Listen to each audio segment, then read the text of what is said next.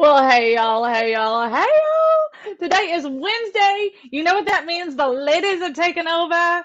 It's kind of funny that the ladies have to take over on my own show because the boys always try to take over my own show. Awkward for everyone involved. How are you guys doing? It's Wednesday. I wanted to start doing like one of the things that I was doing last year that people were kind of loving was that we were just kind of getting a little bit more raw. We are getting a little bit more, let's hear it for the girls, not in like a we hate men kind of thing, but they certainly give us great opportunities to have those moments as well. But like we were just kind of, I was kind of teasing that it was Sandra's unsolicited advice or some nonsense like that, and it was a lot of fun. Like sometimes it was super emotional, sometimes it was just absolutely hysterical because I mean, well, situation. I'm kind of funny. But then there would, so we kind of had a good, excuse me, a good balance of both. And so one of the things that I said I was going to start doing was kind of putting something out there at the beginning before I bring on our powerhouse women because that's I can't honestly say that I surround myself with women who just lie around in self-loathing, even though all of us have that moment where we just want to lie around and sometimes do, and just as Walter says, lay around and eat bonbons and ho-hos. So it's a thing. But we don't have time for that in this fast-paced world that we're living in right now, where everything is constantly changing. Um, I had a conversation, a late night conversation with one of my cousins that I haven't spoken to in forever, just out of sheer busyness and us living on opposite ends of the country from each other. But she and I got a chance to connect and just bond a little bit last night and have some good stuff kind of conversations. And one of the things that she's actually a counselor, and just an amazing woman, period. And so I always value her opinion. The fun part is, and this is where some people's heads are going to explode. So I'm ready for it. Like I'm excited that this is going to happen. She and I do not agree politically, like at all. Like not even for a second. And yet she and I still are able to bond over important things that matter. We're able to still talk about our love for Jesus. We're still able to talk about all of these things. And one of the things that she had mentioned was that her brother just straight up attacked her for being a Democrat, called her a baby killer, did all of those things. And it's the exact same thing that I literally preach against. We will never win people over when we berate them and be like, well, you are an effing idiot. And this is why our country is going to crap because of stupid, blah, blah, blah people like you. And it's like, hold up a minute. That's not how we're supposed to do this. Because that's certainly not gonna win this war, folks. So anyway, she and I had a really great conversation. I told her she didn't realize she kind of followed my political stuff, even though she didn't agree with my political views, because she loves me and we love each other, and that's what people do in healthy relationships is you support each other anyway. And so I was super excited about that, and I told her about our show, and so she was going to be hopefully popping on, so to give us a view. But one of the things that we talked about is, even though we're on opposite ends of the country, and we have kind of different lives, at the same breath, like we're both going through some of the same personal stuff at the exact same time. It's funny how God does that with, you're able to connect even through some other stuff. And one of the things, and this is something that both of my guests, or both of our co-hosts today, know and understand well, is self-care for women. Especially for moms who carry 900 torches, right? Whether it's we're working, we're being involved politically, we're being involved with church, we're being involved with baseball, football, soccer, karate, whatevering, dance, it doesn't matter, cheerleading, and trying to go work out and drink enough water and respond to all the text messages and emails, and we never feel like we do enough. And I know that I'm exceptionally guilty of that feeling, like I didn't feel like I did enough today. So here's my Sandra's unsolicited advice. I got it from, I like to follow word porn. If you don't follow that on social media, you should. They always have good stuff in there. Sometimes it's funny, sometimes it hits you in the feels. It's just good stuff. It says self-care is hard. It's not just face masks and bath bombs. It's crying, getting out of bed, sticking to your goals, allowing yourself to open up to others, not staying at home, getting rid of negative people. Don't believe social media's false definition of self-care. And I think that that is so important that we kind of remember that we have to fall apart sometimes. It's just, if you know the story of a phoenix, like sometimes they just have to fall completely apart to their ashes, and then from the ashes comes this beautiful bird, and they kind of re-life cycle and everything. And I'm not telling you that I necessarily believe in any of that nonsense. Actually, you suck. uh, I'm not necessarily saying that I believe in reincarnation or anything along those lines, but we have to go through, just like a bird goes through a molting process. Women, we have to go through a go in your room and cry your freaking eyes out, or go in your car, or get away from, hide in the closet if you can't go anywhere else, and just cry. And that's okay. It's okay to fall apart. And sometimes when I fall apart, I call my favorite gal pals. And apparently now I have my own drinking game. Miss Patty warned me a couple weeks ago, or a couple months ago now, that I was using too many of Walter's catchphrases, and she was concerned for my mental well-being. Other way, Rachel. There you go. So I have two of the most amazing women. I have Rachel Hisler with me. I have Ashley Burke. We may end up with a couple of others on here, so it'll be exciting. But how are you guys doing? What is going on? Tell us a little. Of course, we know who you are, Ashley. Rachel, tell us a little bit about yourself and what you're doing these days.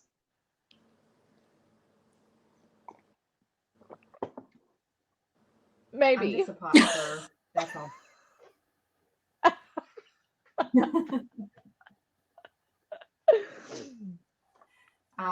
Just being active in my community, getting other people active, letting them know that they can speak up. They don't have to be afraid, and drinking lots of coffee, not water.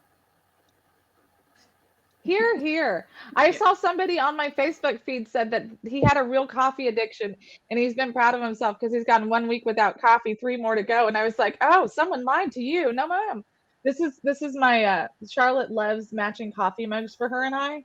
And so I have this is my mama llama, and hers says drama llama, and it's a mini coffee cup. Cutest things ever. Coffee is a way of life. What's up with you, Miss Ashley Yes. Burke? Rachel, love the shirt today. Today's the big day to ban Democrat chairs. Really want to get into that quick today. I don't know, just surviving. You said that we practice self-care, Sandra. I only shower when I see you. Like, that's it. Hey, I tell people, I've started telling people that if it was not for Texas Fully Loaded, I would probably have fallen off into the abyss, and just like, I'm like, oh, yeah, I should shower today. That looks a little greasy on camera. Hold on, I'm gonna shower really quick. It's because like our days go by so fast. Heck, you and I were on the phone at what, 2 o'clock this morning, Ashley, Oh, 3 o'clock. dealing with, yeah, 3 o'clock your time, dealing with some of this Democrat chair BS vote that got moved up, which we're totally getting ready to jump into because we need to get that off the bat. And then it's just, it's we know if you're in this movement, and I don't want to say that as like a, we're going to change with the wind, but this is constantly evolving. Things are constantly changing in this political landscape, and especially when we're in session. And here in Texas, we have a short session, so we only have from January until the end of May every other year. And you can trust and believe that these fake Republicans, these rhinos that we've dubbed ruiners here on Texas Fully Loaded, will throw every single trick in the book to screw over their constituents, and especially the grassroots, which in Texas, the grassroots, especially in Texas politics, they're the ones that have the play, I would say. Is that fair? Absolutely, it's fair. Because I think that a lot of people, in terms of what's happening behind the scenes, because like on our federal level, we like to think that we do, but unfortunately it's more of the casual voter that votes in the federal elections. But in your state, in your local elections, it's the people who know what the frick is going on. And you even see that on your ballots every 2 years. Your state, or I mean your federal stuff, and your governor, those get your powerhouse votes, and then everything else is like, I don't even know who the hell these people are. yeah, okay, I'll blindly vote, and that's what ends up happening. Or they just don't vote. That's where our undervote really comes in heavy. So the people who are in office typically are a little bit more at the balls of the people, because they know that we actually have the potential to make or break them. They forgot that right out of the bat, though. Unfortunately, with the very first opportunity they got to swear in a Speaker of the House and to vote for it, every single legislator except for three, not just Republicans. Is that correct? That's correct. The entire Freedom Caucus even betrayed Tenderholt yesterday. His own people. So our Speaker of the House here in Texas, he has got to be one of the dirtiest politicians in the country, let alone the state. He spent millions of dollars in his election cycle this time, and he did not. It was not on his stuff, on his own stuff. Well, I'm sure he did spend millions there, but it was literally on buying other politicians. Like Lacey Hall. Well, he's not the only one that's bought Lacey Hall. Anyway, moving on. But he bought Steve Toth. He bought Ryan Guillen. Ryan Guillen, I think he spent the most on. I think he spent like $75,000 on Ryan Guillen. He's our brand new Republican that's supposed to be representing South Texas. I didn't trust the fact that he came over. I did respect the fact that he was one of the few state legislators to be that actually showed up at our convention, and that was the first time we'd ever had a Republican in our convention as a sitting member of the body. He was still technically a Democrat at the time in terms of how he was sat, but he was the projected winner, and of course he ended up winning. And it doesn't hurt when the Speaker of the House gives you $75,000 in your race, knowing damn good and well you already had the win. The problem that I had with him, though, he and his wife did show up. They were both delegates. They were interacting. They were listening. They were actively learning. We let them be delegates? Pickings are slim in South Texas. Oh my God. It's not cutthroat like it is up in y'all's neck of the woods. Like, I know up there, like, it's like a freaking, like, y'all got knives and y'all are out there. You're like, I said I was going to be a delegate. And to try and get on a committee up in y'all's neck of the woods, even harder. It's literally it's less cutthroat to be an actual seated politician in Austin than it is to be a delegate in y'all's neck of the woods. I literally just called and said, hey, y'all got me down, right? And they're like, oh yeah, we got plenty of space. You want to bring 5 friends? Like, oh, we got room. What do you need? 2 years ago, we blocked the actual lieutenant governor from being a delegate.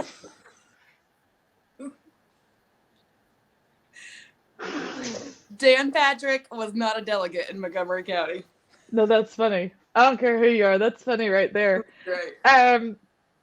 But yeah, so up there, you guys, I mean, y'all are like bleeding red. And down here, we're blooming. We're going to be bleeding red in a little bit. Zapata County, as you guys know, went completely red. They literally held their nose to vote for Gravitt. They hated him. But they wanted to fully become a red county formally. So they did what they had to do, and they voted for Abbott so that they could become Republicans up there or down there. So, we're getting there. But I have a real problem with the speaker race. I think that every single Republican should be absolutely furious that all the Democrats voted for Phelan. Didn't just vote for him. Did you see Toni Rose? I mean, she's been in there, centuries? Hardcore Democrat. She got up and gave this seconding speech for Dade Phelan and Sandra. She said that he told her his priority was going to be her bill from last year, a bill that expands, is it Medicaid or Medicare for pregnant women? I don't know. The non-old people one.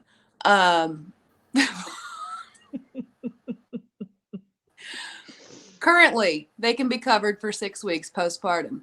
He wants to make it a year. A year. What happened to you 6 months after having a baby? Did you need a doctor for anything?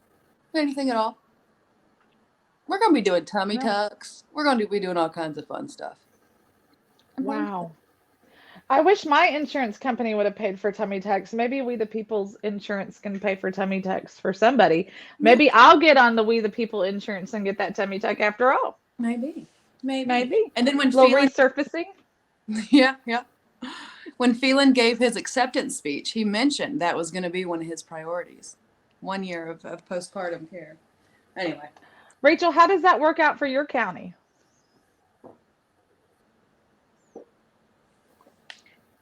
So in Are you our county, it's so our Democrats are Republicans.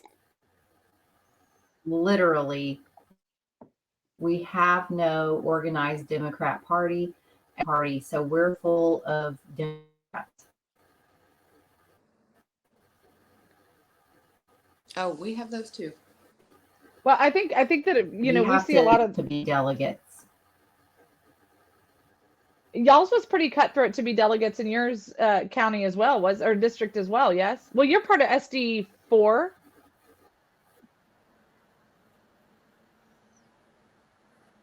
Are you in SD4? Yeah, you're in SD4 because Yes, Brandon but our Creighton county is your senator. is so apathetic.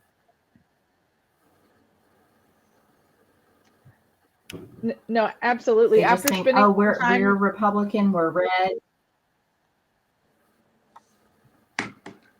No. Go ahead and keep talking because you've got a really bad delay. So if you start talking, we'll stop. If you start talking on our end, we'll stop.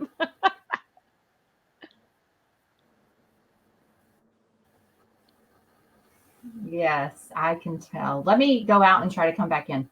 Okay, that'll work. So one of the things that so getting back to this, everyone voted for him concept. It was concerning because one of my favorite things that was said, and I kind of just perused his speech. So, Ashley, you'll have to give us the down low. But he actually makes a statement in here in the third paragraph. I'm going to read this. It says, "For the newcomers here."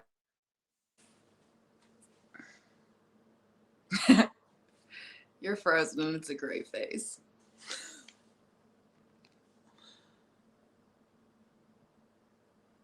Attempt to function last week, I cannot imagine why some want Texas to be like DC. First of all, we don't want Washington DC to be like we don't want Texas to be like Washington DC like at all.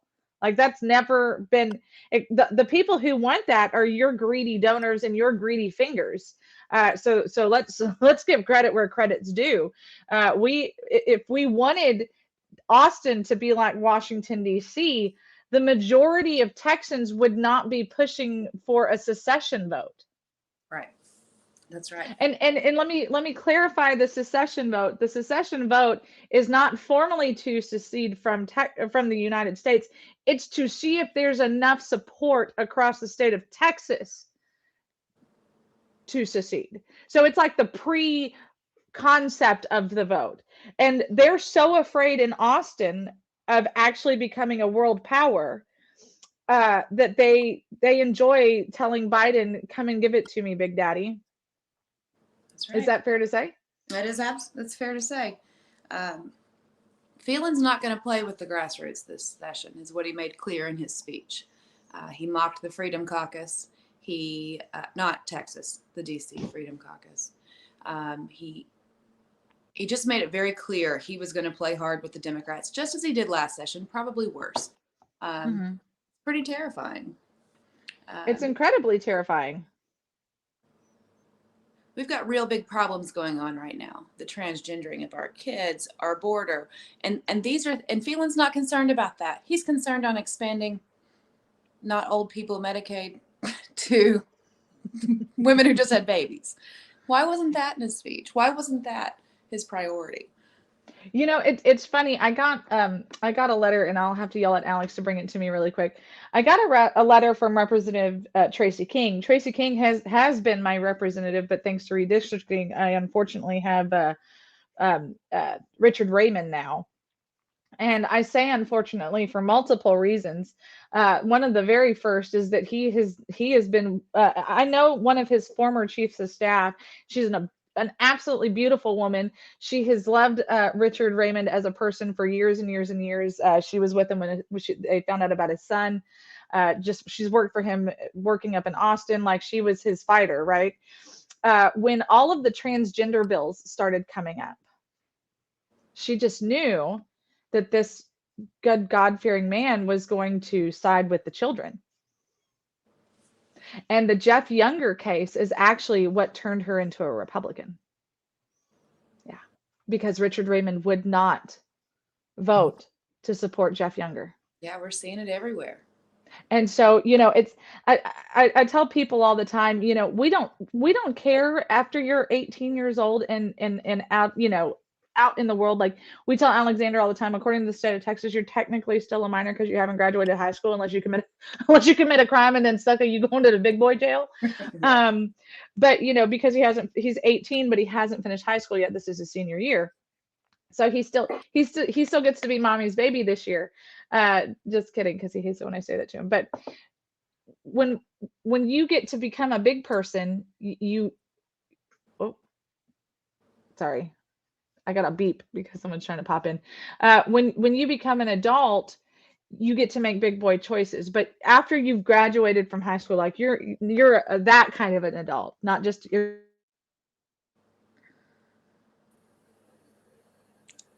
She's back. Sandra's frozen, but Rachel's back. Okay. Well, I'm trying a different browser and see if that can work. But it is. It's working great. Much better. Well, until I said that. My FBI agent is losing their mind right now. I made a post on Sandra for Texas that every day I think my FBI agent gets excited when they see that I've posted something new and they're developing a crush on me. I think that's what's actually happening here. But anyway, so Tracy King sent out like a little, hey, this is what's going to be happening this year. This is what we expect to see. Tracy King's district, of course, includes Uvalde. And so right out the bat, he started saying, hey, I expect there to be some serious fights about gun legislation. And so we're just going to essentially have to hold on to our hats. I appreciate that he did not necessarily tip his hat either way. He is formally a Democrat. I've spoken to Tracy King several times. He's one of the, Walt and I talk about it all the time. There are good Democrats down here. And he's definitely one of them. And he's always been very sincere about returning my phone calls. He's always been very sincere about if he sees me in public, we're able to have real conversations. And he shoots straight with me. There was something that I spoke to him about with, I want to say, water rights or something. And he just was like, you know what, here's the deal. We're just not going to get the support, whatever it was that he and I were talking about specifically. He said, I'm 100% with you. But the problem is that they're not going to give us the support in South Texas for it. And he's very much the kind of guy he'll vote the right way, I think, for the most part, but he's not going to be the firefighter that I feel like we really need, the person that's going to go in there with his banner blazing. But that, and it does take all kind of at this moment in time. I think that we need to make sure that we have more firefighters, because it's we're in a crap time right now in our nation, guys, and especially here in Texas. Ladies, I want to get you guys, of course, Rachel is wearing the shirt of the hour, ban Democrat chairs. For those of you who are not in Texas, our beloved, as you can tell, Dade Phelan, is got this wild hair up his rear that we have to have Democrat chairs for our committees. And the grassroots are not a fan of this idea. For 1 second, are we a fan of this idea? I think that that's the only thing that we want, that we don't have here in Texas, that they do right in Washington, D.C., is that whoever has the majority gets to be the committee chairs. That seems pretty logical and reasonable to, I think, most people, except for Dade Phelan, which is why he got every single vote except for 3. Ashley, how many reps do we have in the state of Texas? 150. So 140. Oh my gosh. When I started talking about firefighters, this jackwagon shows up. So we were just talking about your best friend Dade Phelan and what he's doing in Texas. Ashley, tell us exactly what he did yesterday and what he now has done today. Okay, so all week long, the vote for rules is the only important thing they'll do this month. After that, everyone, it's all speeches about this fabulous person in my community. This is my pastor of the day, all this stupid stuff. But the rules are extremely important. That is when. Am I frozen? No, you're good. Keep going. Okay. So that debate was supposed to be on Thursday, and it's been on the calendar all week. And then last night, Dade Phelan heard that there are buses coming in from all corners of Texas. Montgomery County has chartered a bus. Harris County's chartered a bus. Dallas has chartered buses to bus in people who care about banning Democrat chairs. And they'll all be wearing the shirt Rachel. They've all been shirts. And so he moved the vote up to today and wasted tens of thousands of dollars of grassroots dollars to silence us. Hey, stand up and show us your shirt again, Rachel.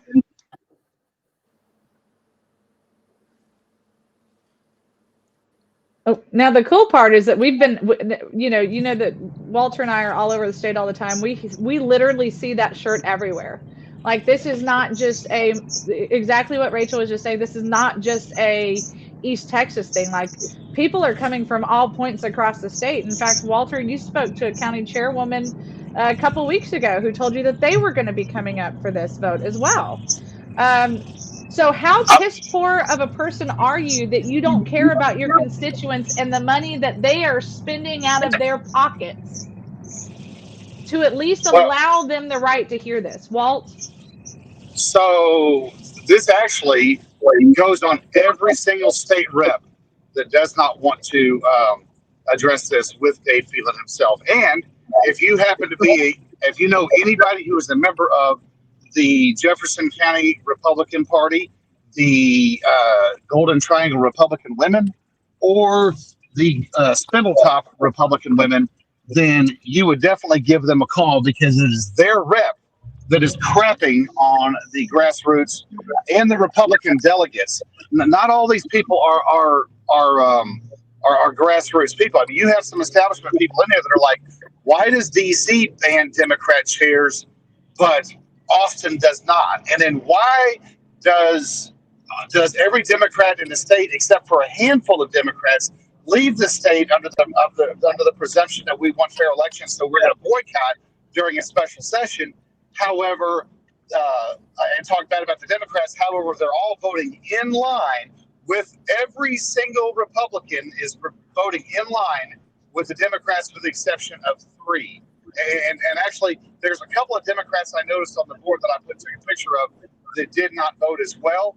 So every Republican voted with every single Democrat, with the exception of those 3, Brian Slayton, Tony Tenderholt, and I forget the other one that was on there. We're calling him the new guy, Nate. Nobody can say his last name. Okay, that's what I thought. So, yeah. So here I am. Oh, look, I'm just now passing the Colorado River. I can smell the dung that has been in the air since yesterday. It's finally floated. It's floating into the Gulf of Mexico right now. So, you know, there's somewhere south in just across the Colorado. So anyway, but bottom line is, county chairs, precinct chairs, I've gotten calls not just weeks ago, I've gotten calls up till now. So people literally need, the county chairs all across the state need to lead the effort to do some sort of resolution to take to the SREC, because the King Dade has done this, and every single person that voted in line with him. If you're not Brian Slayton, or you're not Tony Tenderholt, you shouldn't have to worry about a phone call. Every other Republican who has anyone in their district, they should be calling the state rep's office in Austin and in their local offices that they have in their districts, and ask, why was the vote moved up whenever they've known for a couple of weeks it's been advertised that people are paying out of pocket to go see the rules. This literally just craps on the Republican Party by the Republican speaker. It does. So Brian Slayton today is going to bring his amendment, the same amendment he filed last year, that is very cut, clear, easy. Ban Democrat chairs. No drama, no stipulations. We don't want Democrat chairs. We all voted on that at the convention. 80% of the Republican delegates voted to have that as a priority. You said we need to be calling our people. That includes Steve Tote. We all love him. He's our boy. Will Metcalf, Cecil Bell, Ernest Bales. Don't you bail out, Steve. Are you serious, Rachel? She just put on here, I hear the toilets weren't flushing at the Capitol yesterday. It's because they're already full of I had to mute her anyway. Yeah. Sandra, we're PG-14 today. I'm trying to behave. Mm-hmm. I'm trying to behave. It is important that we contact every single state rep.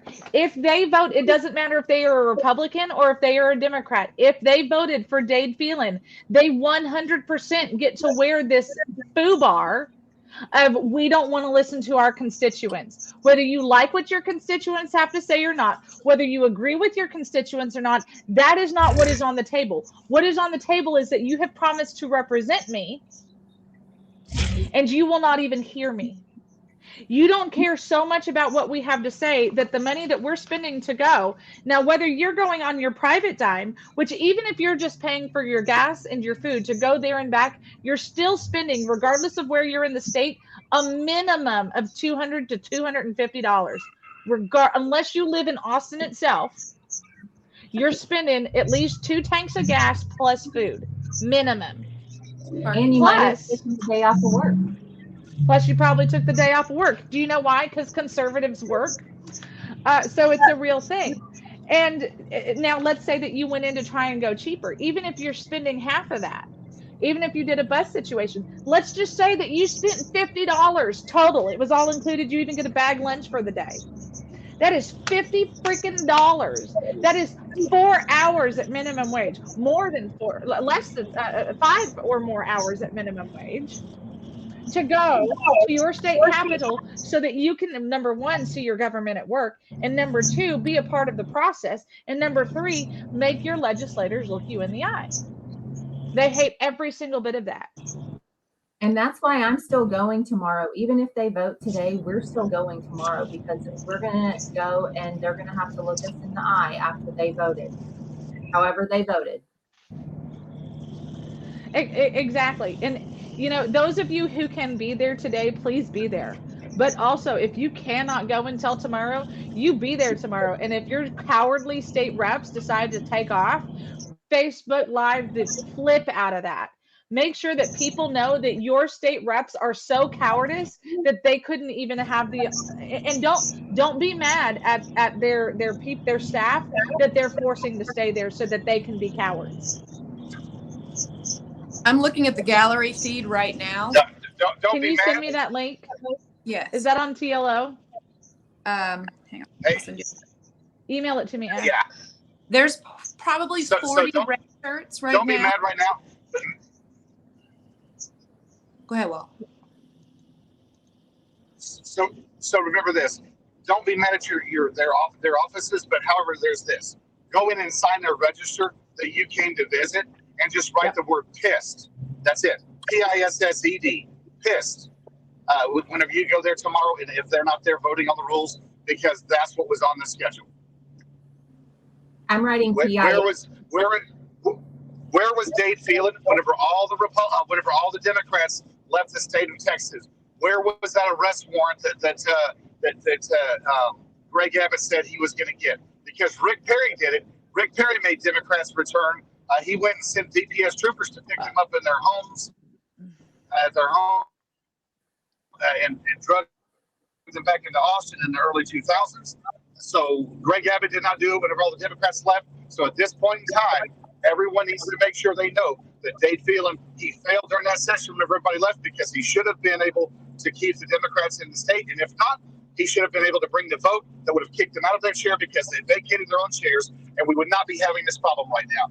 These are the ones who left the state of Texas. These are the ones who bowed out on the Texas taxpayer, no matter Republican or Democrat, and they held us up. They also collected their paychecks and they paid their staff members. So that was a wasted day. That was a wasted session for us last year whenever all that stuff happened. Well, and the cool thing, like I was saying about Tracy King, and he's sadly not my rep anymore. It's that jackwagon who did abandon the state of Texas, Richard Raymond. Tracy actually stayed. He stayed behind. He did not go to Washington D.C. nor did Ryan Guillen. And I called Tracy when he did not go, and I said,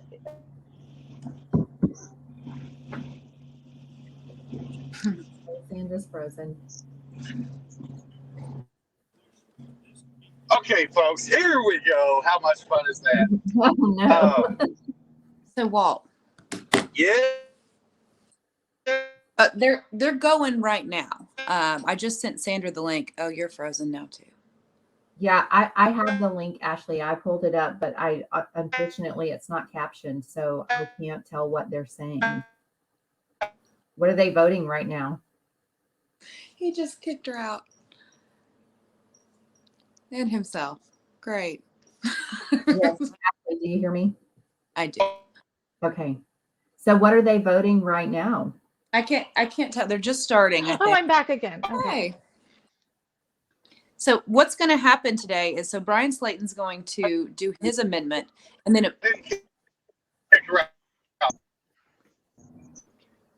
I need a kid like that. He's amazing. Everyone should have an Alexander. Alexander, come be 15 seconds of famous. You just got huge accolades. Ashley goes, "I need a kid like that because you brought me coffee." This is my backbone. This is what keeps me running while I am trying to save the world. Is this guy right here. He helps with the little ones. He keeps me on track. He always makes sure, "Mom, you forgot this," or he knows where I've left whatever. He's the first one to tell me to quit freaking out. I've got this. Like, he is my most favorite, amazing person ever. So this is my Bubba. So everyone needs a Bubba. Alex, hey, are you fixing to get another haircut? Say it again, Walter. Hey, buddy, are you fixing to get another haircut? Are you fixing to get another haircut? Probably. He's also a man of very few words. Yeah. John, I corrected my faux pas. I apologize. Thank you, son. I keep telling Alex that we need to have a segment, or he can just start banging in. We need to hear from the youth. We need to know what we need to do to get them better. And he's like, "How am I supposed to know? I don't talk to anybody. I'm too busy keeping your life together."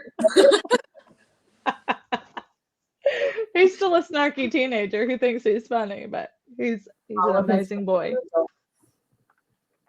He's amazing. But I'm waiting. I know that you sent me the link, but I guess my FBI agent is filtering it out. So I'm I sent it to waiting. 2 of your emails, Sandra for Texas and Texas Fully Loaded. Okay. And I also texted you.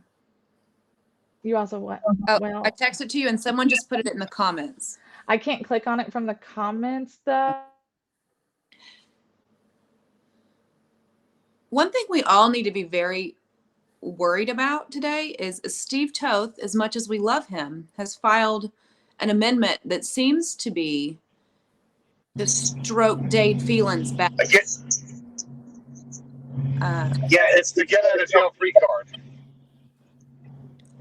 Couldn't hear you. It's the get out of jail free card. It is. So Steve's amendment starts off identical to Brian Slayton's, and then says we will only allow Democrat chairs to have non-key committee.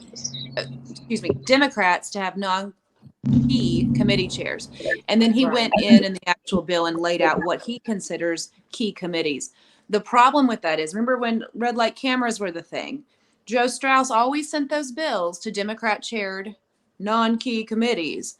Hey, John. Howdy. The gang's all here. I would like everyone to please call Steve right now and ask him to take down his amendments. Brian Slayton's amendment is perfect and pure.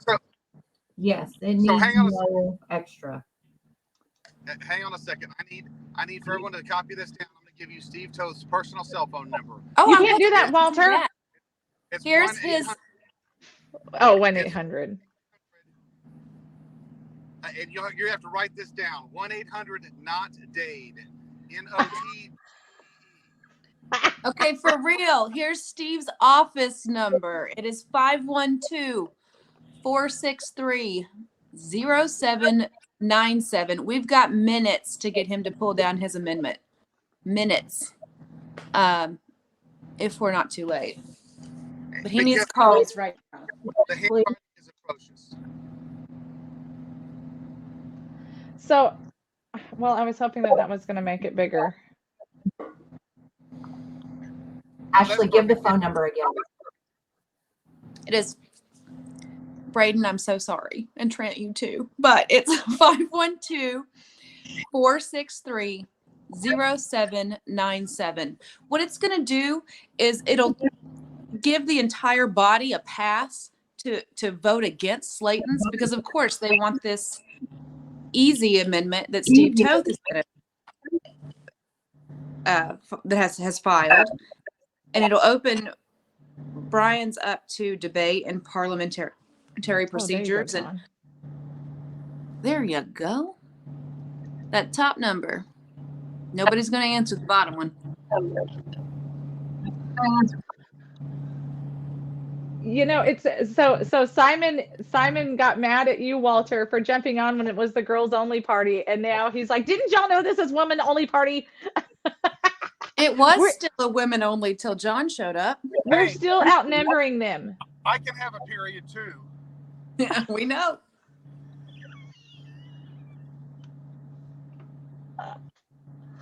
Oh wait, John, why can't we hear you? You mute. Can you hear me now? Oh, now we hear you. Wow, crazy. Well, I had to get plugged in over here. My board's all, we're good.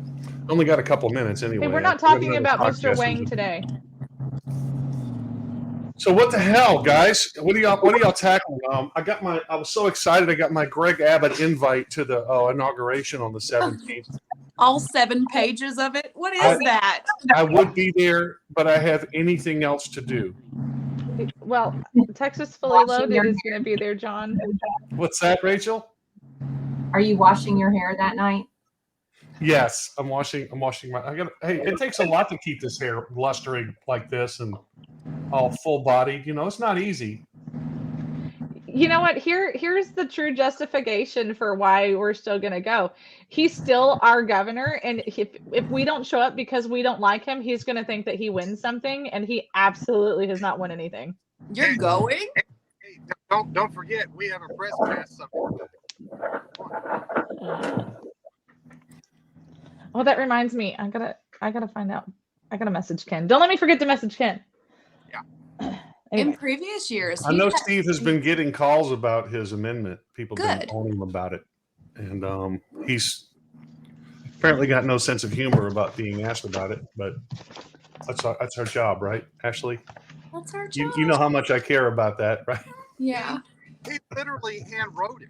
It's the only handwritten piece of paper. Yeah. And did anyone notice the serial killer handwriting? What was that? Walter writes a serial killer also. I got course he nothing to does. say. I mean, This my one. handwriting. I don't have bad handwriting for a chicken.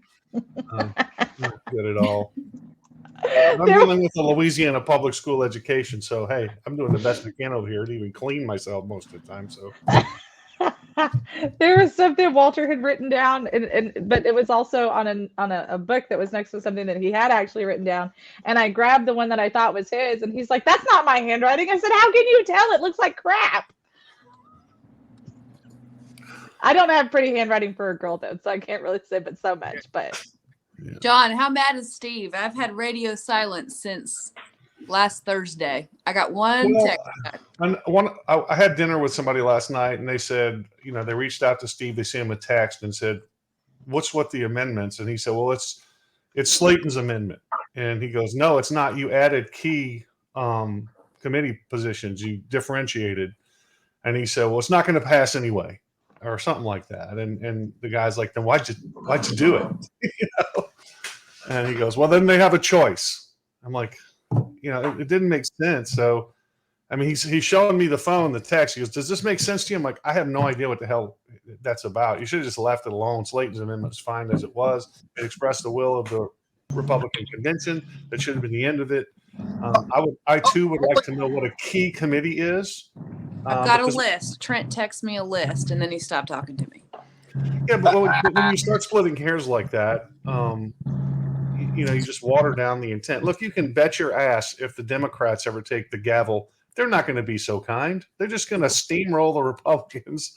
They're going to rewrite the rules to subjugate the Republicans there, and the Republicans are going to be going, "Well, gosh, guys, we gave y'all these committees," and they're going to go, "Yeah, too bad." Exactly. It's time to start playing hardball up there, and the reason we're in the situation we're in is because we haven't been playing hardball. Mhm. Right. We need harder balls. My balls are rock hard. You guys are so lowbrow humor. Why can't y'all just raise it up to, I'm always trying to keep this show way up here, and y'all just drag it down in the gutter every time. Well, hey, imagine what it's going to be like when we get Lacey Hull on. Oy! Can we have Lacey and Ashley on at the same time? Yes. Oh, Maybe we can have a corn dog eating contest or something while she's on the show. Oh, y'all know I got my more to say. We Y'all would know lose. I got Hey, more we to would. say. We would all lose that contest to Lacey Hall, I think. It's safe to say. Swanson too. We need Swanson here too. Hey, but if Lacey is on, hold on a second. If Lacey does come on the show and we have a corn dog eating contest, we have to have one of the rules that you're required to chew.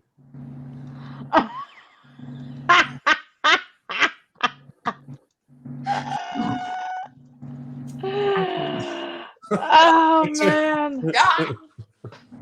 And this is why I get in trouble for stuff like I'm gonna get yelled at by Pat in just a minute. listen, guys. I'm sorry, Rachel. You seem like a nice person. You shouldn't be caught up in this crowd.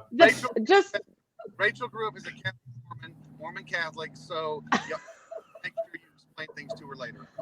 For the record, Miss Patty said, "Now that would be a show."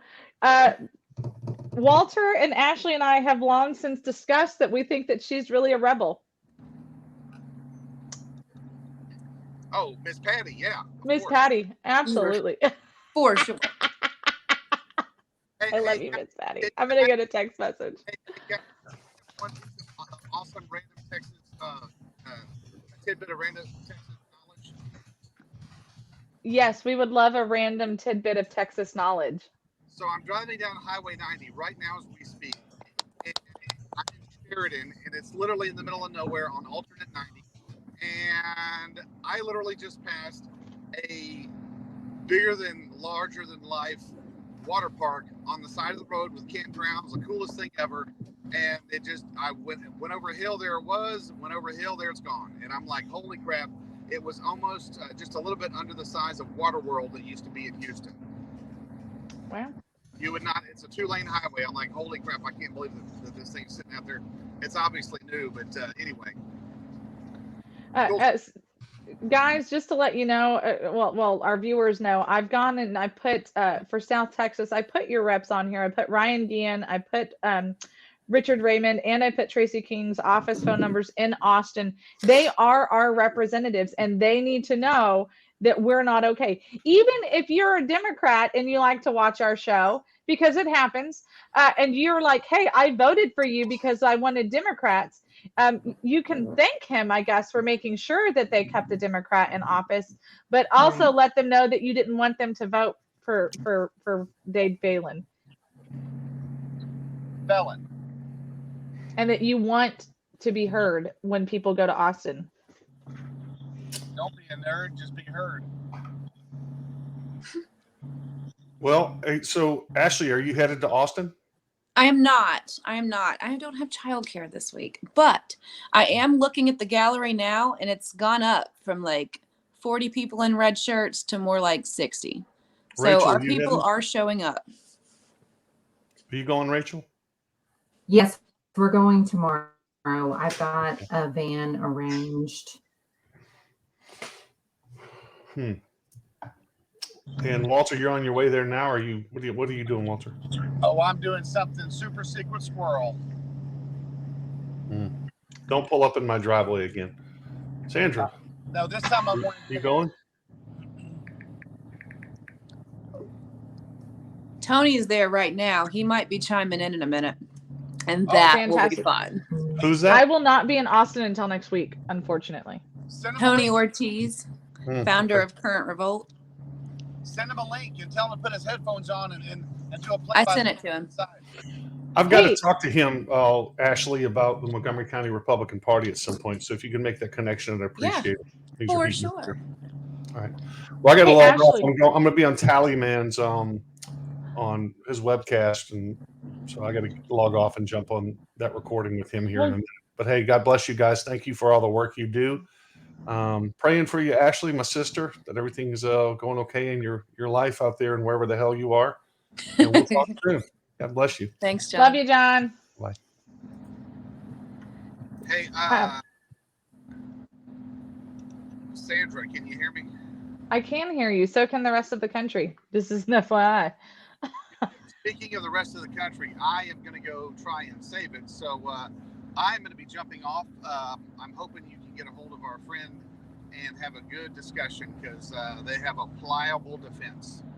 I did. I'm expecting them to pop on any second now. So, yay team. Okay. Yep. Tony's in the gallery now sending pictures of Cole Hefner. There's going to be good stories today. Hey, Walter, please. Is he eating a taco? Did he get those tacos I sent? Let me zoom.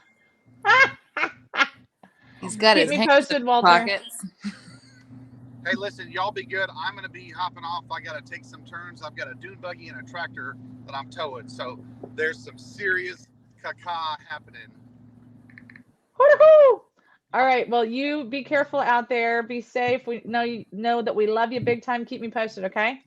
Love you. Bye, Walt. Rachel, Ashley. And now Love is you a too. perfect opportunity. Anyway, we should take a quick commercial break and we'll be right back. So we're going to keep this open. And if anything happens in the next minute and 15 seconds, trust and believe, honey child, we'll let y'all know. We'll be right back.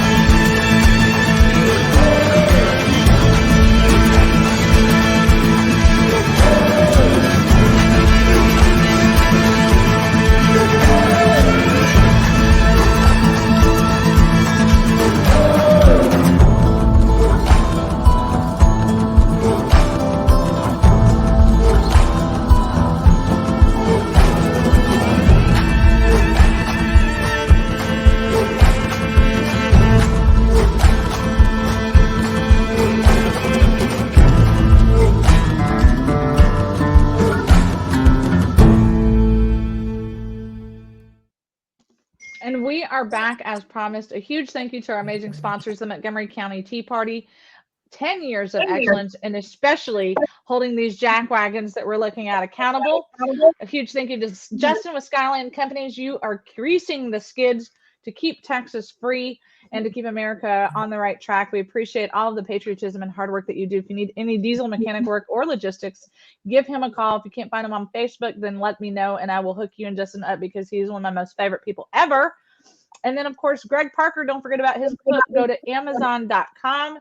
Make sure you get all 3 books because everyone needs something. It's Women on Wednesdays, top pick of the forever is Greg Parker's books. So there you have it right here, fresh off the press. You guys now know. We did have Simon says, "Oh, good, the men are gone. Now we can have the real conversations." Absolutely. Now it's really time to spill the tea. Um, this is exciting. We have a lot that we're seeing that's going to be happening here in Austin.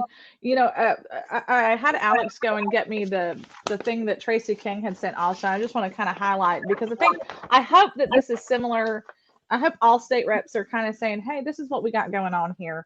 Of course, he's talking the state budget's going to be something: property tax relief, public education, school safety, and gun violence.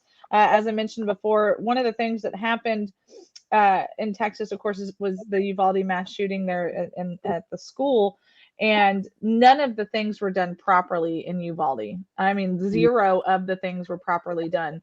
The only thing that was properly done in that whole scenario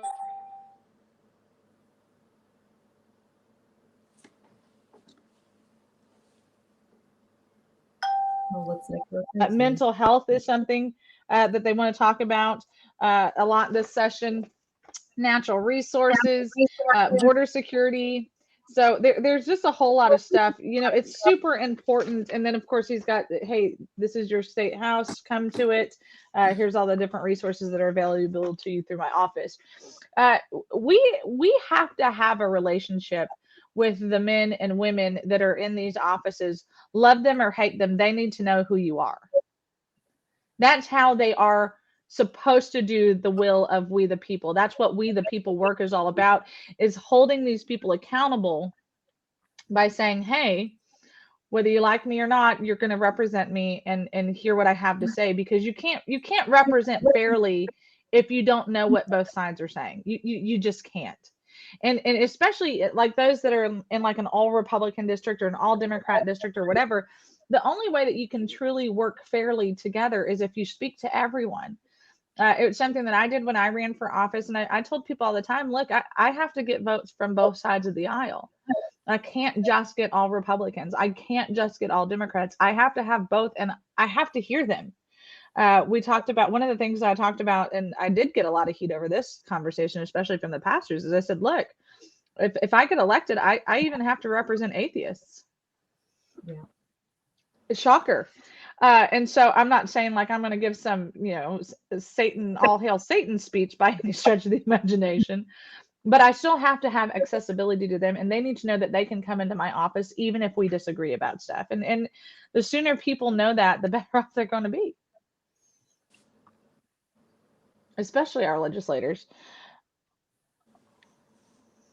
And remember, grassroots people, it's better to be feared than liked. Kelly Cook tried to put that in my brain for 5 years before I finally got it. Don't stroke them. Don't tell them what they want to hear.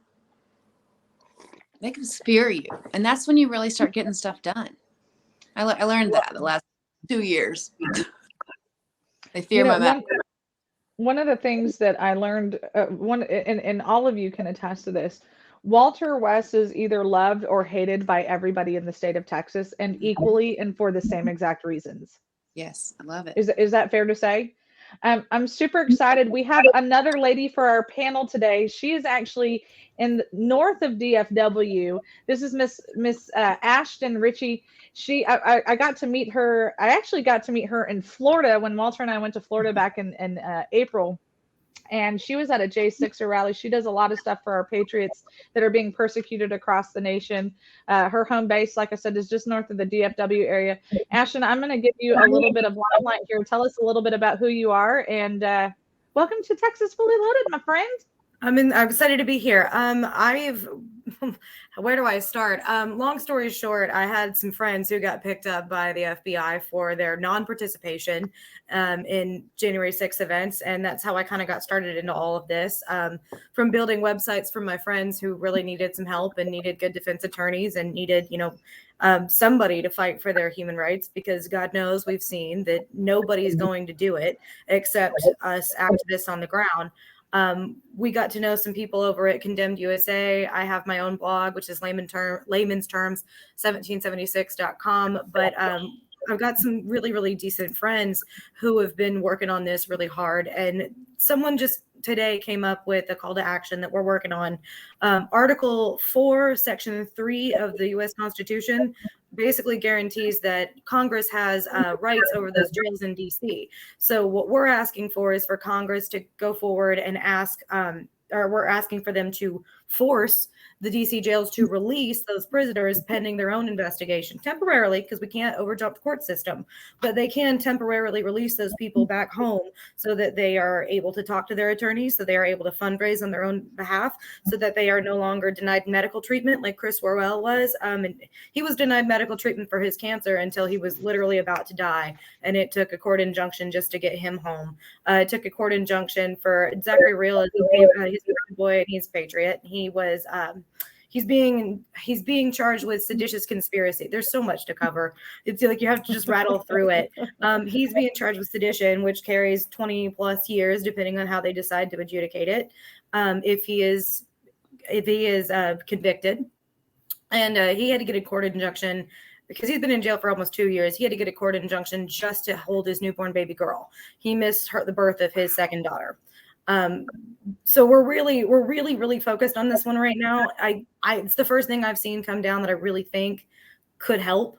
I've put out a call to action on my blog and also on Condemned USA for this exact purpose. The more people we get calling and twisting Kevin McCarthy's arm, I think we can actually get this done. So there's a lot that's happening. We have a lot of patriots here in Texas, even should I say first, that are political prisoners of war. What is it that the state can do? We're kind of focusing on Texas today. Mm-hmm.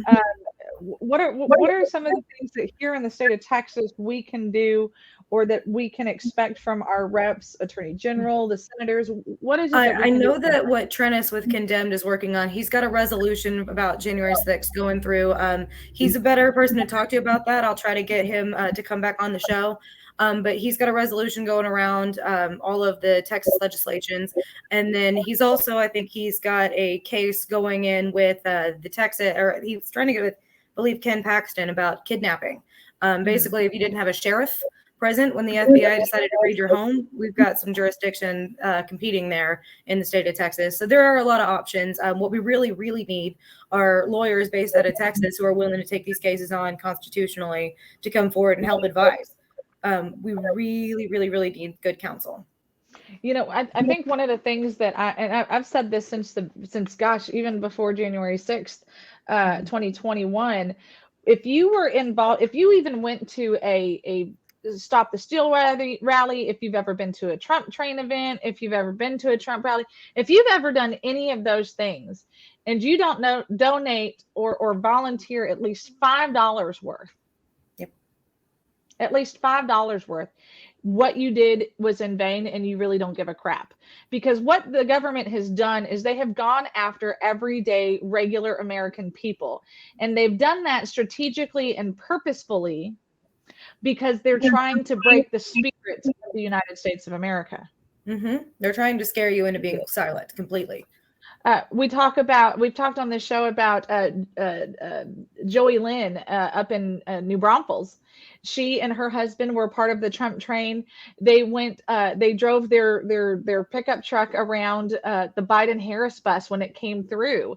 And they have been through more court litigations and more fees than you can imagine from these lawyers.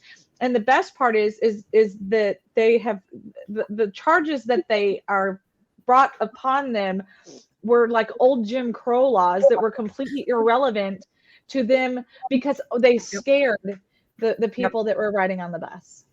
What they like to do is they like to intimidate you with a bunch of legal jargon that you don't fully understand, because they think at that point you'll go ahead and you'll settle, you'll do whatever. And once they get their settlement, or once they get their plea deal, it's 48%. It used to be 43% of all January 6 cases that occurs, like 965 defendants, maybe a little bit more. And they just signed that omnibus bill. So they gave millions of dollars to Merrick Garland's terroristic, fascistic DOJ to go after, I think they said they have 3,000 more warrants to execute. So God knows how many of those are going to be Texas or not Texas. In the state of Texas, the good news is we've got a lot of the marshals that are on these federal cases are actually from Texas. So we've got a lot of really great people who are really educated, and you get a lot of provisions in the state of Texas that are afforded to you that are not necessarily in other states. But it's scary. It's scary what they're doing. They like to bury you in litigation so that you will plea out. 48% is what the number has climbed up to since the last time we took an inventory of how many plea deals there were. It's almost half. And most of these people they can't afford, because the fundraisers are really hard. You get kicked off of platforms. I lost my constant contact. I was sending a test email for some email marketing we were doing for one of the organizations that I try to help, and I lost my constant contact account. Was not able to even save a copy of this email I'd worked on all day because it was I was aiding terrorists. Unconvicted. Remember, most of these people are not even convicted, and what they are convicted of is not terrorism, but constant contacts policy. Yeah. And it's important to note that most of these people have never, seriously, have never even gotten a speeding ticket. Yep. These are squeaky clean people. They're people just like you and me. Uh-oh. Right. That's exactly it. And so my family and I, we went to Washington, D.C. on January the 6th, and we never even made it to the Capitol because everything was starting to, break loose, and it was chaos, and we had our son with us. So we said, okay, we got to stop here. We're not going any closer, but you don't know what they're going to try and pin on you. Or like you said, they can bring charges that are absolutely, there's nothing to it, but yet they can sit there and hold you indefinitely, bury you in lawfare. Most people can't afford what it would take for a lawyer to be able to defend them against the federal government. So those are your tax dollars being used against you. Yep. And Congress is being seen as the victim. Like it's very rare that you would see a victim of a crime also be prosecuting. Like that's an incredible conflict of interest. Yes. And these judges refuse to recuse themselves when they demonstrate clear bias. It's amazing to me. We've been doing a lot of research on there's WUSA 9 is a local DC news organization, and we've been looking into who owns them and who those people who own these corporations like Tegna, who they are donating to, and it's 87% of the people that was the number we could find. 87% of the people who work at Tegna are voting Democrat and donating Democrat. So passionate Democrats, not just casual voters. And they're the ones writing this narrative that goes out to the New York Times, to the this, to the that. There's some work that me and Trennis have done over at Condemned for change of venue motions. It is, I think, 2 to 4 times higher that people are searching out biased information in DC, and those people are now read the resolution. These juries.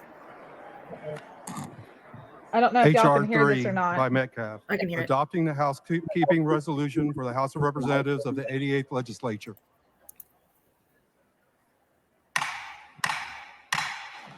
Members, please take your conversations outside the rails.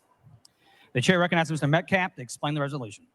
Thank you, Mr. Speaker. This is House Resolution 3, something we adopt every session. And I know we all have good news today. You will see that we have an amendment. Would we like to?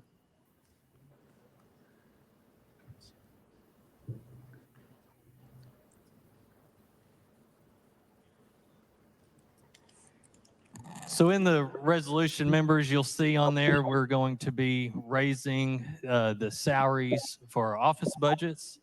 And also in there, we have on number 4, you'll see on your desk, Texas Constitution prohibits use of public resources for political purposes. Texas Ethics Commission issued an opinion in June 2019 that reaffirmed this prohibition applies to all public resources that are not equally available to the general public. This provision is inserted to remind members and staff of the constitutional rule.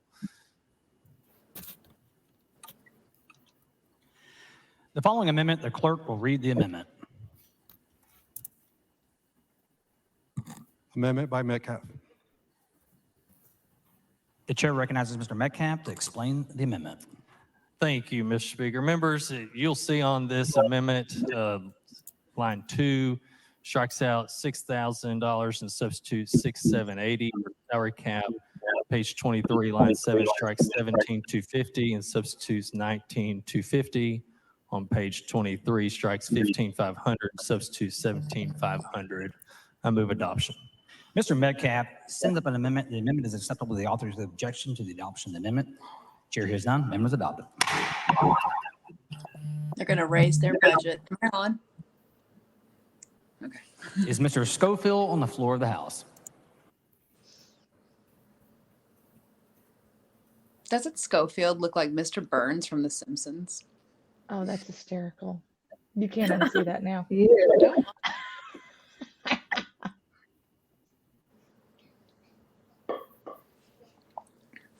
Schofield's really big on rules and wording. His amendments are probably going to go on forever. There's several amendments that have been filed to raise their budgets, their pay.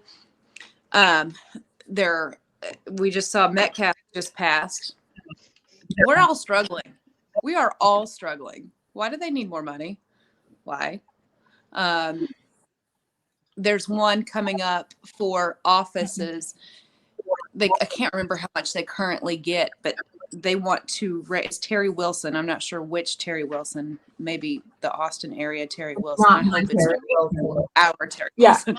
I believe it was the Austin Terry Wilson.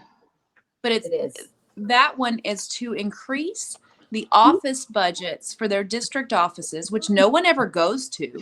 No one goes to the district offices. They're not a useless thing.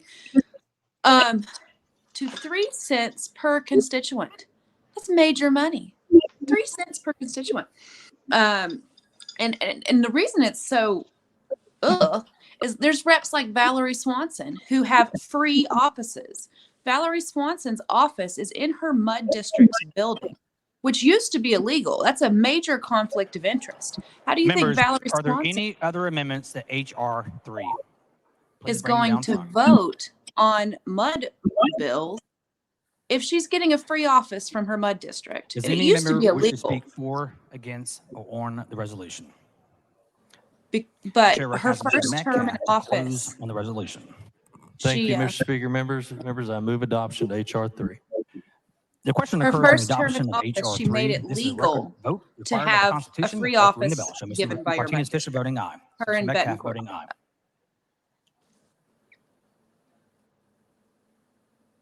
The clerk will ring the bell.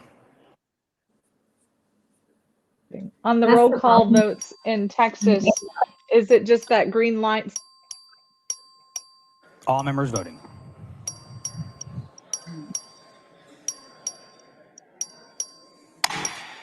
There being 147 ayes and 2 nays, the resolution is adopted. We're going to hear this the whole way down.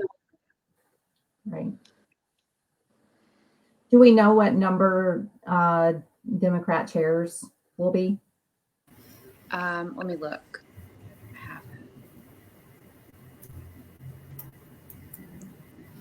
Schofield has like 5. Members, we are trying to make certain that the floor amendment system is functioning and operating for all members, so the House will stand at ease for a moment.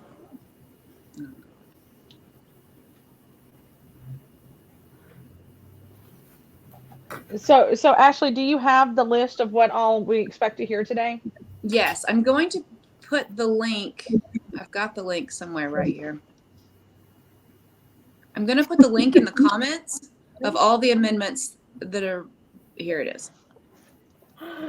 Warren Peace, you might be my favorite person. I was thinking the Sorry, same Simon. You're my favorite East Texas person. Simon's my favorite South Texas person. How is that? I'm your favorite Central Texas person, right? Absolutely. North Texas. I'm North Texas. All right, Sandra, comments. Could this scenario play out that they don't get to the vote on Democrat chairs until tomorrow, or do we expect that they'll be finished with rules today? They'll be finished for sure. I'm sorry. Evil Dade. That's okay. Like I said, we're still going tomorrow, and they're still going to have to deal with what they voted. Yeah. We're not just No, gonna absolutely. And Walter was right. Go if you have to go or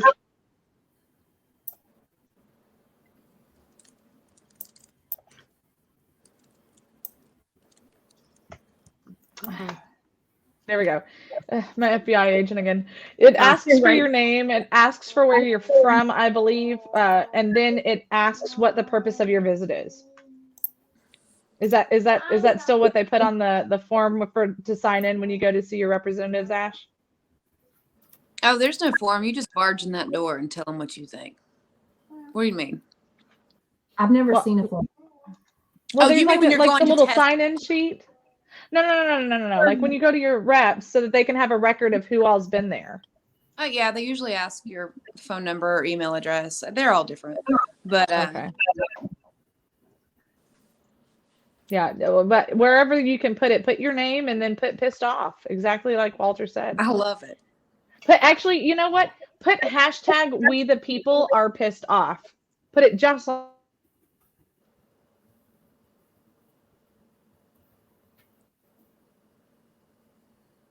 It's such great ideas. The FBI really doesn't want them to be heard at all.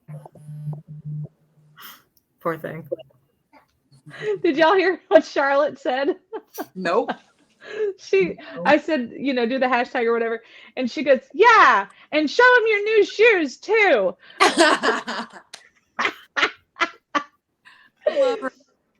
And girlfriend's right. Don't go up in there wearing your high heels, ladies. It's a pain in the butt. And when I'm doing it on official stuff, I have to freaking take my dress shoes and my freaking flats and walking around. And it's a pain. Just go in your tennis shoes. Look, the men get to do it. Why the crap can't we? You know what makes me mad? Here's what really grinds my gears, since this is the girlfriend show. They have these nice looking wingtip looking shoes for men to be able to wear with their suits, and they're actually like sneakers. And what do we get stuck with? Nothing. That's what we get stuck with. Nothing. We still have Whatever to puts suffer. your butt up in the air. That's what we get stuck with. Exactly. Whatever puts our butt in the air is what we get stuck with. That's why I still wear those heels there. Now, you know what? I say that. And aside from Crocs now funding the transgender shows for the children now, they started making dress shoes so that you could be comfortable for when you have to do all of those, You were not a Croc girl, were you?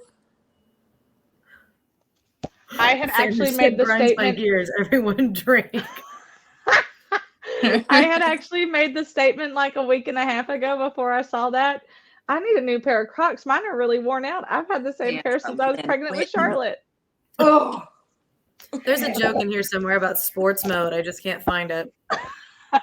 You know what's funny is so I always like when I'm traveling and stuff, especially when I'm having to wear my dress clothes and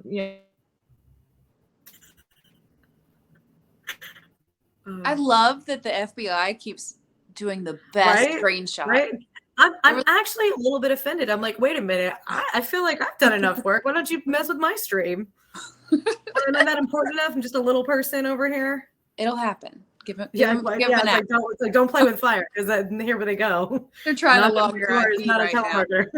They have been trying. You know what the problem is like they're like, she doesn't go away and she doesn't stop, and you both have said the same thing. You never lose your place. And I don't, gosh darn it, let me get on a rant, and we're coming back to that. Let me just trust and believe. Hell hath no fury right there. Anyway, back to the Crocs. FBI, are you going to send me some Crocs now? Or are you just mad because I was talking about how you're torturing our babies with these transgender story hours? I digress.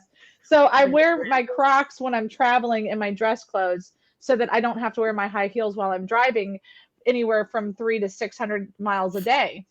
And Rockwell County Young Republicans are popping on again. These are some hardworking kids. We absolutely love them over there. You guys. Oh, you're not allowed to talk about Young Republicans meetings. Getting young people active, get you the boot.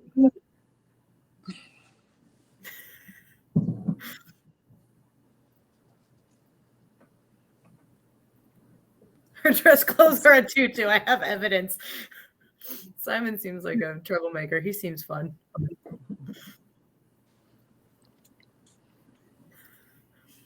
She must still be going off about something they really don't want her to talk about.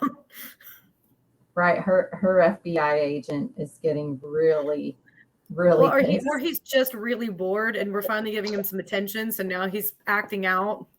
He's like, finally, something. You can't play the game of everybody take a shot every time the FBI silences me because you will die. In one episode. Like, so we're a 2-hour show. You will absolutely die. I gotta call this Texas Foley liver failure.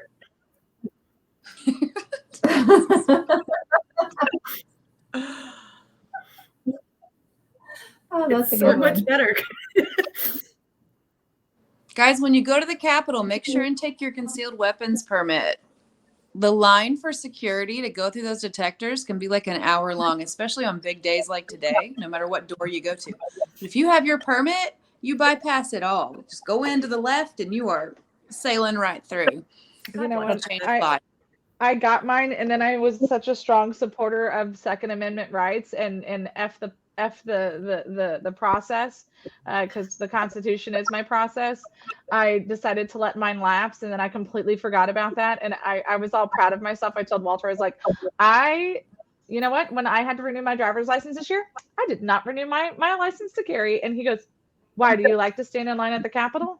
And I was like, it's not going to be. And then I started thinking about it, and I'm like, I should probably do that. I'll get that redone just so that I can not have to stand in line and also purchase guns faster. Not that I'm purchasing tons of guns.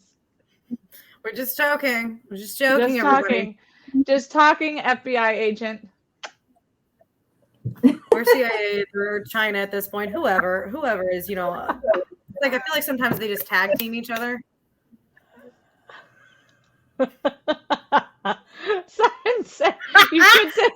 Simon's right. Simon's an out of the box thinker. I like Simon. If you want snarky trouble, he's your guy. He is absolutely your guy. Fun fact: Simon's actually an FBI agent. And he's enjoying toggling with the button just to see what you do. Now we know that. No wonder he started encroaching on Miss Patty's principalship. Yeah, he knows what he's doing. He's maneuvering torpedo in the water. I like Simon too. We have things in common. Confirmed.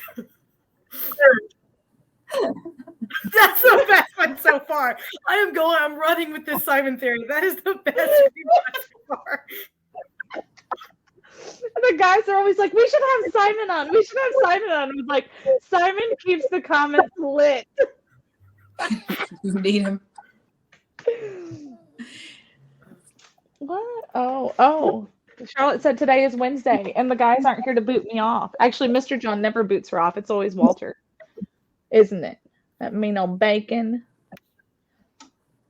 Don't act like a baby, though. We're that women empowerment, young lady. You fix that tiara. So just so you guys know, they're in rest right this moment. They're in the house, and actually I'll go ahead and pull this back over here. It'll let me know. Well, I mean, I guess we'll kind of all hear it when they're coming back to us.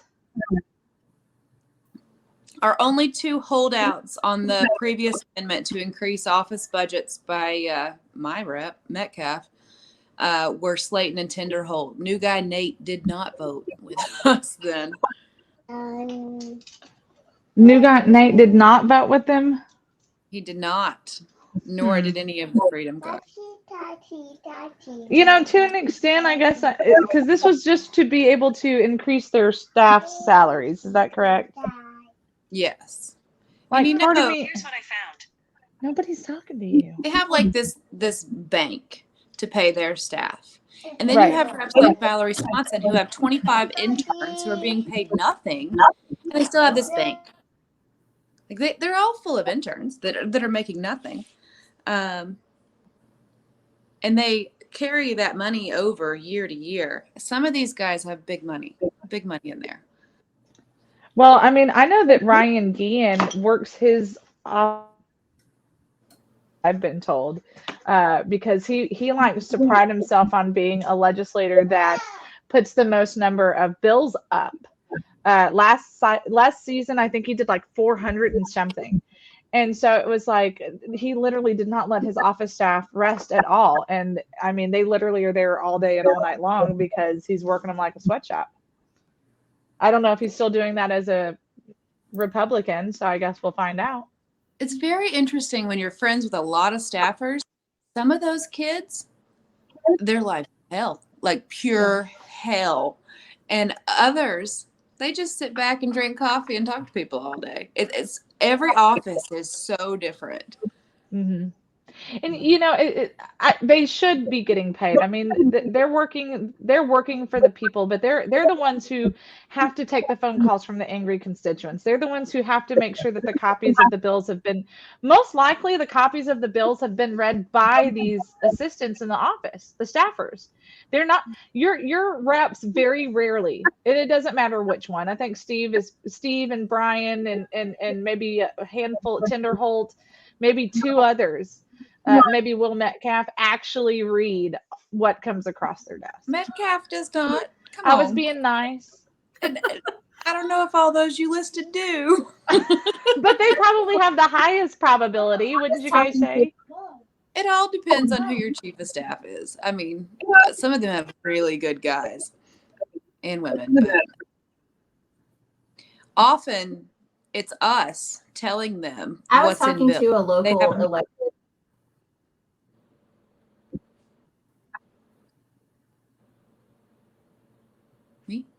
Go ahead, Rachel. I was talking to a local elected official yesterday, and their comment was about the fact that the elected official is the figurehead, but their staff, their office, are the ones doing out all of the actual work. The actual work is being done by those staffers. It's not. They don't have their noses to the grindstone. They're out there being the front-facing person in the operation, but they're not doing all of the nitty-gritty detail stuff. And so I agree that their staff should be paid, but there's got to be a reasonable limit. Their salary or payment has to be reasonable. Well, and I think that's where some of the problem is that because each congressman, each representative gets to lord over their own staff. And it's the same way in Washington, D.C. People hate working in Henry Cuellar's office because they barely get paid anything. He's one of the lowest paying congressmen up there, and he's got plenty of tenure. He's got plenty of resources to do so. And so it's kind of more of a revolving office than it is a working office. And that's not a slam. I've been hearing that since long before I ever ran for office. And hearing it from both sides of the aisle. I've personally sat and spoken with people in other elected officials' offices here in South Texas who have said, yeah, we couldn't wait to get out of that office. I enjoy working for the people, but and that's the problem. You either get really good staff. I mean, it's just like any other company or business. You're going to have good employees and bad employees, but there's no base level of pay. Like all of our state reps are all paid the exact same amount. All of our state senators are all paid the exact same amount from the state. But they're not, they don't pass that on to the staff. And I get it. Like they're supposed to run their office like a business. I hear you, but in the same breath, there needs to be some sort of, hey, no, man. They can pad it with their campaign funds, and they often do. Right. They're all sitting on their check.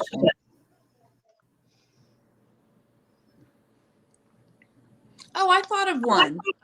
Mike Schofield reads every bill, every single bill.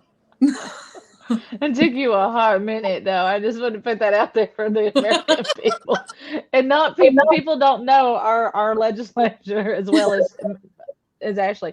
She's kind of the go-to, even with people who don't even particularly care for her. Much like with Walton, like they still value what they have to say because they know that it's founded in facts. So, and gossip and rumors.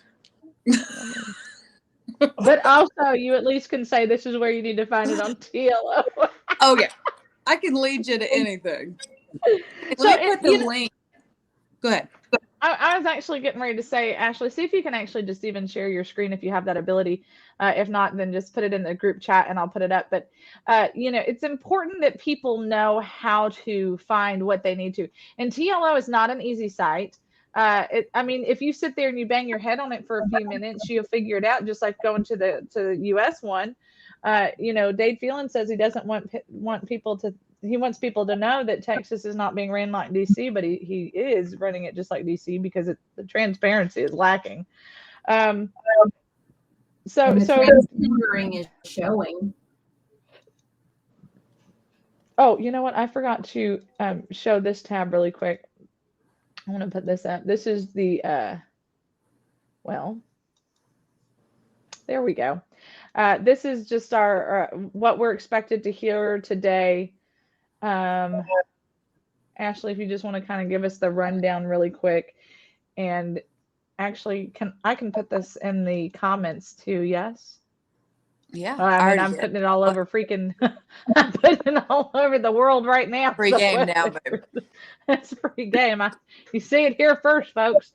It's these briefings and stuff kind of get put out. This is what to expect. This is what we expect to see from said bills or whatever that's going to be put on the floor. That's pretty much what the rundown of this is. Yes, is these that were correct? in the hearing weeks ago. They were not public knowledge until this week. They were not public knowledge until Sandra Whitten just threw it up on the big screen. No, it's good. I'm kidding. We've got to. So I also posted a link to TLO where you can follow this bill and see who voted what on what. It's not really a bill, it's a resolution. Who voted how on each amendment that's coming up. I don't know why they're still at ease. This is extremely long because they know we're talking about.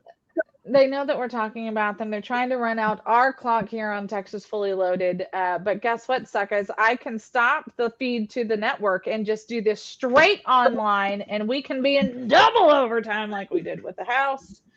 We do what we want here on Texas Fully Loaded by abiding the network's rules. P.S. Thank you, TECN.TV, for being amazing. Ken and the rest of our TECN.TV family, you guys are awesome. The network is growing rapidly. We're always looking for sponsors. They don't want to have sponsors. Yes, they're always looking for sponsors. If you want to sponsor this show, please reach out to Sandra or Walt. There you go. Yeah. It's almost like you guys know what to say. Well, the fun part is, and the thing you don't know is, and on the border. Bacon. Charlotte, they're making fun of Mommy and Bacon. Why are you making those sounds?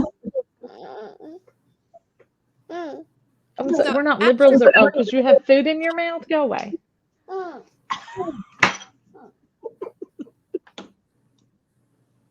My kid's sneaking in too. One of the things, so this is fun. This is something that Ken loves. He loves to see our kids pop on because it reminds people that we're real people, we're families, and kids just happen. And so, but it drives let me be kind. It doesn't drive him insane, but when they start jumping on the couch behind me or climbing on me like monkeys, Walt's like, that's where we start losing credibility. I pay my kids and bribe them to stay in their rooms while Mommy's talking to Sandra. That worked for a long time, but since Mommy lives behind the computer screen for the last 4 years, like if they don't come and see me here, they may never see me. I'm just doing an interview. I just have a conference call, and they're like, yeah, okay. Anyway.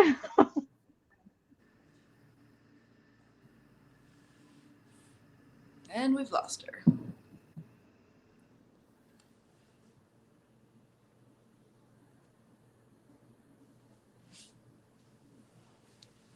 Let's go through some. So, Ashley, are you hearing any SRECs about what it's looking like in the gallery, or what the temperature feels like in the gallery there? So Tony from Current Revolt's there. He's been texting that there's not a lot of people there today. And let's see if he sent anything new. Oh, You sent me this, I think, because we were going to be going over so that people could learn how to kind of navigate this a little bit. Tony might be in the waiting room to come in. He just said he's just off camera. I don't see him yet. Okay. But the second I see him, he's in like Flynn.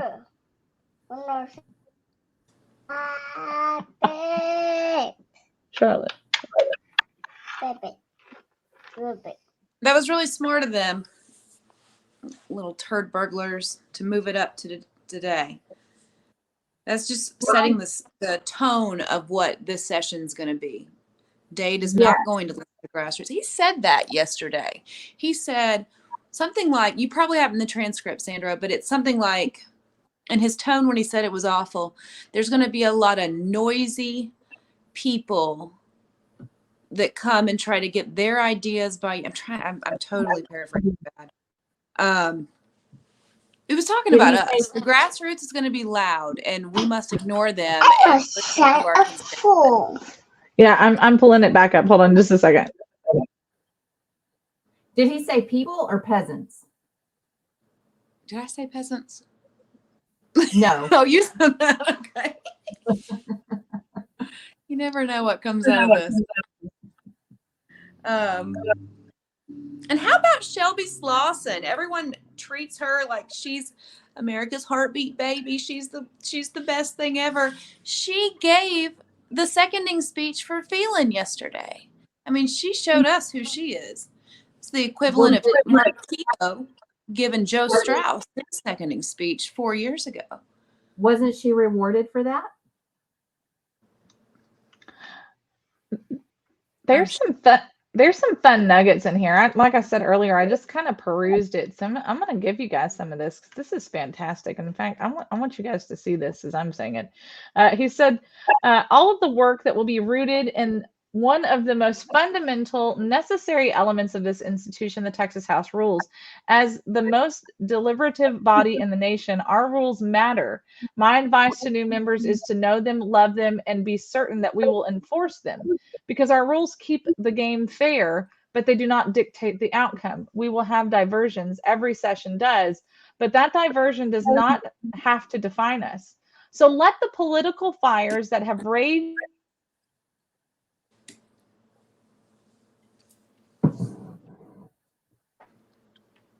So let the political fires that have raged compel us to come to the table for a solution, not flee from our responsibilities. There will be countless outside voices, not from your district, and some not even from this state, that seek to control our conversation, and they will be plenty loud. But the conversations that matter to us, the conversations that matter to our constituents, happen in here. They happen in this room. You know, he's pretty brazen. Alex just commented from the other room. He acts like he doesn't watch our show or listen to it. But he said he's pretty stupid as well. Now he's screaming, I said I, but I think that it was really him. He was agreeing with us.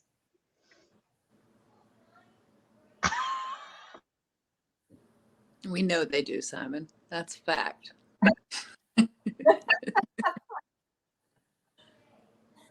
I want to go back to, he said there will be countless outside voices, not from your district, and some not even from this state. So they shouldn't listen to anyone who's not in their district? We can go retire them. We travel. Oh, that's a good freeze frame, FBI agent. Yes, good That job. pretty smile.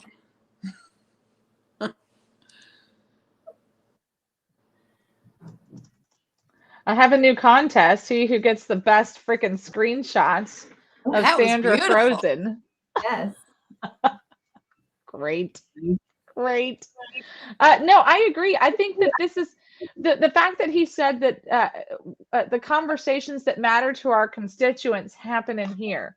They happen in this room. I'm pretty certain that that's the worst possible statement for a representative to make.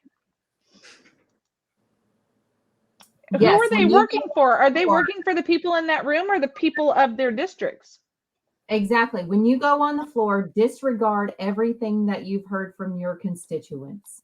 Now, one of the other things that I loved on here, the concept behind this is Dade watches our stuff. He must, because we say it all the time. Even if they're not your representative, you should still contact them. Yes.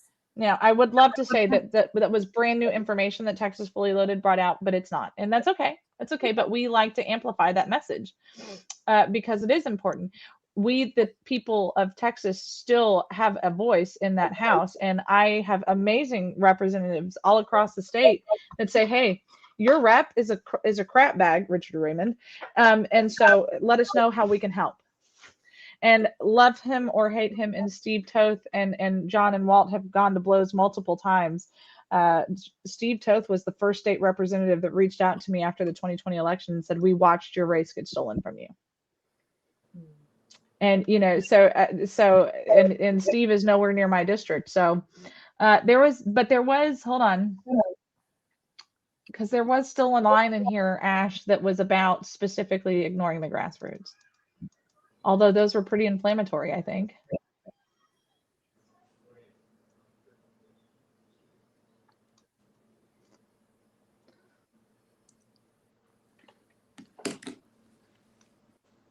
Sorry, people are texting asking what to say to Steve. He's gonna hate me.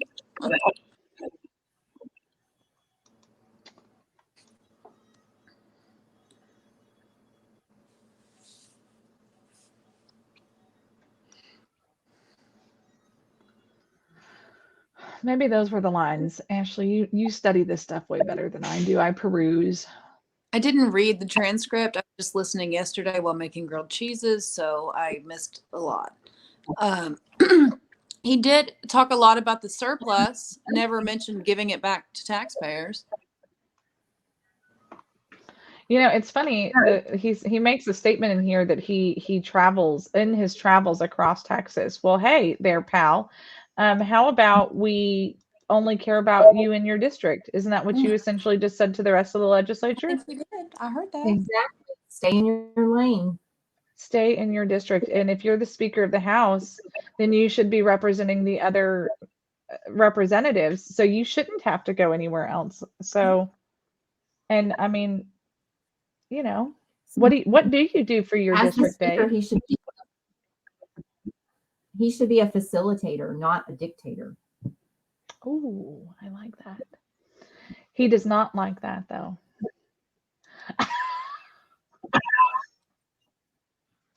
Simon. I said dictator. Sandra said, you know, it's funny, everyone drink. Simon's trying to give you all alcohol poisoning. He's also going to start a new scrapbook.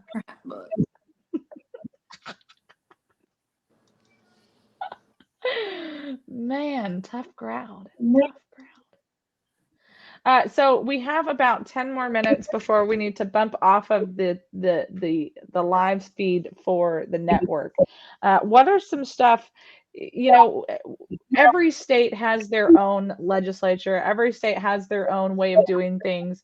And it's important, regardless of how your state is structured, that because Arizona is completely different than the way we're structured here. Virginia is completely different. They still have the House of Burgesses in Virginia. We keep it old school back in the VA. But oh no. Once again, frozen in time. That one's not Tony as good can't as the hang one. on. Aww. There's too much going on right there. But I wish I could hologram myself into the gallery today. That'd be awesome. It's killing me. It's killing me seeing everyone's pictures and not being there. I will now be known as Gangsta because I don't give a. So, regardless of what your state legislature does, be involved in it. It is your people's house. And it is, John preaches this every single day, every single week. I can't think of one time that he doesn't say it. All politics are local. Yes. And the mass populace puts their focus on what's happening in Washington, D.C., because we have forgotten that states' rights are what actually rule. If you believe in this Constitution of the United States of America, you understand that states' rights are what is the all supreme power, not the federal government. They were never meant to be the supreme power. And we kind of we tease back and forth that I'm learning more about our here in Texas, our state's rights and state powers, because my focus has always been on Washington, D.C. That's the first one that we're taught to focus on. What is that? American. There is a God. Our rights come from. Hold on.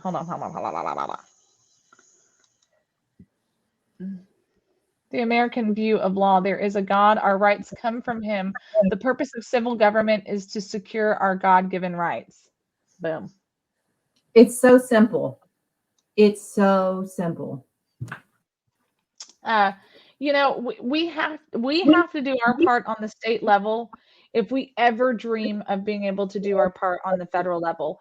And I can honestly, it was an honor to at least have, as you guys know, I had a really crowded primary. I had 7 people in our race, 6 but 7 including myself, and every single one of them could not say anything about how I did not represent all the way.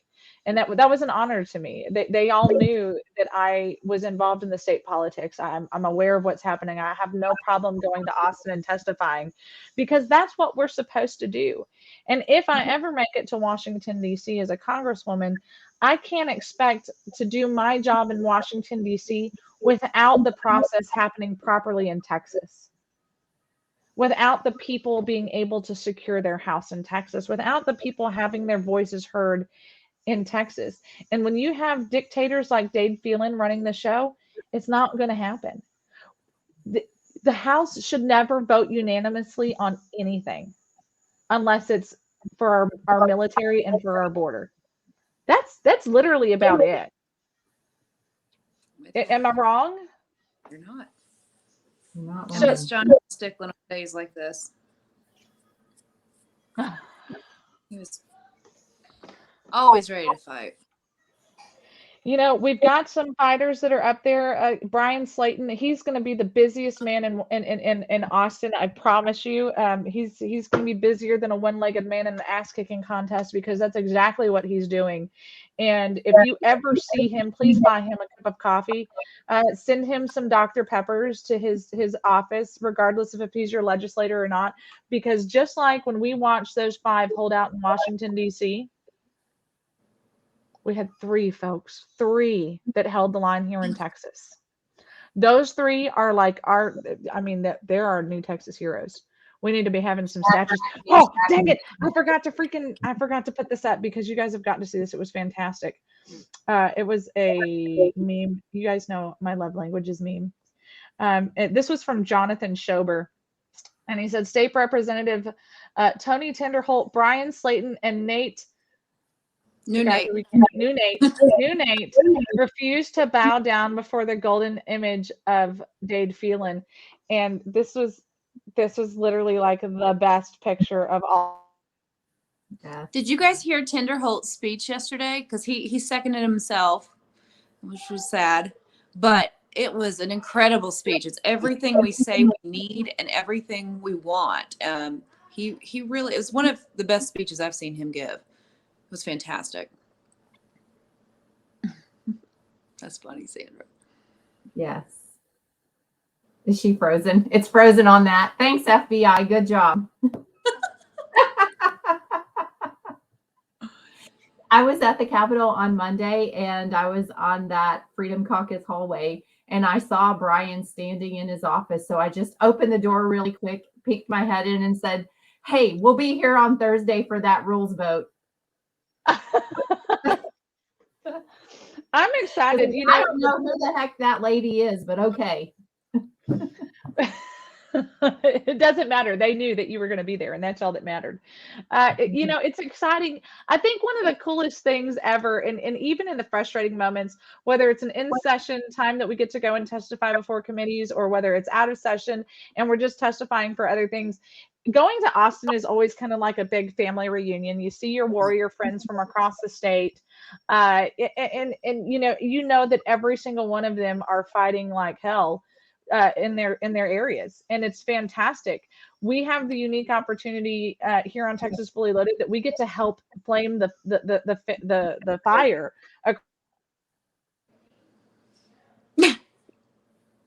Yes, and it gives an opportunity for other people to come on and express their opinion as well, because one of the things I really enjoy about this show is they don't just hog up all the airtime for themselves. They're really open to having other people on so that they can express and be a part of fanning the flames for Sandra.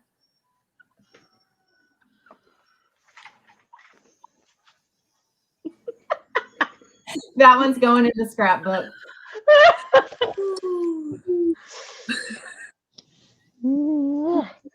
Anyway, so we're going to be in Austin as much as possible. I expect to see all of you amazing patriots there.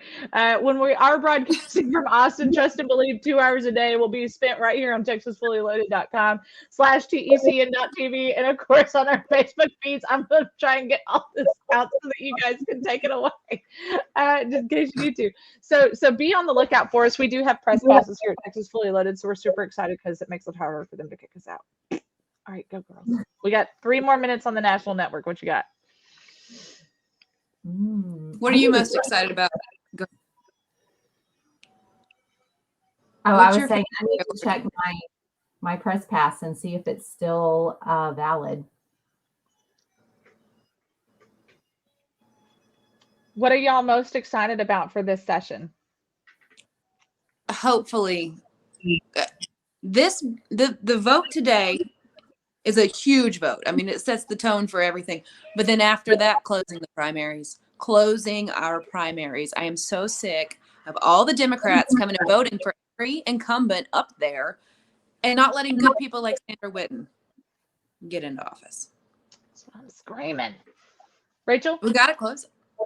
Yeah, I'm most excited to see just more and more people going to the Capitol, more people getting plugged in, and not being fans of their reps. And like you said, Ashley, so to me, it comes down to just tell the truth, whether it's encouraging your representative or trying to steer them in the right direction. And you can tell them the truth with grace and love, but they need to know the truth. That's it.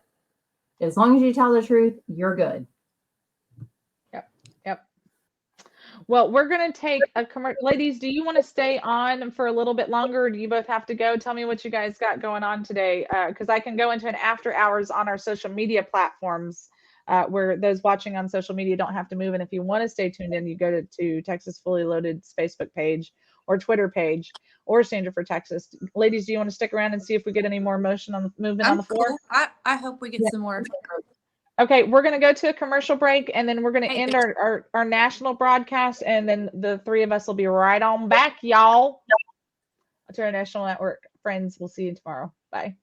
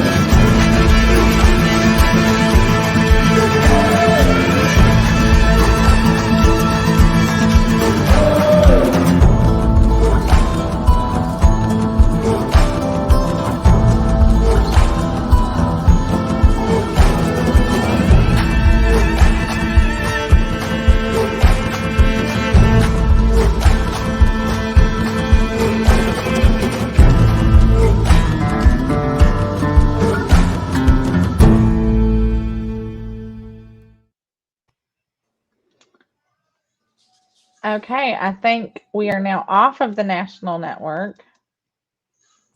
Hooray, we're off of the national network, and it's now you are in After Hours with the ladies here of Texas Fully Loaded, brought to you exclusively on social media feeds. Just as they're gaveling House back coming in. over. Members, we're about to take up HR 4. 4. Hang on.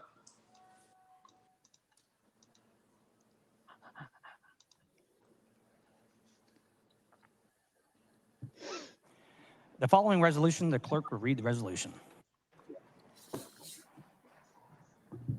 HR 4 by Hunter, adopting the House Rules of Procedure for the 88th Legislature.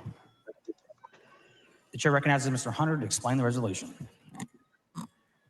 Thank you, Mr. Speaker and members. Let me give you a little bit of an overview, especially for those of you who are new. What we're voting on today are House rules. That's the process and procedure. This isn't a substantive, this isn't your subject matter. These are the procedures that we operate under. And for some of the members that are newly elected. Mr. Speaker. Mr. Slayton, for what purpose? Parliamentary inquiry. Please state your inquiry. Mr. Speaker, are you aware that hundreds of perhaps thousands of Texas voters are coming down to the Capitol tomorrow to watch the rules debate? Chair is not advised. Mr. Speaker, I move to postpone further consideration of HR 4 until tomorrow at 10 a.m. Come on, second. Mr. Slayton, you would have to be recognized at the front mic for that motion. Mr. Speaker, I move to adjourn until 10:30 a.m. tomorrow in honor of the voters coming to the Capitol tomorrow on Thursday. Mr. Slayton, you are not recognized for that motion. Mr. Speaker, parliamentary inquiry. Please state your inquiry. Isn't a motion to adjourn a privileged motion? Mr. Slayton, it is not a privileged motion. Mr. Speaker, Rule 5, Section 24. Does that compel the Speaker to recognize members when they make privileged motions?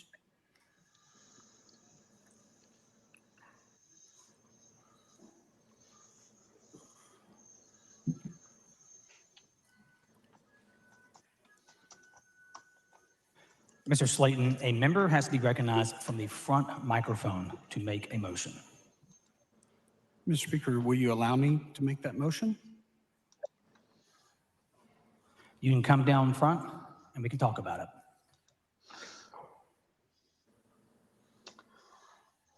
All can't hear, I think. Wow. What an actual crap bag right off of the bat. Ladies, give us your take on that. This is how Dade's going to run his house this year. It's disgusting. And that's what he is fully in charge and he knows it. You can tell by the look on his face. It is written all over his face what he thinks of all of the people who are planning to be there tomorrow. I wonder what committees he's going to put Slayton on. Something horrible. If he puts him on anything. What if he pulls a Nancy Pelosi? They can do that? I didn't know they could do that. I don't know if they can in Texas. I know they can in DC. But DC is broken and we don't want to be like DC. You know what? Here's the best part about this is that you see this nonsensicalness and you have to stop and wonder, like, if I appreciate that, Ashley, that you specifically stated that this was Phelan's house. This is not the people's house. It's not. It's supposed to be the people's house, but it's not even for 1 second. I'm gonna not say as long as Dade Phelan's there. Do it. Very unpopular. Like, you're gonna cut my screen off and probably delete my contact. Oh God. It was this way with Joe Strauss. It's this way with Phelan. I don't think it was this way with Greg Bonin. Walter might delete your contact, but thankfully he's not watching right now. I tell you, guys, I loved the man. On all my issues, he was right there. You know, when Rick Perry did the HPV mandate in, what was that, 2006, 2008? The guy who made us go back to session was Bonin. That he brought the bill to stop girls from being mandated the HPV vaccine. Bonin. I feel like he listened. His door was open. And I don't feel like the other doors are open at all. Dade Phelan's door has never been open. 4 years ago, Dade Phelan... That's not true, Ashley. That's not true. His door is open if you've got enough money to walk into it. True. I just don't wanted... sell yourself short just because you're poor like the rest of us. Don't sell yourself short. Oh. Maybe someday. Maybe someday we'll be rich enough to buy politicians. I know. Just kidding. None of us will ever be that. Collectively, none of us will ever be that rich. Okay, go on. I don't know. I was sad to see him go because I knew something bad and worse was coming. Strauss 2.0, what we had. 4 years ago, Phelan had 3 bills that would require, and they passed, National Guard and firefighters and EMS, and there's some other people, to have certain vaccines in the case of an emergency. This was pre-COVID. This was the year before COVID. And we tried to go to him with an amendment where people could opt out, and you wouldn't be fired. There would be no pressure. And he would not speak to us. I mean, we had hundreds of women. Hell, you sent emails. And he wouldn't speak to anyone. So Steve Toth brought an amendment on the floor for us, and Dade Phelan lost his mind. Just to add a protection in for people, that Steve would insult him in that way, and attempt to bring an amendment to protect our first responders and our Texas, what's it called? Texas National Guard? Yes. Little state dudes. Okay. Yeah. So he lost his mind. And that was my first taste of how you can't deal with this guy. It's his way or the highway. There was life before COVID. I know, Simon. It seems like decades ago. I think, you know what I want to say is I want everyone to just take a moment and pray for Brian Slayton, that he would have some kind of supernatural wisdom to, in fact, fight Rachel, against... you seriously lead us in that right now. I would offer to do it, but the FBI hates me, so they're probably atheists. Go ahead. Okay. Right now, Lord, we want to lift up Brian Slayton and all the other reps who are hopefully standing behind him, supporting him in this, that you would give them supernatural wisdom to outsmart, outflank, and outwork these people who are trying to stand in the way of what the people of Texas... Mr. Guerin, for what purpose? Parliamentary inquiry, Mr. Speaker. Please state your inquiry. Mr. Speaker, how is the work schedule for the House determined? The work schedule is determined by the Speaker, and until a Speaker is elected, there is no work schedule. Mr. Speaker, when did you become a Speaker of the House for the 88th session? 2 p.m. yesterday. Mr. Speaker, in the 87th session, did you postpone the consideration of rules until Thursday because of COVID concerns that we did the housekeeping on Wednesday and the rules on Thursday because of COVID concerns and the amount of time we would be on the floor? Mr. Guerin, because of the extensive COVID protocols that were not digested by the members, we took an extra day to do the House rules. Correct. Mr. Speaker, are you aware that in previous sessions, 85th and 86th, the rules were adopted on the second day? That is correct, sir. Thank you, Mr. Speaker. I would like to share the following information that I pulled up on Texas Legislature Online, which is available to anyone with an internet connection.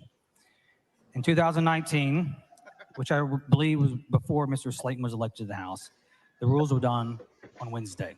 In I 2017, said Greg Bonin the earlier. rules I were meant done on Wednesday. 2013, the rules were done on Monday of the second week. In 2011, the rules were done on Monday of the third week. In 2009, the rules were done on Wednesday of the third week. Members, rules are taken up at different times depending on that session. I made no guarantee that the rules would be done on Wednesday or Thursday of this week. That was not my decision. Until I was Speaker of the House, no memo was sent out on House rules until yesterday at 4:30. so we're blaming Jane Nelson now. Who do we blame? Mr. Hunter, you may continue. Chair recognizes Mr. Hunter to explain the resolution. So members, we're still talking about the House rules. So in the fall, wait a second. House administration held a procedure. The procedure was that if you wanted to propose House rules, you would go to them. There was an actual hearing. They were listened to, reviewed, and I believe all of you got a published of that. And I'm not sure about the newly elected members, but That's the what you just members got published. So you would have access to it as well. So today we're presenting, and just to let you know, the base rules, we're taking Rule 16 out. What that means is COVID. We put in a lot of pandemic rules, and those are being taken out. Just so you know, there are procedures where you can go through House administration on a health or a safety issue. So it's not like we can't look at those again in the future. In addition, there were some clerical changes to make sure that we've done things administratively and dating. We had to update the dates in the rules. And as many of you know, these rules, because we didn't operate normally during the coronavirus, we weren't able to really get into our rules as much. And they were vetted and went through. So basically, you have a House rule procedure that has been researched, reviewed twice, and are ready to go. Now, the procedure is I'm going to present these rules, and then there will be amendments that are proposed. And for the new members, people will be asking you to vote yes or no, and you'll just have to make that your decision. But I want you to know that is the basis, that is the package, that's what you have online, and that is what has been printed. So, Mr. Speaker, in sake of time, because many of the members have gone through this, I then will go forward with the amendment process. The following amendment, the clerk will read the amendment.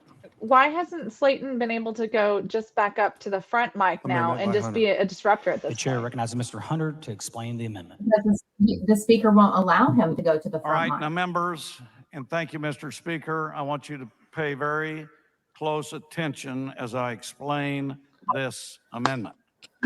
This is what is called an absence amendment. And what this says, and if you follow it, and I know some have been printed and some are online, but let me hit some of the points. If a member is absent without leave for the purpose of impeding the action of the House, the member is subject to one or more of the following. 1, fines, and that is defined in the rule.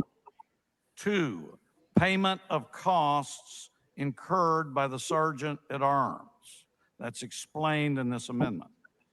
Reprimand proceeding, censor proceeding, and expulsion.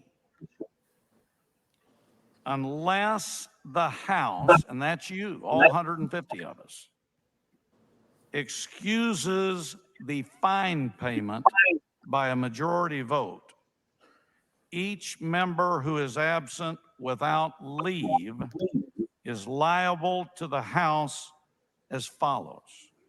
A fine in the amount of $500 for each calendar day of absence, and the member's pro rata share of the costs incurred by the Sergeant at Arms to secure attendance. It also explains that the Committee on House Administration shall notify the member of the total amount of fines and costs for which the payment is not excused. A member must pay the amount stated in the committee's notice by making payment in that amount to the House Business Office not later than the third business day of the first calendar month after the date of the committee's notice. And this, I want you to be clear. A member may not make any payment from funds in the member's operating account or funds accepted as political contributions, and the legal section is provided. If a member does not make full payment as required, the committee shall direct the House Business Office to reduce the amount of the monthly credit to the member's operating account established under the housekeeping resolution.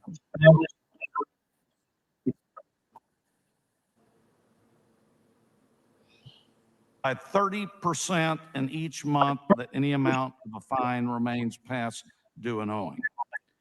When a member makes full payment as required, the committee shall direct the business office, House Business Office, to restore the impounded funds to the member's operating account, subject to any limitations. Then there is an expulsion provision.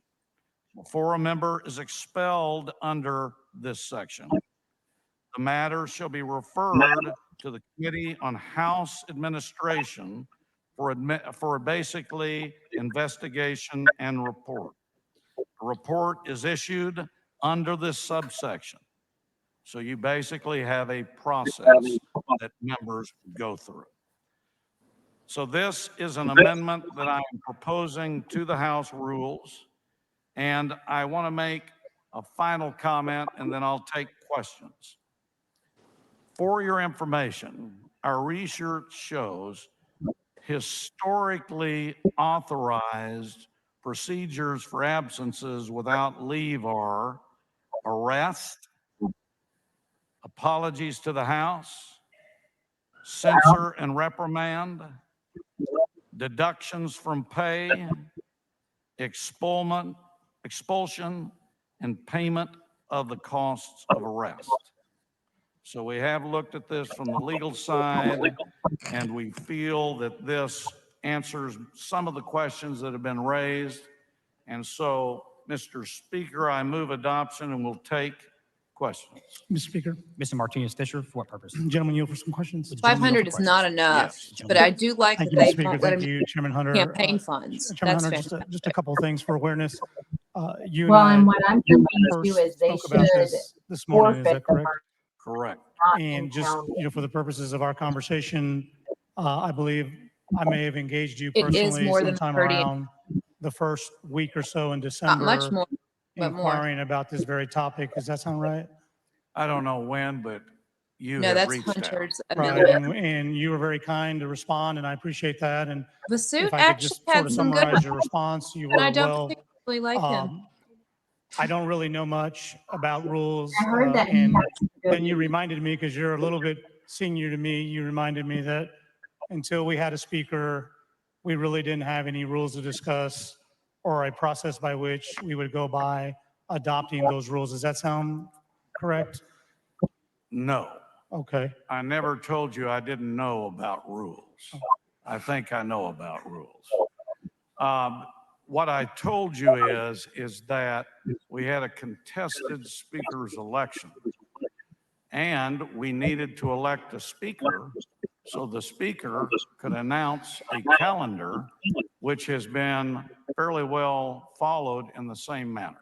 So with that clarification, I probably agree with you. I appreciate that. And just for the purposes of the record and people who know you, you don't talk that way. So I don't know if those were the words you used, but I accept the spirit of your response, and I appreciated you responding at all. It was over the Christmas holidays, and you were kind enough to do a little business while we were celebrating the holidays.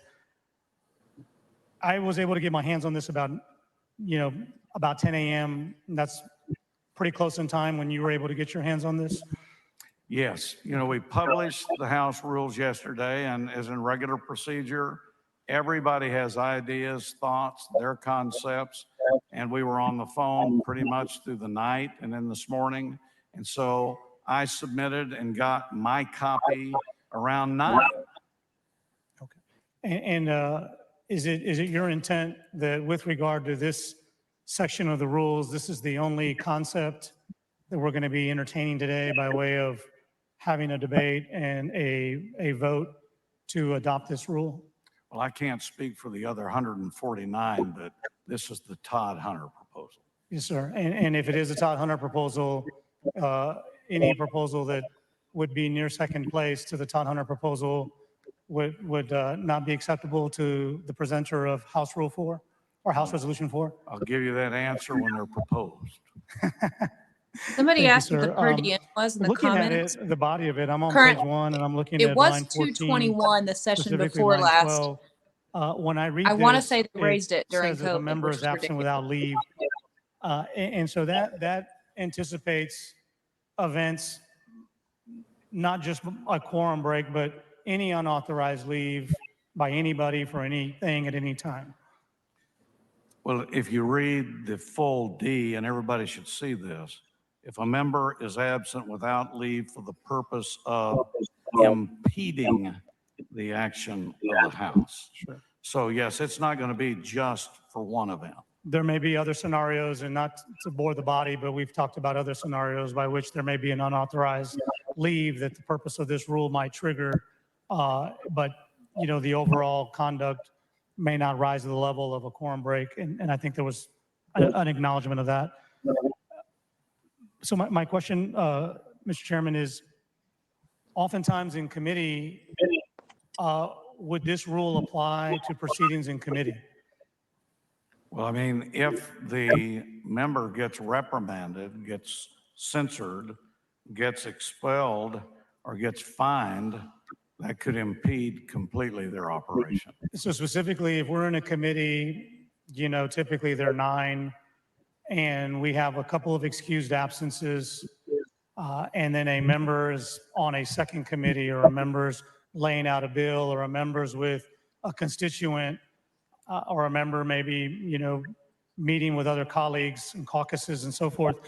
If let's say there isn't a quorum in committee, could any member of this body accuse another member of impeding the business of the House because the committee can't function? I like The this. intent of the rule is for somebody who actually intentionally tries to impede action of the state's business. That's why that's clarified. I appreciate that. I would hope that the members, all 150, would work Outside together of what the Democrats to did. realize if there was an intentional act or In somebody election was integrity. ill. That's not what this is talking about. Somebody is I think it was last year. incapacitated. That's not what this is. And Valerie Yes, Swanson sir, and I'll she had certainly diarrhea ask the chair if he would recognize me to Not- reduce these remarks to writing after we visit. vote. I think Empower Texans But- reported on that. I don't see the words intentional on page 1, line 12. And I understand the practice of the House, a practice I desire, which is to work together. I know that we've only had a couple of votes here, and we have not thrown up 150 Ashley, in who's one speaking? direction yet. I don't know. So a there Democrat. could be a member They're all like a pile who of mush to me. reads the rule and wants to lodge and be recognized outside of the power of recognition that the speaker has to acknowledge the member for that motion. I just want to make sure that this rule is not going to punish people on committee. We've been in committees where there just is the chairperson alone, sometimes taking testimony. And I don't want someone to love say, well, there are those Punish 'em. members impeding the business of the House.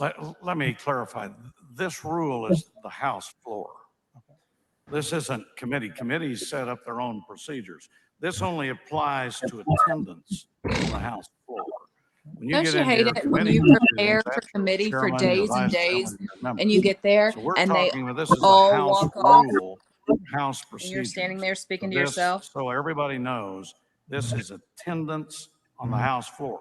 This is where you conduct the business. Hey, Walt. Committee business, this is House business. And I appreciate that, and I'm glad we're having that exchange.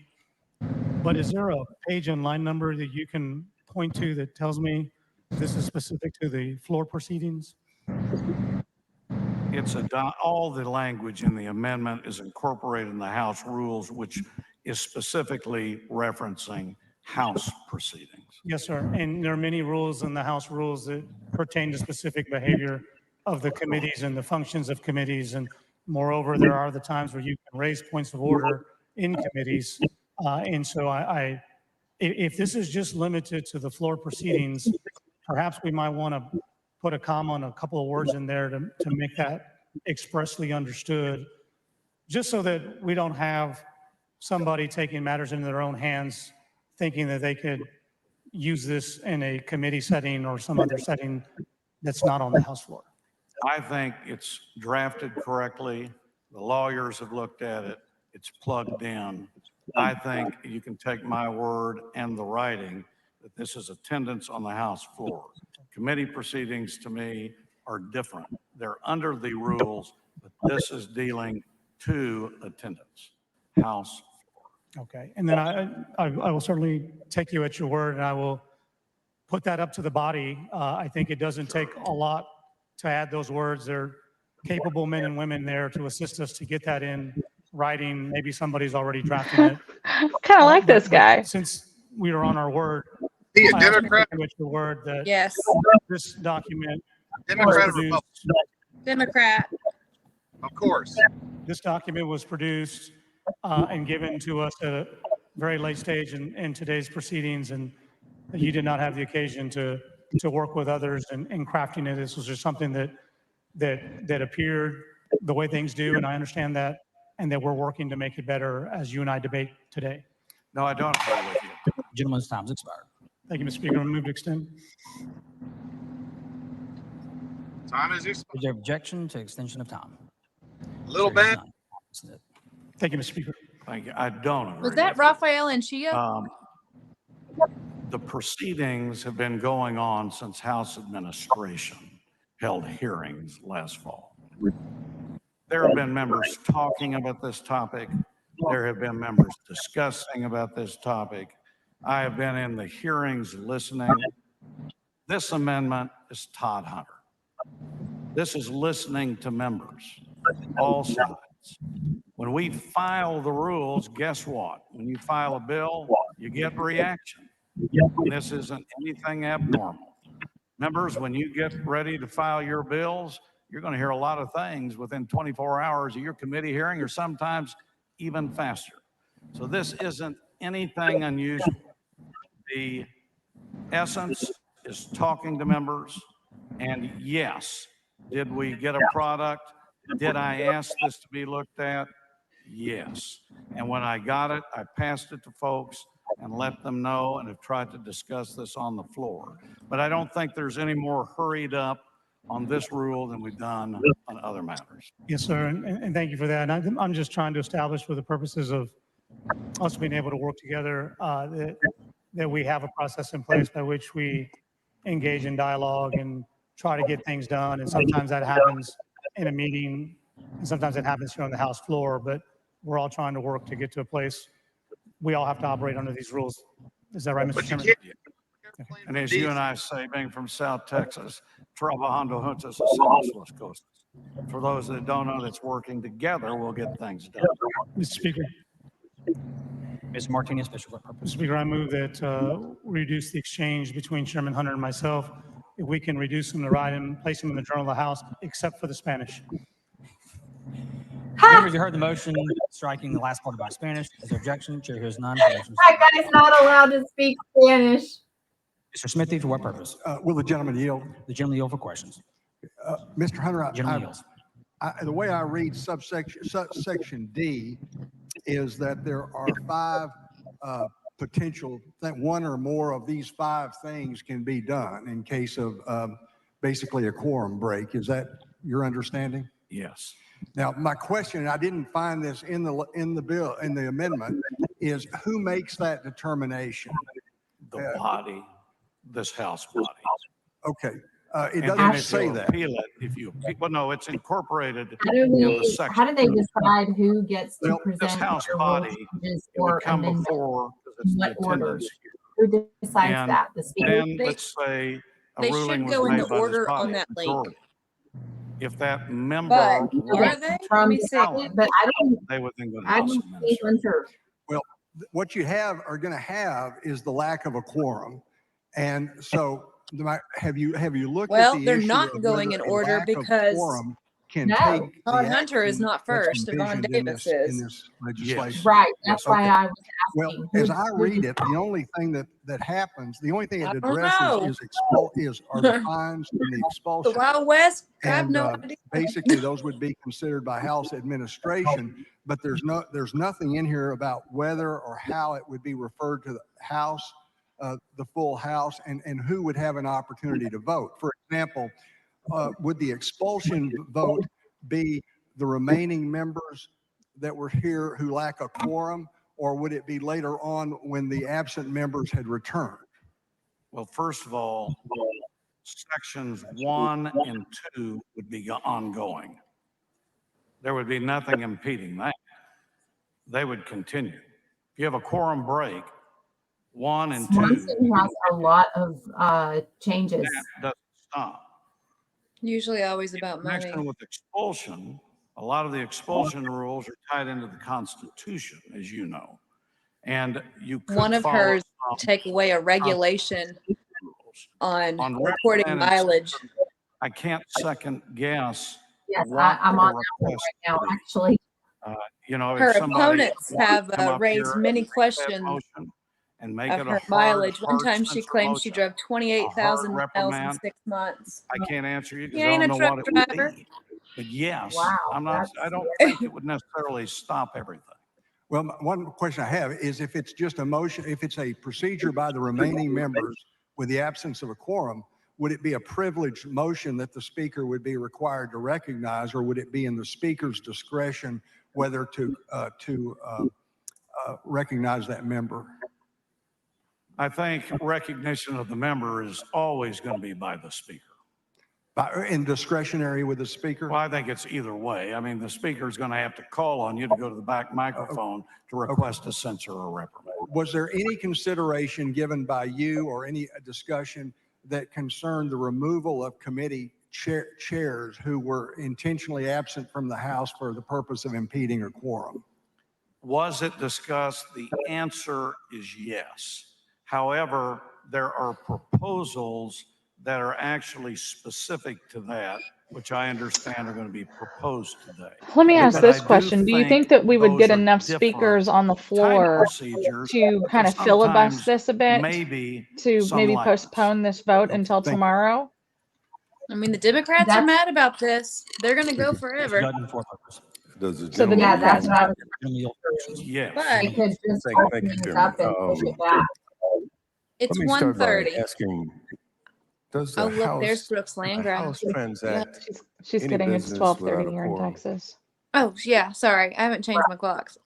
Under the But, Constitution, well, are you talking they got a lot of formal time. action on the floor? I do that Can the with House my transact computer any clock. business It's on the always set floor at Texas time. other That than way to I know, like, adjourn for the show without a or for quorum? whatever's I happening, don't I think can always so. look at my I think computer you're, because but everything else sections 1 and 2 automatically are sets automatic. itself. So So those I'll look at my happen clock whether and I'll we're be on the like, floor or okay, I not. don't know where I'm If at there or what is time a it is, and I'm quorum break. scared. And Well, You asked me as I last night understand what what time you it just was. told Chairman Spitty, if the Oh, look, violations will be they've got determined by the House floor, right? it back.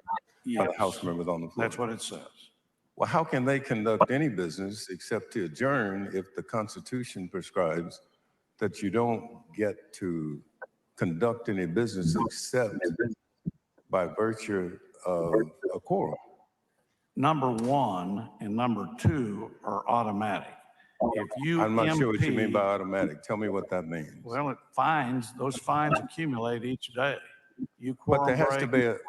be a determination made that there was a violation before a fine can be imposed.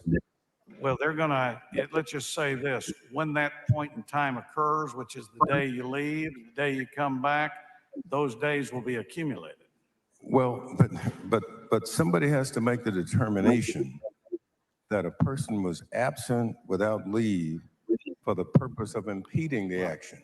That is the House, and you're correct. Constitution says if we're not here, you can't conduct business without following the Constitution. But when you do get the people back, these automatically flow. So if they never came back, you would never have to, this never Yeah, would we wouldn't be have a imposed. legislature. You would never impose this. Yeah. Bye. Is that one? The voters want you never to come back? No, I'm asking about the process. No, you just said if you never came back and you didn't have 2/3, we couldn't conduct any business. Okay, so none of this would take effect until So then all the Democrats and make absent members of a quorum, the absent members that defeated a quorum came back to the House. Okay, I don't understand your question. Well, yeah, if there's nobody here, nobody can conduct business. If you came back, these are automatically in. Yeah, but I'm not sure you understand my question. My question is about the process and how this would work. Because it doesn't seem, it almost violates the Constitution, at least it seems to me, because what you're requiring the House to do under this proposal would be to simply make a determination, first of all, that there had been a violation, and secondly, impose a penalty. But you'd have to do that only with a quorum present in the House. And you don't get to do either of those without a quorum being present, correct? That's not correct, because you break quorum today, and we have 50 people here. Right. Section 1 and 2 start. The 3, 4, and 5 are probably what you bring before the body. But they and don't, you'd have to be back. Hold on for a minute, though. But you're skipping the step I'm trying to get you to see. And that is that if I'm absent, first of all, somebody's got to make a determination about why I'm absent. That's impeding in the section. Right. And who makes that determination, though? Things like that. Who's going to make that determination? Well, I think that if 70 people left together and published it and sent out notices, I think that pretty much meets impeding. Gentleman's time's expired. He did kind of have a point on that comeback. This is so important, I think, to this body, because we are traveling down a road, I think, that sort of clashes with our Constitution. What? The gentleman asked for extended time. This requires unanimous consent. Is there objection? Chair hears none. So ordered. Thank you, Mr. Speaker. Thank you, members. What I'm trying to get at is, I feel like he's trying what to it says on describe the how the paper. color yellow tastes, and I But what love I'm it a trying to little bit understand because is, it's just for example, it's if I'm making them accused of a crime, spend more time somebody makes that that, the allows state makes either that more members allegation that I've of the We the been People to show up, committed regardless this of what side of crime, the right? aisle. And It's what I'm almost like trying the to figure out Democrats are is, working in for here, us when right it this talks moment, about which is a little bit member being hysterical. absent, first of all, Yes, I'm Realistically, very happy for them just to somebody being continue to absent chew on this doesn't bone for as invoke long this. as they want. It only gets no, invoked when absolutely. I somebody mean, makes a who would have thought? determination What a fun that the turn of member is events. absent You know, it's with an they intent definitely to have their impede own agenda with this. the actions of the House. And somebody's going to have to make that determination. You know, it That's the definitely body of proves the that House. there's You some can But how things that can we a the House people can all conduct come that together on. if we can't have a quorum and you can't conduct business? Your Making the questions are too speaker's house separate. rules look Number like one, dumbasses, and let's I take think the that's something we can all get behind. absence. You still have a quorum then. Now let's talk about what you're getting at. That's the walkout. You have a quorum break. Now, it's hard for me to see that's negligent. If it's quorum break, that was decided.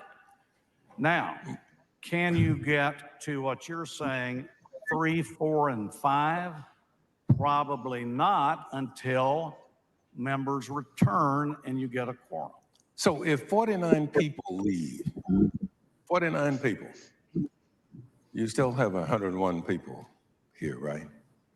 Does this get invoked? It sure could if there's still a quorum here. But how could you be impeding if there was a quorum? If you have a quorum here and they think that the 40 left for reasons that impeded House action, this allows the members to raise that in this body. Because they would be in a quorum, then you could conduct business. That's what I said. Right. But if there were 52 people who left, you wouldn't have a quorum and you couldn't conduct business. I Until believe they it's came back. I 2/3. keep saying that. Ashley When you or come Rachel? back, you have a quorum. I think they can't decide. I don't know. That sounds When right. you're here. We That can. they need 100. Let me take it Yeah, to so its 2/3 kind of then. crazy end. I'm gonna Suppose make you a left sandwich. I'll be right back. a Oh, quorum that break, sounds yummy. and the people never came back the rest of the Me and session. sandwich too. Nothing would happen. Is Make me one is too. that what I understand you to say? If you have a quorum where there's nobody here under the Constitution, we can't do any business. But you couldn't activate this particular rule either, right? You couldn't have a proceeding formally on 3, 4, and 5. Number 1 and 2 could be activated. But to impose a fine would seem to invoke at least some due process rights that an individual has to defend themselves against the imposition of the fine. If it's impeding the action. But somebody's got to make that determination. See, you and I Again. disagree on this. So I think if 70 of you left, I don't think many people are going to think there wasn't a purpose behind that, so that people cannot conduct business here. How long would they have to be gone? That's up to them. I don't know. I mean, I'll if, they were I'll gone, be here. if we were gone an hour, for example, would that be impeding? It's up to the body of the House when they came back. So when they came back, the House would have a quorum then, presumably, and then conduct the business of imposing the fines and making determinations. Correct. Well, You know what they could be the trying to do? fines, if you're gone, They could be trying to trap it And so that when they, you if there's get any back, legal charges it's that decided by citizens the are trying House to bring you up on impeded. them, Those they fines can. are They're accumulated. trying to get them to We're not define stopping the something fines. more If they permanently, decide you didn't impede so it, that they none of can this turn around and be like, none of well, you this know what, So this they did could actually happen, but impose I mean, the retroactively very That's following not fines. session we said this. So I Pardon? mean, That's not retroactive. Well, yeah, you haven't imposed a fine See? when they left, but you imposed a fine when they came back. You're but see, coming I don't even back understand why the Democrats are based fighting it, on an because action the that House and impeded the the governor business of the just House were in all talk, Texas, just like we knew they determined were by in the this. 86, That's and they did accumulated. absolutely You know jack that going in. nothing All right, I to I just these don't think I agree with you on the jackwagons due who went and process. left the I believe state. this is. We personally called Well, Texas we Ranger, disagree about that, but the let me talk Rangers or about this. the DPS or whatever, The because we whole knew that Richard process Ranger was going to be in Laredo. revolves And around they called back and they impeding said, unfortunately, this those House. it was Can all you just tell show. the House what We that don't have any means real. in practical terms? Who's this guy in the background with the Gucci belt? First, since you asked, I'm adding Article Jack 3, Wagon to the Section drinking 10 game. says you can have penalties without a quorum. You did what? Article 3, Section Don't laugh. 10 I'm eating nasty says you Cheetos. can have penalties without a quorum. Nah, you got them Without a cheese court? wraps because those things are Quorum. delicious. Quorum, okay. Those things So are you good. ask, And penalties for what and I though? asked- Does it These are meats. All I does it eat. presuppose that it could have penalties for violating the quorum requirements? I think that I'm you not. can I'm not. I'm impose not stepping in that right now. penalties based on what they believe the intent. For example, if you've impeded and they're going to continue, you can come back and contest it. Yeah, right. You have the procedure in here to say, hey, we weren't. I mean, that thing is not, it doesn't stop you from contesting, but it does set out if you make this decision, you have these acts that can apply. And you also have a procedure. So normally, if you are where going to you be don't missing think it is, from like you're giving house examples. business, You you have have a an House excuse or administration. an You excused make absence. your Is that case, correct? you provide your basis, and there's a procedure there. They where you usually can all get it fake it reversed. though. I have So important does the House business in the administration district. then do the same thing with that they do with every bill that comes. They to really House. probably just did too much cocaine the night refer it to before. calendars, and then it comes to the body. No, I don't.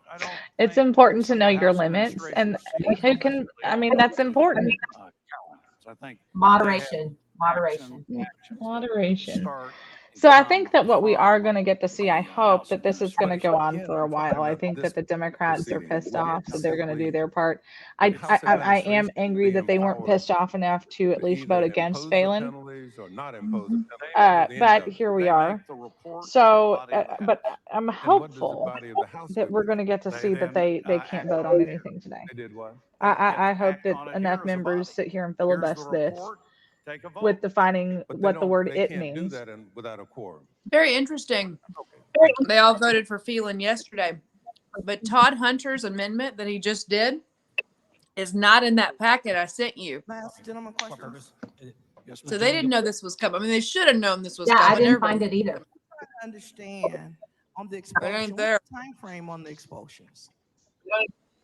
That's up to whoever makes the request of this body. Why does he keep putting his hands up like hands up, don't if shoot? We're serving 140 days. Yes. You can expel me for 139 days. Todd Hunter's a weird dude, y'all. Also, that's up to the membership. I don't know what to do with my hands. An individual can be expelled. It would be part of what they request. And if I'm Just have a picture of Todd Hunter like that, and then just be like, I don't know what to do with my hands underneath. We'll have to see what the expulsion motion is, what the penalty. All right. I'm fed. I'm blanketed. The fire's on. I'm good. It may be a complete, you're kicked out. I don't know. It's up to the members to make that, not me. So the members would vote on the term of my expulsion, the conditions of my expulsion, and so there's nothing set in the amendment itself. You're asking me, this is a process that's up to the member to present to the House that could be modified, amended by this body. And so if one wants to come back after being told they're being expelled, is there any rationale laid out of why you could come back, or you could just be expelled and it's in the story? Okay, expulsion. Let's say that a member was expelled. That member says it was wrong. They go to the section in the motion that tells you to go to House Administration. You present all your information. They conduct a report, and it provides to each member of the House, and it can be stayed, kept, or modified. I can't tell you what a House member would propose about another House member. And it would be the simple majority of the body in terms of what the terms and conditions are? Yes. And so if I say... Well, no. Expulsion is under a different law. That's constitutional. But the other areas, yes, you'd have a majority. But expulsion is constitutional. So as a duly elected official, I can be expelled from the House, which means I cannot serve my constituents, but I'm still an elected official. I mean, yes, well, but that's what they ask. I mean, well, and you kind of expelled yourself when you chose not to be present to conduct business and impede business. You expelled yourself. now, ladies, in fairness, they're Democrats and they're used to getting, well, I would say they're used to getting DUIs, but I guess our Republicans are also, and they just want to protect everybody in the same cocaine boat. If something happens, they've all got each other's back, and they're just wanting to get some clarification on they would investigate, do the how, because they didn't mean to get pulled over in that DUI, but they should still be able to represent their constituents. If it's good enough for Republicans like Mark Keogh. So there, any member and Colonel Sanders, what's his name? I always forget it. Kingwood dude just left. Dan Hubert. Dan Hubert. That's the one I was thinking also. They saw what happened to poor Dan and they're like, man, if it happened to Dan, it could happen to one of us. And you can show that. There's several of them. Several of the Democrats. A lot of DUIs. And I looked at your amendment. You're not even supposed to. This is some crap of the day. DPS is not supposed to be able to pull over legislators. That's why they have that legislator tag on their cars. because if they do pull them over, they could be impeding a vote. And so legislators can drive as fast as they want, as reckless as they want, As and drunk just as get they away with want. it. They don't get pulled over. This was Keogh's second wreck. The first time was in Austin on his way to the Capitol, supposedly. What happens in Austin's supposed to stay in Austin. And, you know, I mean, doesn't everyone get a little cray-cray up on 6th Street? They write the laws and they're above the law. They should get to ride those little scooters as fast as they want. South Carolina does that. If you get a DUI, everyone in South Carolina is on mopeds. You see them going down the highway all the time. Was there any consideration given to? That's kind of funny. Do we do that? I've never seen mopeds in Houston, Oh, this ever. lady. House administration. I remember her from last legislative session. She is Cole very Collier. smart. Yes, she is very smart. Rules previously through House administration, and we went through a lot of the past years on that. So I thought that was best. General investigation, as you know, has some general different jurisdictional issues. Well, they can also investigate a member. Sure. And has the Committee on House Administration in the past conducted investigations? I don't know. I haven't been on House administration. Okay. So then my next question deals with the report. The report, is this a report on a recommendation? Oh gosh, Metcalf's on House administration. That means 0 will be done. That's his committee. Or it was. Maybe there's going to be some change. On what the report looks like? She's going to make him get way off in the weeds. So in the investigation, all right. So if they have to do an investigation, will they have the authority to hire outside parties to assist? Where's Hunter from? Be up to the Corpus committee and their budget.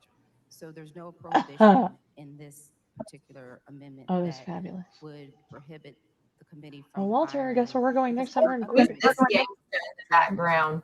no prohibition. Well, I mean, the committees I have hadn't prevented me. I'm sorry? So I haven't had any prevention on me in my tenure Hmm. here. If I need God, to I'm so glad Session's back. I've request missed review of this. the committee budget, and you generally have an approval process to make sure that the procedure is known, but I've never had anybody prevent it. Okay. And so this investigation, is that going to follow the regular committee rule and procedure where it's open to the public and they'll take public testimony? That necklace. Generally, so that committee can set their own standards and rules like we do for all committees.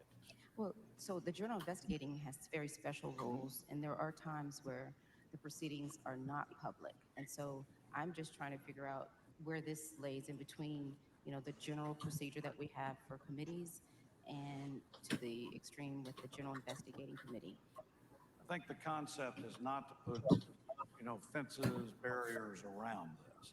I think it is to get it to the committee, give the committee flexibility to do their due diligence, flexibility of that committee chair, committee vice chair, committee members.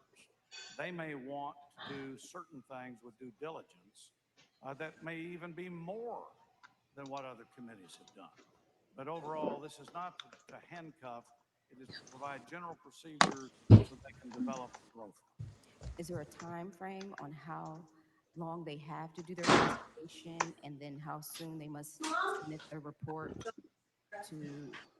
for it to be printed and provided to each member of the House? There is not a specific time because the idea is to let them to do this comprehensively and basically in a judicious manner.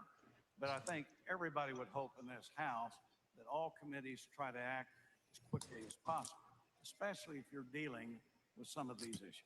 Well, currently there are deadlines that have to be met in order for bills to move through the process. And so I'm just trying to figure out if this particular provision would follow those same, you know, procedures. This is not the bill procedure. Okay. This is a report what it says in G, as you've referenced. What you watching, Sandra?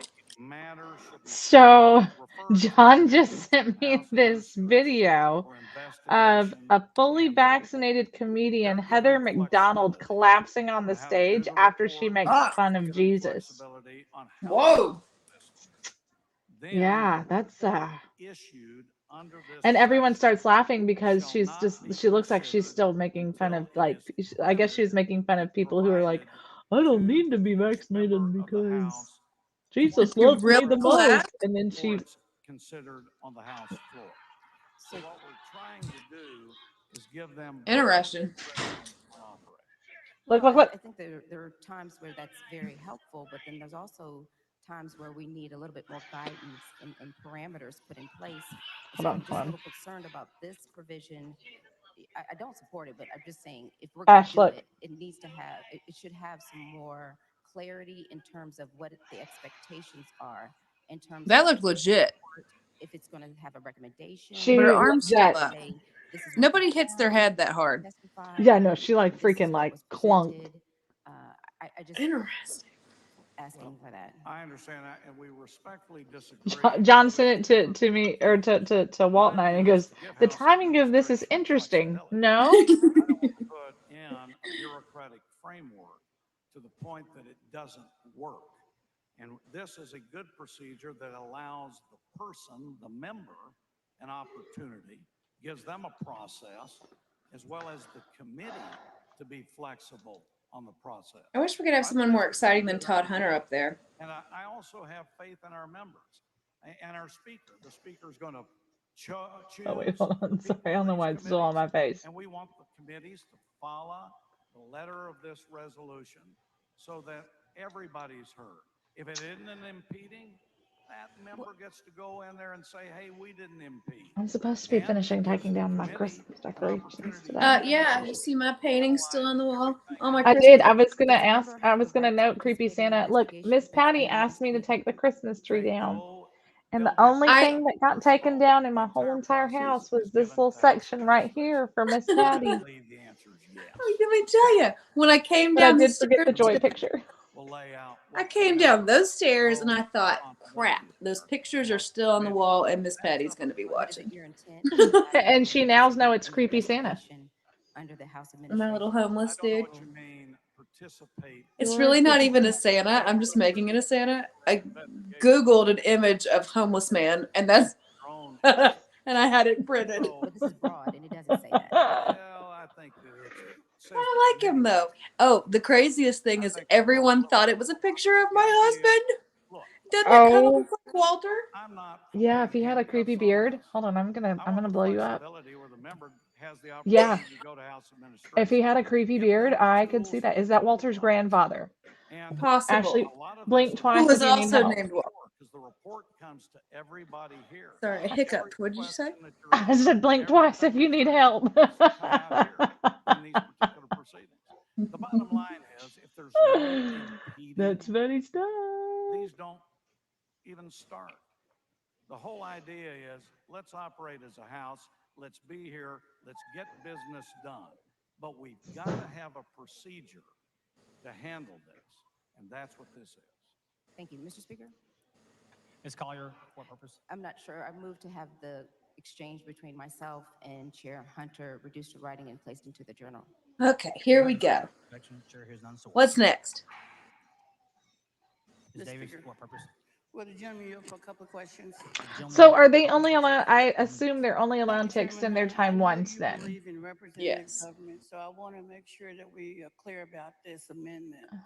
Is it in any way your thought that this amendment would prevent us from representing our district's wishes as we've been elected by the people in our district? I don't know what yours or other members' district wishes are. You represent. That's right, your Simon. area. But this is a House rule for the I mean, House it's the floor, of but yeah. Representatives. If you do something that you don't believe is impeding, that you're doing something that you think is House Simon, district business, Representative Hunter will show us what he looks like in a nutshell. Just give him a moment. And so in your mind, if our districts or constituents in our districts ask us to act on a particular piece of legislation, and we choose to support the district's wishes, we couldn't get pulled into I this don't kind of particularly care for this woman. I don't know what her debate name with the is. House. Gervin saying we're Hawkins. impeding, I've never been a fan. the business of the Nope. House. If She's in kind of fact rude. our constituents have asked us to stand up on a particular issue, and we act according to the folks that have elected us to be in this body, would we then be subject to this kind of ruling by the House? Because First, you're asking us. I don't know what the ruling of the House would be, but this is talking about absence impeding the House business. This isn't talking about you filing a bill or representing an issue. But what if you're saying is you have people asking you to leave to impede business, then I think this clicks in the House rule, and the House has to look at that. So the question is, can our constituents ask us to not favor particular legislation that will do harm to our districts, and that they would rather us not? You know what? That might be Yvonne Davis. That's Yvonne Davis, I think, and not Gervin Hawkins. Subject to this kind of treatment. I mean, I'm just trying to understand, because many of our constituents, it would appear to me that this is a direct relationship to what many Yeah, of that's our Yvonne constituents Davis. ask of us to do when legislation does harm to them, either in the committee and or on the House floor. Are you suggesting that this will prevent us from representing those interests? I'm not suggesting any of that, but Here's a thought, lady, representative lady. If you really feel that your constituents are feeling that kind of way, then why don't you actually go to the floor and fight for your constituents? I mean, that's literally my view is what they elected you to do, not run away like a little, ask you. You need to make that decision. you know. Turd burglar. You do something that Gotta Turd quit saying burglar. how kids are saying it now. then that needs to be brought before this House and be considered by this House. So I can't answer what your House is. No, I'm asking you from the standpoint of It's Davis from Dallas. I thought she was from the DFW area. could potentially conflict with those of us who represent districts who would like for us to stand up just as members Simon, here. don't do it. You'll die. I'm sure they brought this issue to you because they want to represent their interest. The question is whether or not we are limiting our ability for other members to exercise the interest of their constituents. In my opinion, no, unless you're impeding, as it says, through absence of Oh my vote. gosh. That decision you're asking, you're trying to get an upfront answer. That's not. I just really want to see if Steve's going to do the right thing. Case to this body. And so So is she trying to argue that it's in the best interest of her constituents that she not be on the floor of the House? Well, maybe it's definitely for the best interest of all Texans if she's not on the floor of the House. Yeah, I mean, she's not wrong. It is in the best interest. Legislation is That's all I'm detrimental saying. to our districts. I mean, if we actually listen to them, they're not wrong. To participate on moving that forward. Are you impeding our ability to My turn, BRB. Are you impeding our ability to impede, sir? I'm saying is you're trying to get that this impedes some sort of action in your area. This Gentleman's time's expired. The who's? The following amendment to the amendment, the clerk will read the amendment. Gentlemen, he said gentlemen. Just making sure I heard. The chair recognizes Martinez Fisher to explain the amendment to the amendment. Oh, amendment to the amendment.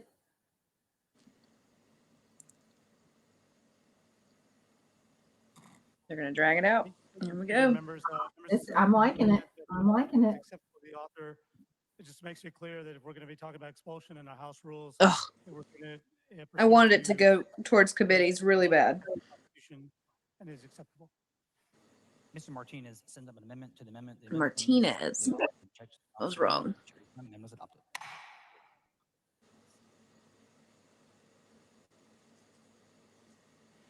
Any member wishing to speak for, against, or on the amendment? The chair recognizes. Please vote. Ms. Yes Jones, for what on the purpose? amendment. Thank Mr. Speaker, will the gentleman yield for questions? Who is that? Gentleman yields for questions. Thank you. Next, my first question is, so the United States Constitution grants us Joe the right Jones. to protest. So this She's new. This House rule. Yes. She's here to shake things up. Constitution? No. I'm sorry, I Her didn't hear first you. question. No.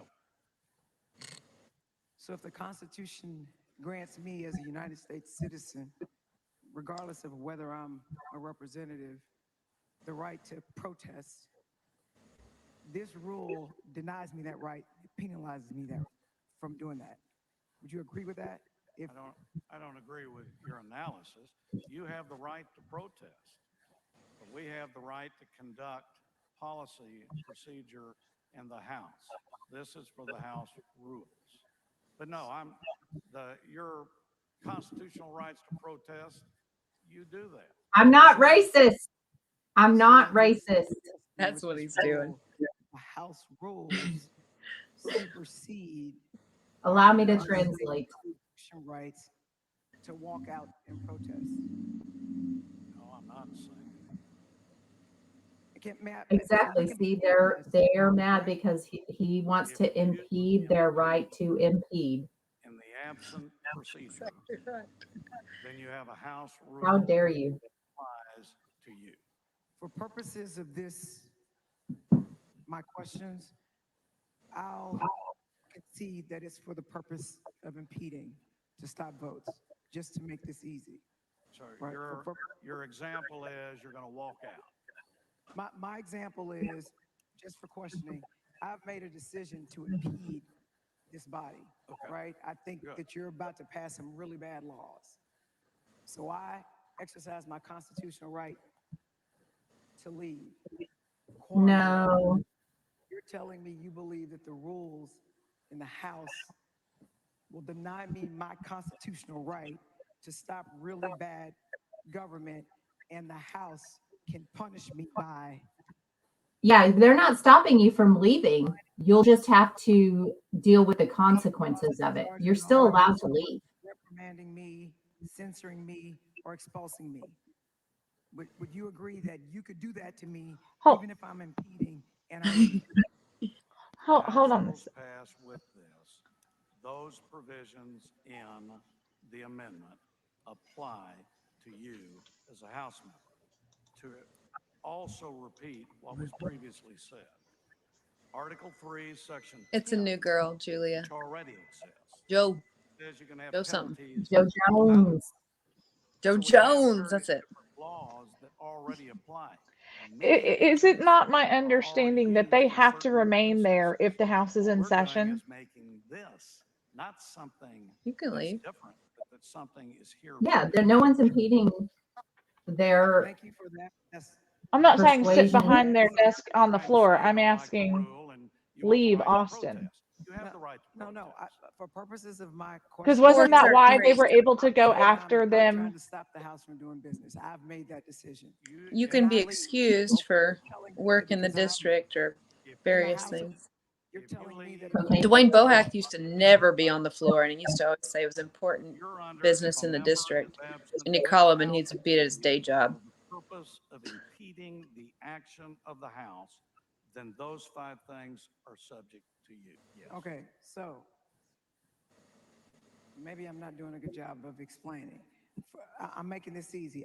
I'm saying that I'm impeding. I'm saying that I decided to leave, right? What I'm saying is, when I leave this body, because it's the House of Representatives, can fine me, make me pay costs by the Sergeant at Arms, reprimand me, censor me, or expulse me from this body. That's what you're saying. So the rules in the House supersede the United States Constitution that gives me a right to do something. We do not together agree with your last comment. Do these 5 procedures come in because you made an intent to impede? The answer is yes. Do you and I agree that this is taking away some constitutional right? The answer is no. So, and the United States Constitution grants us a right to due process by law, which means I'm cheating, Sandra Lynn. notice and hearing. Leftover chicken cheese enchiladas. If I leave and I'm impeding, They looked hot. It was a little bit warmer than anticipated. penalty, which we've listed the 5, can happen to me without notice and hearing. Again, I was just glad that my because I microphone was ran muted. for office and got elected by my constituents, I'm not entitled to due process related to what my punishment is. Do not agree. As I explained, there is a process section. I mean, I would think that some of it would have to do with the rules that they put in and who's going to be overseeing that kind of stuff. I mean, in fairness, because to an extent, she could be right. You have a Did he say the House Administration Committee? Senate here, just like we do a lot of things. And then, if you are concerned with the action of the House, you go to House Administration. They're going to conduct an investigation. They're going to conduct a report. They're going to set up their whole procedures. They can decide involving you, getting your input, whatever they want to do. Then they provide a whole report to every member of this House, who then makes a determination. It's a pretty good procedure. I don't like it. Myself on that one. So, and then you've got where if you're assessed a fine that we can't pay from our campaign account, we can't, I guess, use our operating My favorite account. part. So if we had a legal fund account, is that included? If we have a legal defense? Well, I think you better get a lawyer to make sure there's not a political campaign connection to any of those accounts, because you have a whole set of laws. A legal defense account? Contribution expenditure accounts. I didn't know that was a thing. Political campaign accounts, and I don't know how those companies or finance groups are set up. The whole point is you are personally responsible. What I guess my concern with that portion is, what if you're poor? What if you don't have like a big bank account? Because I'd hope that to be in the legislature, you wouldn't have to be rich. I hope that poor people could get elected and have constituents. So Go to if work. my constituents say, show up. do not vote on Don't that, leave. leave, that is not going to help us. And I go do what my constituents say, which is in the course and scope of my, I guess, duties as a state representative. You're telling me that campaign funds can't be used to protect me, sort of like governmental immunity, right? The government does something if you're doing something within the course and scope of your capacity as a governmental entity. You have certain rules to protect you while you're doing that. So now you're forcing, I mean, unless I'm wrong, correct me if I'm wrong, please, that if I'm not rich, how do I pay the fines? So how does that not discriminate against the poor? Already. Or I should say the poor representative. Already, you have articles. And I'm sorry, I can't hear you because there's talking. I don't know what I can do to hear. Members, please take your conversations outside the rail. First of all, you already have articles and sections of the Constitution where penalties can be assessed right now. So what you're talking about is already occurring. We're already prosecuting poor people, okay? The fine starts on you. You're going to get hit $500 per day. And if you can't pay it, it's going to come out of your operating account. And then it's going to keep coming out of there till you're able to pay it back. But therein lies the problem. I can't use my operating account to pay my fine. I can't use my campaign account to pay my fine. But if you fine me, you can take it out of my operating account. So I'm just trying to figure out why I can't use my operating account to pay fines, but you can punish me out of my operating account. That's a fair question. Help me understand that I guess inconsistency. I don't agree with your analysis. You're not being punished. The rule says. I'm sorry, if you- Mr. Speaker, I really can't hear, and I really want to hear. The gentleman's time's expired. I didn't hear what you said, Mr. Speaker. The gentleman's time's expired. We were beyond 10 minutes. Is everyone a gentleman now? I don't I know think what, so. I don't know what you say if you want to have more time. There's a limit of 10 minutes. And Oh, is it 10 minutes Hunter? is So what do I expired on do? this amendment.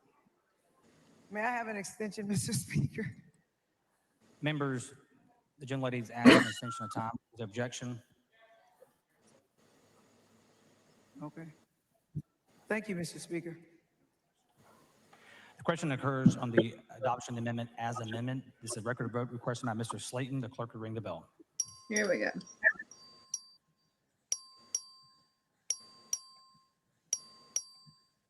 Mr. Hunter voting aye. Where's the board? All members voting. There being 87 ayes and 59 nays, the amendment as amended is adopted. All right, Did we just skip a space? They did Following the amendment, amendment to the clerk reads amendment while you were sandwiching Amendment by or Slayton. enchilating. Chair recognizes Mr. Slayton to explain the amendment.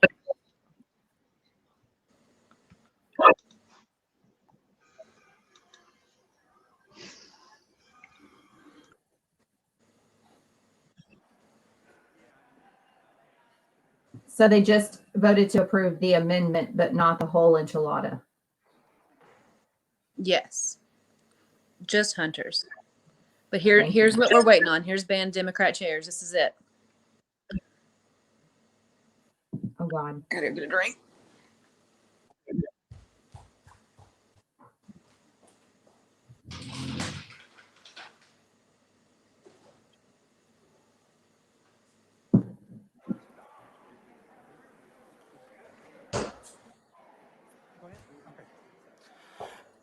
Mr. Speaker, members, I think you'll recognize this amendment.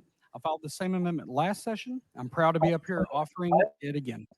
This amendment will require the Speaker to appoint committee chairs from the majority party. This amendment fulfills one of the legislative priorities of the Republican Party of Texas, will honor the will of the people of Texas by ensuring that they actually receive the leadership that they vote for on Election Day. Mr. Guerin, for what purpose? Mr. Speaker, parliamentary inquiry, please. Please state your inquiry. Mr. Speaker, did the House just adopt a housekeeping resolution for this session? That is correct, sir. Mr. Speaker, parliamentary inquiry. Please state your inquiry. Is that housekeeping resolution now in effect? It is now in effect. Yes, sir. Mr. Speaker, I'd like to call a point of order against further consideration of this amendment. Please bring your point of order down front.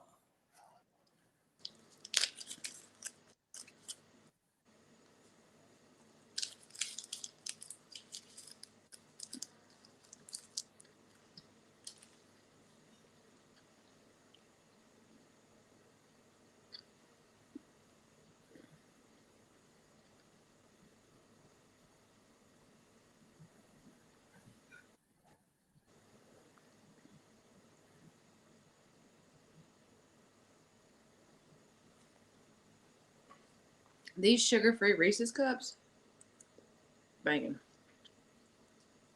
Don't eat too many of them. It'll give you diarrhea. I'm on like 8 since we've been on here. Uh-oh. Hey, I need to lose weight. So eat 8. That's the magic number. Right? Lost 2 pounds yesterday. Just saying. I ate a lot then too.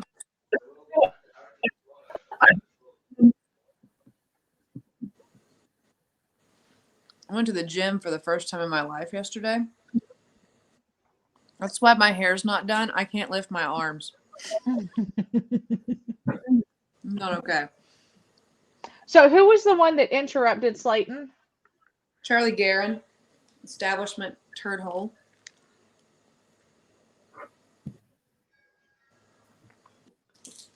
Terrible human. Was like Yep. the lead guy on the Strauss team back in the day.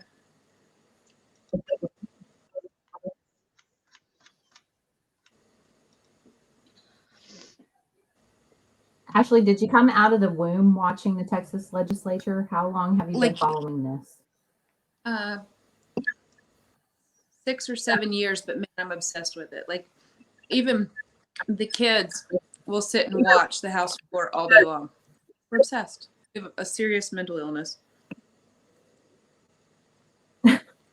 I will say that Alex has never like leaned over my shoulder and watched, but he the U.S. House, but he actually was kind of peering in to see what he could see just now, which was kind of fun.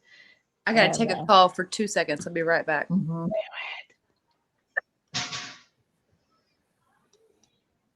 It better be germane. I'm keeping the hashtag pray for Slayton up there. I mean, you guys have no idea the amount of pressure that he is under right this moment, and that he has been, and that he will continue to be over the next 5 months, as he's up there just fighting like hell to right the madness that's going on up there. So don't just pray for him right this moment. Please, please, please pray for this tireless warrior for the grassroots. Yes, I would point out a friend of mine, she was talking about the definition of persecution. And what it really means is that it's the wearing down over time. And over this session, the retaliation, the weariness, he is going to need these prayers, yes, on a continuous basis, because it's not going to stop after today. No. They will try to punish him for the rest of the session. They will try and primary him in the next election. I would truly tell you, literally text your friends right now. Let them know that I mean, Brian barely got 5 words out of his mouth, and that jackwagon establishment guy was already slaughtering his throat. So call your friends, have them just start praying for Brian right now, and also have them tune in. We're going to keep this live until we hear what happens. This is exactly what we've been waiting for today. We're going to be doing this throughout the session. You know, Congress is my wheelhouse typically, but as I stated earlier, what happens in Austin is so vital and so important and so worth fighting for, because we can't have states' rights without a strong state. Right. And I'm just curious, wondering what could be the point of order on this motion. What does it have to do with housekeeping? Because that's what he mentioned before. Yeah. Well, because Brian made the statement that it was something that he brought up last year. And so maybe they're trying to make it so that you can't reintroduce bills from last year. Am I going for the record? You know what? I wasn't, but now that you've kind of called me out like that, Simon, I'm feeling like I may not get a chance. I might have to go for the record, because number one, it's my show, Walter West, and number two, he beat me on my own feeds. The disrespect is for real. The actual disrespect. Yep. And Sandra, this is the We the People work right here. Yes, absolutely it is. You know, people always ask how they can get involved, what they can do, and you know, everybody wants to be the center of attention, but I'm telling you right now, the tireless warriors that are in their tennis shoes or their flats that are trying to help with votes and who are doing the right thing for our state, they're the real unsung heroes. I had the privilege when I first came into this fight of getting to know several of them. Some of them are still fighting with us. Some of them are just exhausted from the journey and from the fight, and they need a chance to heal a little bit. Because just because it's not in session doesn't mean that the beatings and the nonsense doesn't stop. Sometimes it's on its way worse. Here is where it just gets to play out like an episode of Julius Caesar. So it'll be interesting to see what does happen, what their point of order could actually be for housekeeping. Maybe somebody threw up because of all the BS that was going on, and they just needed somebody to come and clean up the throw up on the floor. It could be something simple like that. Comedy teaches us teaches us a lot.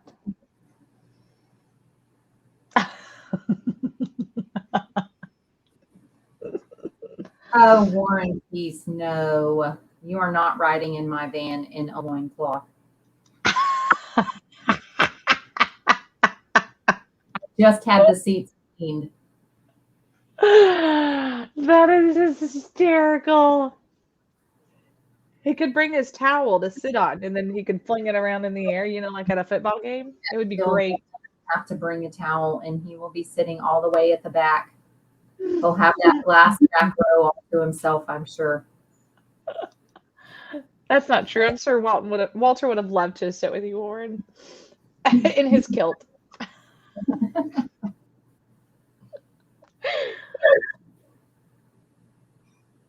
Oh man, this is real life. I mean, I love this. Ledge nerds are a real thing, and this is you're watching it live and in the flesh.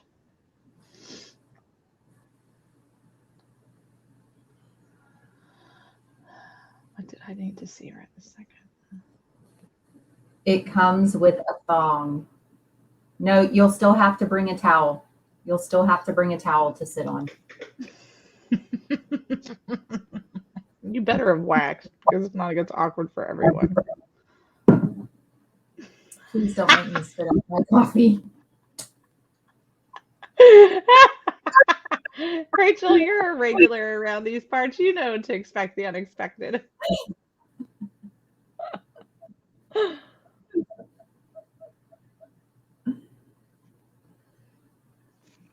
Oops.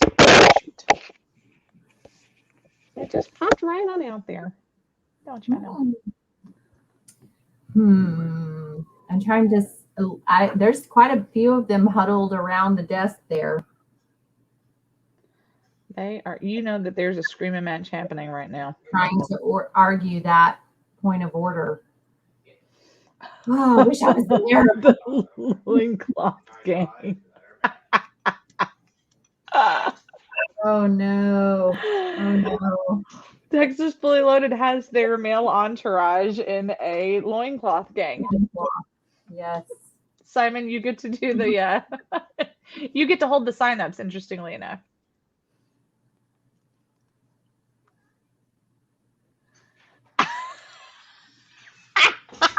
Wow. Oh no.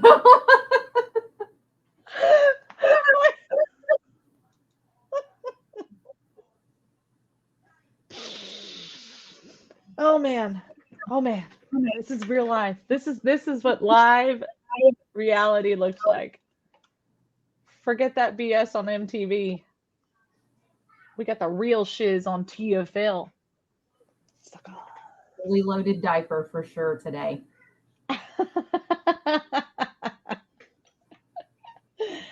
Oh man, as long as there is a session, there's definitely going to be a lot of crap flinging around. Yeah. Yeah. So, okay, it looks like the plan of the establishment is to subvert this rule altogether and not even have to vote on it, because then they can say, well, I never even I was going to vote for it, but I never even got a chance to vote. Yes, well. It's just another part of the game.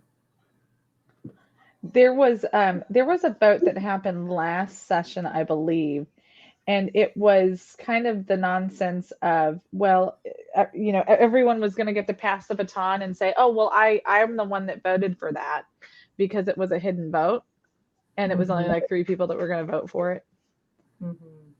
It may have been the speaker vote. I think that may have been the one that they were hoping it was going to be a secret ballot so they could all say whatever. It was me. I voted for someone else. Yeah. Yeah. Are you ready to come back, Ashley? I don't know if she can hear me. Never mind. I'm just kidding. She's talking to Mile a Minute and somebody else.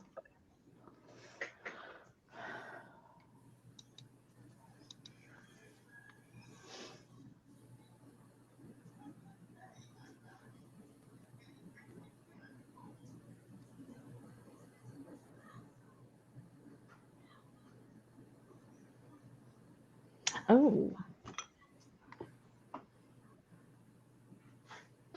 Funny enough, we were just talking about the huddle, and this gives us a little bit clearer of a vantage point here. Ashley just sent me this. Hold on, I'm gonna. Yeah, I mean, it's a serious huddle over there.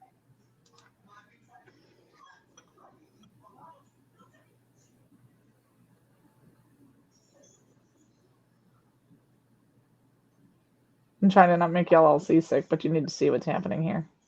Mm-hmm, mm-hmm. Yeah, I wish we could tell who was all huddled around there. Well, for sure, I think Lacey's right there. Okay. You know, she's not going to miss an opportunity to be huddled in the middle of a bunch of people. That's all I said. That's it. There's Democrats that are up there. There are Republicans that are up there. Brian Slayton is at the very top of the...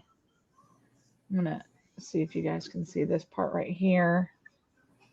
That's Brian right there at the desk. Yes. Who's the man in the bow tie? Is he some kind of parliamentarian? I'm not entirely sure. Ashley, I'm going to bring you back up because you can speak to some of this information better than we can. Who's the guy in the bow tie at the top next to or near Brian behind the desk? Is he a parliamentarian, or? Yes. Okay. We were just noting that a lot of the people that are in this huddle are both Republicans and Democrats. I see like 3 real Republicans and a bunch of mushies. Well, we like to call them squishy Republicans because we'd like to squish them right out of our party. So the mushies are. And are we still calling Briscoe a real? I don't know. My bar's too high, I think. I don't know. Yes, ma'am. I want to know how the girl in the back on the right's getting away with wearing jeans and a sweatshirt on the House floor. Who is that? It's got to be a new person. Yeah, but there's no way they can be a legislator. They're a legislator wearing jeans and a sweatshirt. Go to that photo, the back right corner. No, I totally see it. Maybe that was the housekeeping. Maybe that was the housekeeping they wanted to discuss was proper attire for the House floor. Maybe. Oh, yeah, right. Maybe. I saw her walk behind the back mic earlier. She identifies as Ukrainian leader. That's Simon. No, it's not. No, it's War and Peace. I love it. Absolutely. Charlotte, use your big girl words. You speak more than I do. Would you please stop making these baby sounds on the air? I can't. Oh, well, it just sounds to me like you just could. So There she congratulations for your newfound speech.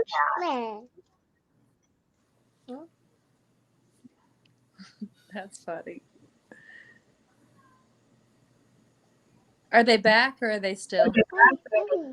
Oh no, they're still just over here. Look at this. What to say? Simon gave a shout out to War and Peace because he got to it before he did. So Tony just reported back. They're not technically jeans. They just look like jeans. Oh. Kind of like jeggings. Yeah. What? Not good. I was going to say they're jeans. So Charlotte, guys, this is important. Ashley had made the statement earlier that her kids are kind of like ledge nerds, and it literally starts when they're this size. Charlotte is over here depicting out this picture. She's like, "What is this? What does this mean?" And Yes. you know, it's important that you start teaching them now because well-informed children will be well-informed adults. So My kids, both of them at 6 weeks old, I had them strapped on me standing at the poles. And that's all they've known. They don't know they don't know normal life, the poor things. They're gonna grow you up know, so weird. Charlotte truly does not either. She was born the day after Election Day in 2018. In 2018. And they actually took away my tablet and my phones and everything, and turned off the television in the delivery room because they couldn't get a good heart rate on her. It was the Auroric cruise race that was doing it to me. And she wasn't 3 months old when I decided to run for Congress. So she's only ever gotten to see this insanity. I started with the C. Yes, you did. Your name does start with a C. So, you know, it's I Charlotte. You are Charlotte. I have 4. And you are 4. Is there anything else that you'd like to say to the people?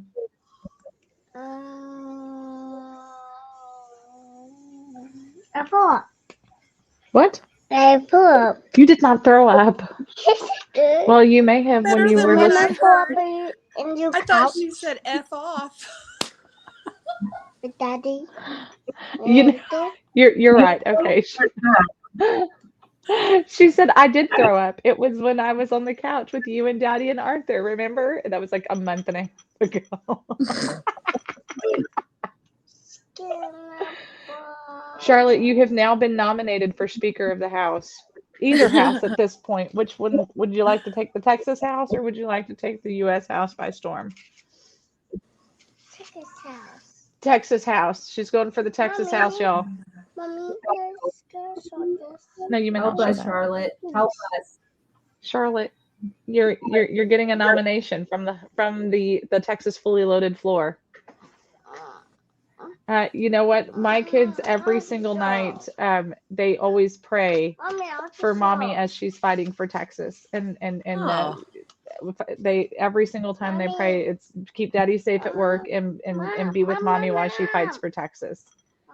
Ever since they both could really talk, and of course Arthur's 6, so he's been she's sick. He is 6, so she's been. That's all. Arthur is 6.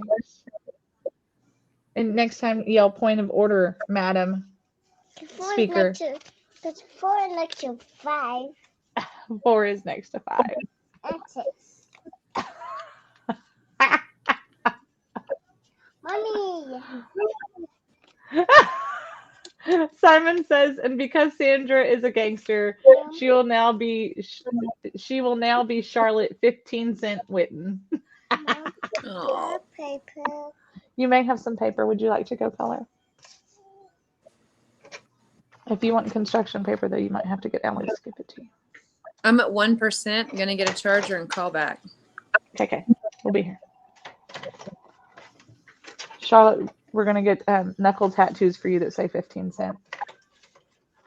Okay? She said okay. Okay. She keeps getting in trouble for drawing on her hands with markers. And then her immediate thing is, when I ask her about it, she's like, because it was fun and I needed something to do. Oh. Well, I mean, that's something, but I also need, you know, what else is fun and when people need something to do is not being in prison. So if you could not let that be your life's motto. Well, I gave you multiple papers because that's how it came out of the printer. We're on the air, girlfriend.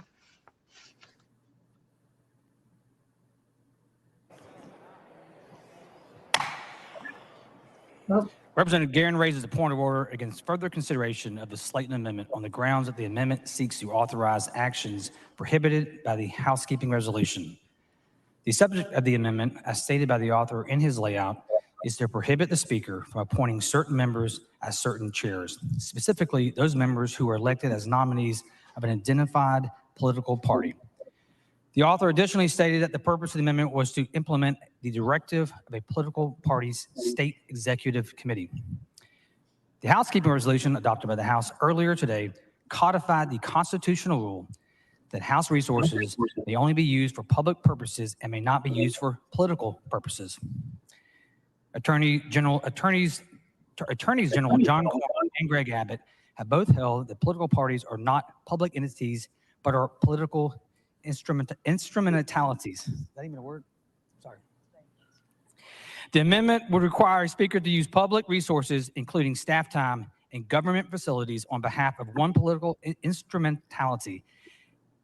This obviously would require the speaker to violate the housekeeping resolution. Once adopted, a House resolution is not subject to collateral attack. The Slayton Amendment effectively seeks to amend the previously adopted housekeeping resolution, which is not permitted under House precedent. It may only be offered by way of direct amendment to that measure. Accordingly, the point of order is well taken and sustained. Mr. Speaker. Mr. Schaefer, what purpose? Parliamentary inquiry. Please state your inquiry. Are the House Republican caucus and the House Democrat caucus contemplated anywhere in our House rules or the housekeeping resolutions? That is not a proper parliamentary inquiry. Mr. Speaker, parliamentary inquiry. Please state your inquiry. Does the Republican caucus and the Democrat caucus have office space in the Capitol that uses state electricity?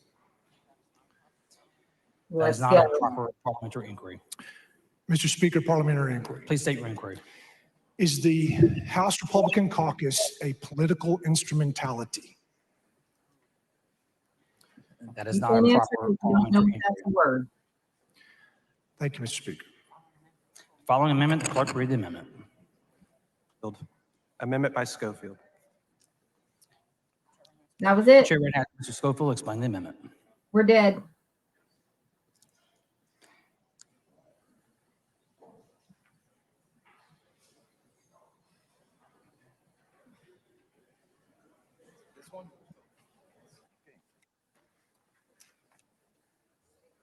Mr. Speaker, members, we've spent a lot of time today standing around not doing a whole lot. And that is unfortunately endemic to being on the floor. However, there's a certain extent to which we can ameliorate that and allow the House to do its business. This amendment would affect the timing of the raising of a point of order against further consideration of a bill or amendment. It does not affect whether you can raise the point.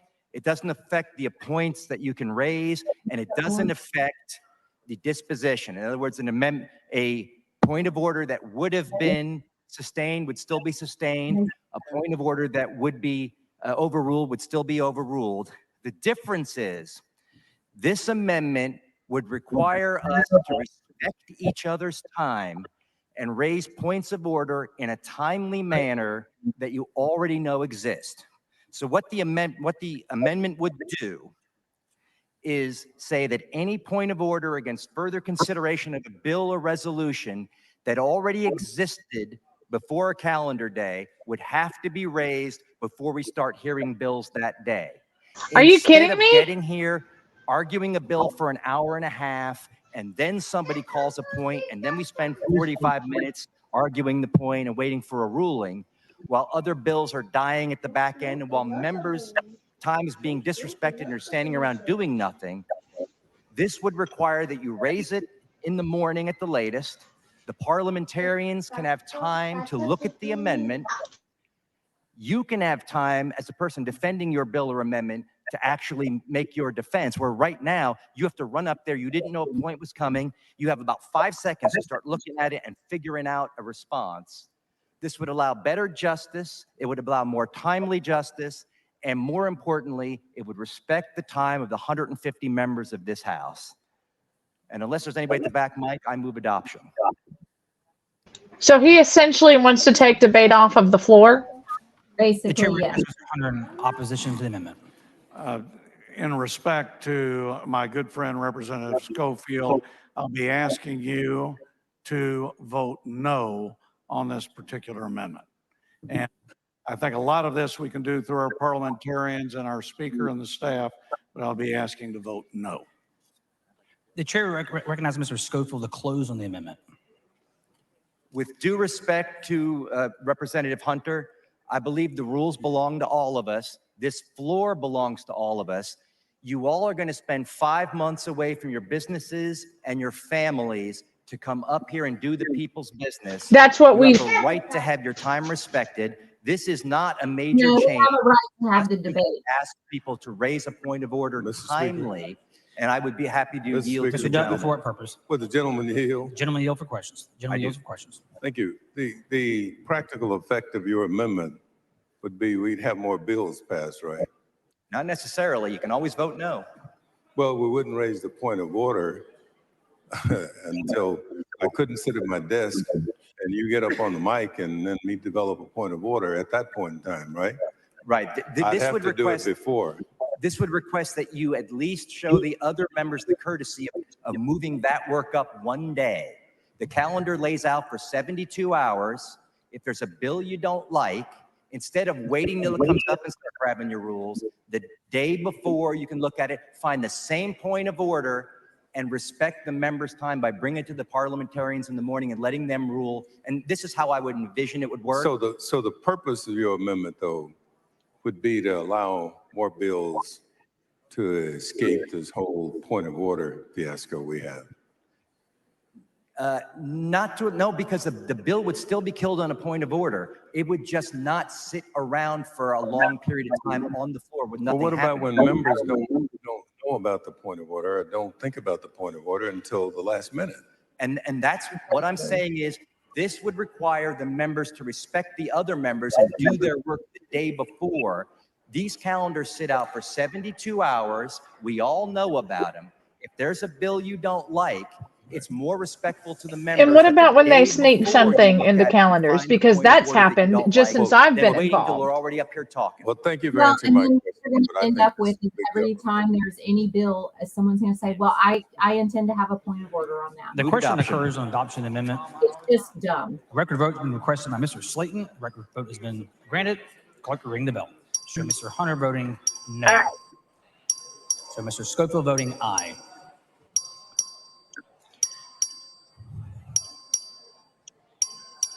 Have all members voted? Mr. Smith voting Yes, no. I did that. All members voted. Yeah, There being 5 still ayes want and to show up. 141 nays, the Republicans amendment don't fails to adopt. It was or wasn't adopted. Mr. Speaker, Mr. Tinderholt, for what purpose? parliamentary inquiry. Please state your inquiry. Is it true that a member can challenge a ruling of the chair with 10 signatures? Get it, boy. Go Tinderholt. That is correct, sir. Mr. Speaker, I had those signatures and I was trying to get recognized, and I feel like you ignored me when I did that. And so in the future, at what point do I have to challenge the ruling of the chair after an announcement? As soon as the vote has been released, sir. Mr. Speaker, I have 6 for a future amendment. So if I can get 4 people that want to come to my desk to sign for a future minority party amendment that's coming up, I'll be glad to have you sign on. That is not I guess this is Toast Amendment. Sir. Thank you, Mr. Speaker. Following amendment, clerk read the amendment. All the hell I raised about Toast Amendment, and it's kind of maybe all we got. Amendment by And Tender. you'll be happy. The chair with recognizes that. Mr. Tinderholt to explain his amendment. You If will he takes have- off the second half of it. The chair, Mr. Tinderholt, thank you.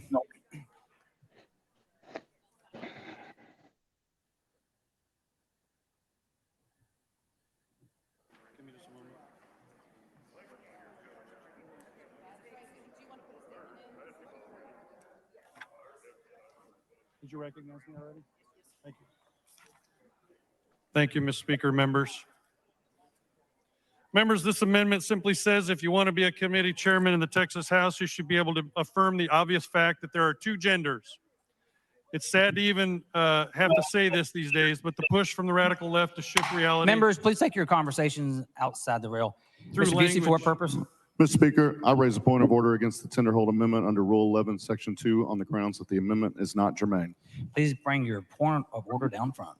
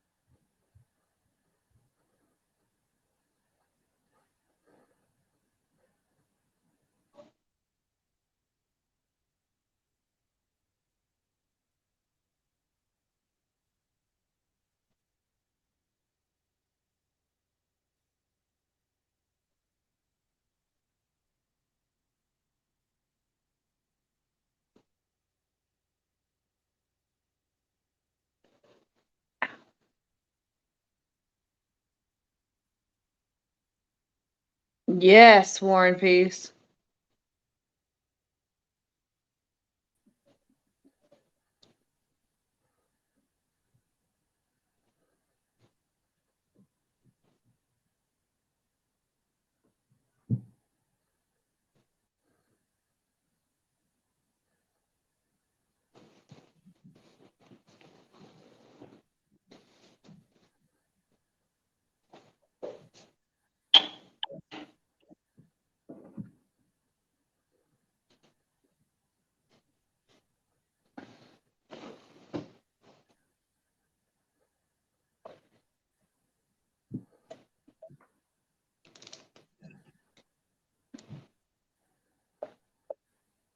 So I didn't even hear the full amendment that Tony Tenderholt was proposing.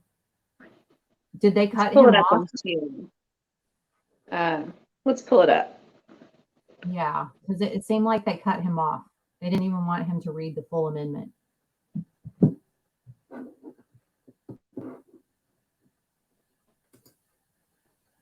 Something about acknowledging that there are only two genders to serve on a committee.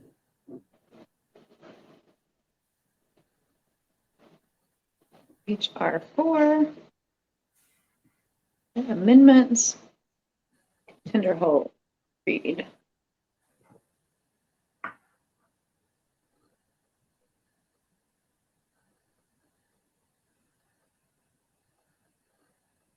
Affidavit of the chair. The chair of each committee shall submit to the speaker an affidavit stating that the chair believes there are only two genders. Okay, so the committee chair person only, not a committee member. Yes.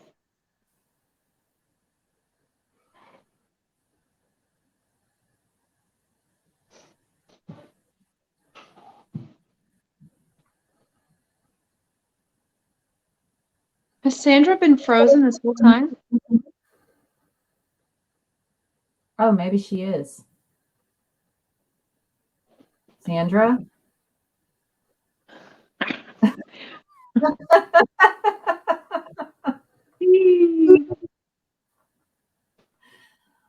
Oh.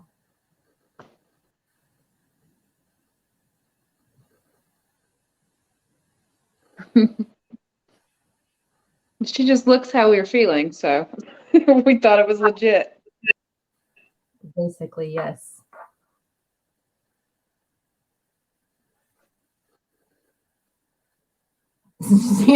Sandra can't blink.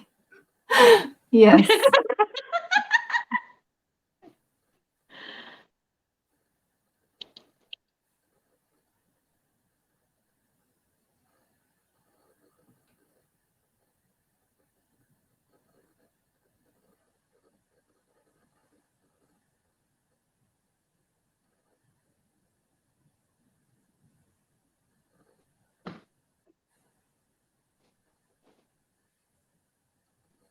Sorry, love. At least I don't have you looking like this again. The chipmunk. Yes, it's a very serious face they caught this time. Mm-hmm.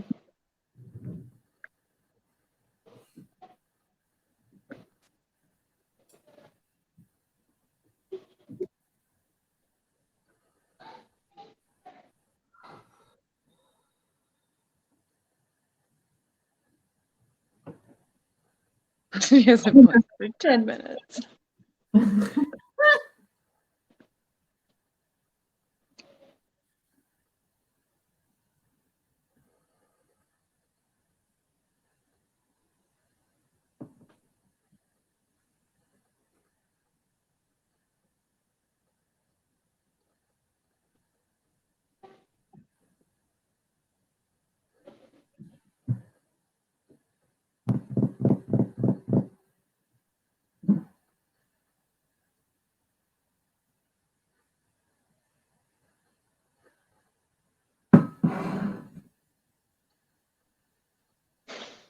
Here she comes. New window.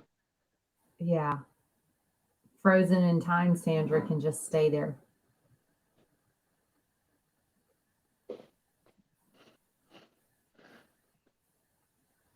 Not Sandra.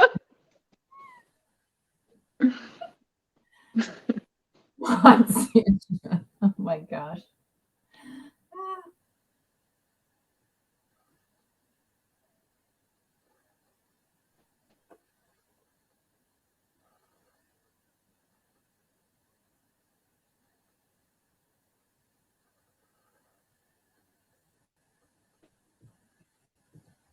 We can't hear you, love. We can see you. Look at your pretty ceilings.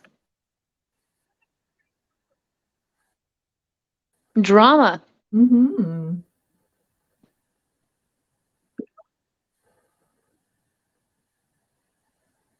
Mm-mm.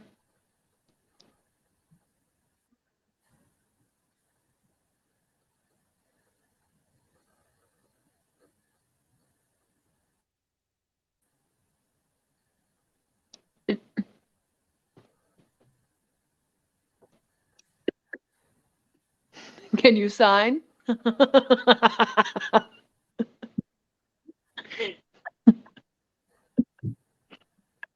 They're not buying it, Sandra. They're not buying it. Not Sandra.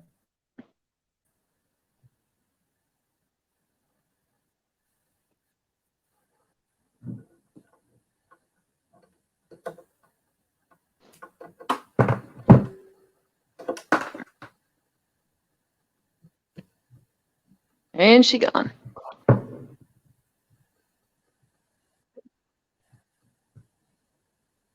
She'll have to be a little bit more clever.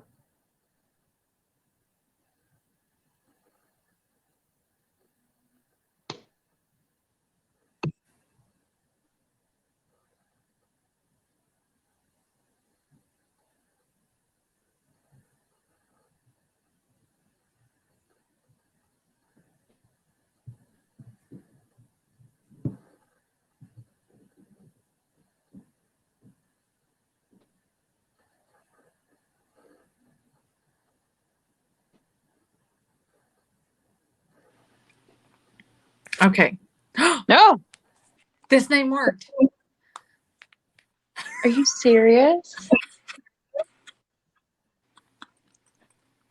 A regular mom, not of Charlotte. Oh my God. Just so you guys can see my name. That's not Sandra. Wow. Wow. Wow. I've never even heard of her. She's probably crazy. And you know what? They are doing the right thing by keeping that woman down. Mm. I don't know.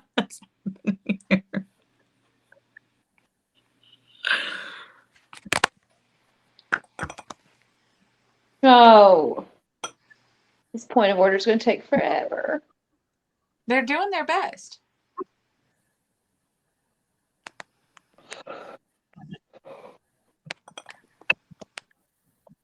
See, they're doing this on purpose. And you know what? I'm going to do a quick thank you to everyone who is watching, all one of you right now. And Simon. I Sweet could be Simon. more. Thank you, either one. But seriously, we appreciate you guys being here with us. This extended overtime is intense. It's almost like watching paint dry. My goodness, we didn't even retain Miss Patty. Miss Patty, she split the scene a long time ago. Yes. They didn't even stay the full 2 hours. I would like to say we're super excited on the 26th of this month of January in Montgomery County. There is going to be an event. It's called, huh? Oh, I thought somebody said something. This is, remember, random mom, not of Charlotte. In Conroe, there's going to be the Rally Against Censorship by Defiance Press and Publishing. And Kyle Rittenhouse is going to be like the speaker. Really? So former Navy SEAL Justin Sheffield, activist and author Daniel Miller, and of course David Thomas Roberts and Cassandra Spencer are all going to be speaking. It's going to be at Southern Star Brewery from 7 p.m. to 10 p.m. Guess who's going to be the media on side?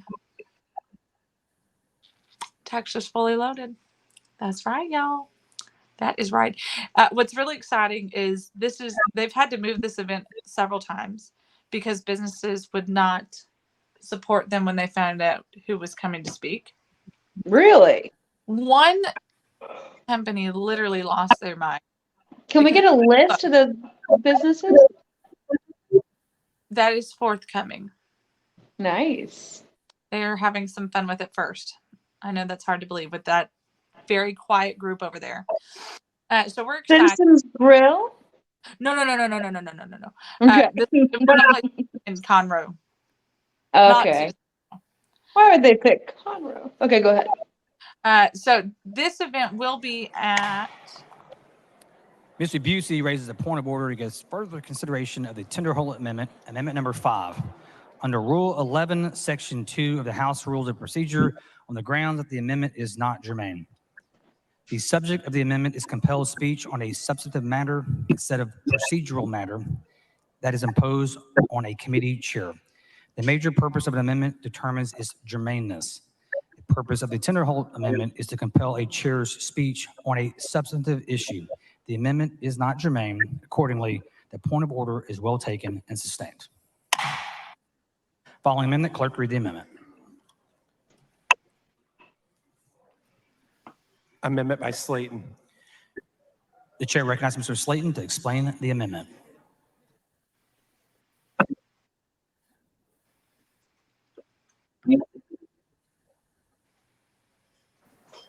Here we go again.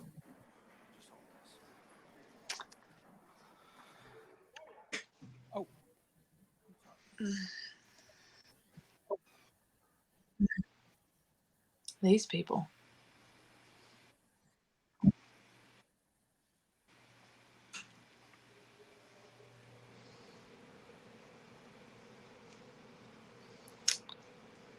Get it out.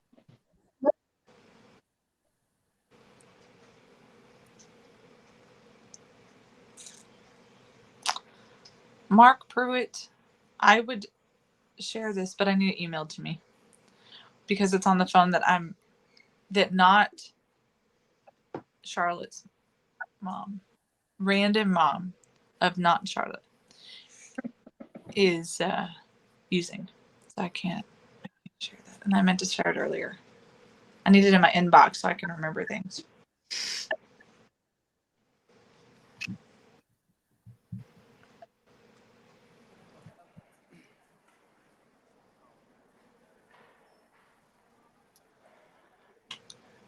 Mr. Speaker, members, this amendment is similar to one last session. What this amendment says is that when the speaker selects committee chairs. Mr. Guerin, for what purpose? Mr. Speaker, I'd like to call a point of order against further consideration of this amendment, as it's basically the same thing. It violates the same points that I initially called on the last amendment. Please bring your point of order down front.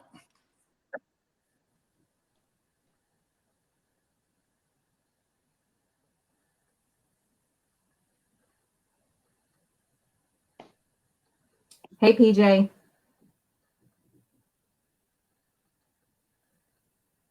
So he didn't even get to fully voice his amendment either.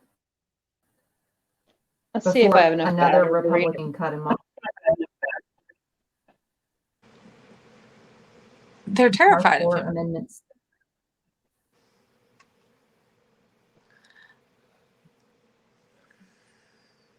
This one says, Warren, that's exactly what I'm screaming.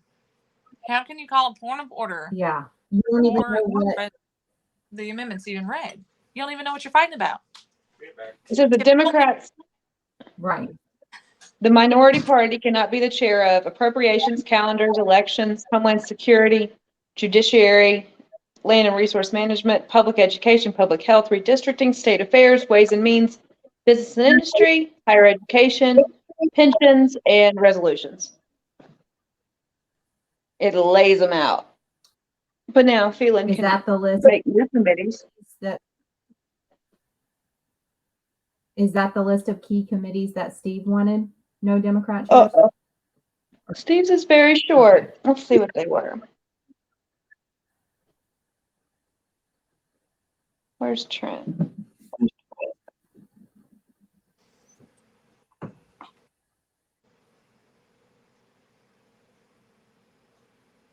Steve's is Appropriations, Calendars, Election, Homeland Security, Judiciary.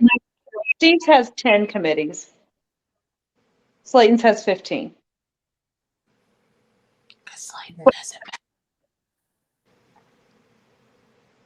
Steve wants commercials. Slayton wants results. What was the little fun tagline that Walter had last session for those two? Oh.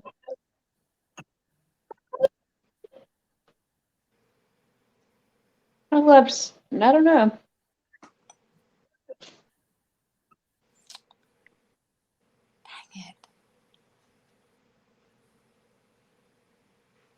Our next big so push there are- outs gotta be.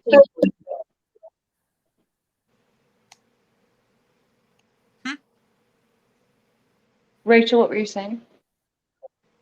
Brian's amendment has 15 committees. Yeah. And Steve's only has 10. Yep. Okay. And now Phelan can create new committees whenever he wants. Okay, so even if they vote to say no Dem chairs on these committees, he can just make new ones and appoint them chairs. Yep. Didn't So he just basically- appoint a Dem? I was just going to say the rules don't apply to the speaker. Didn't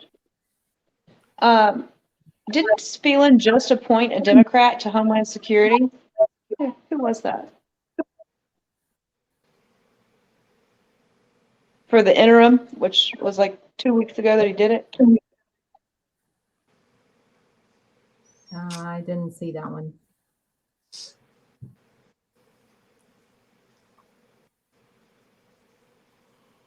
It is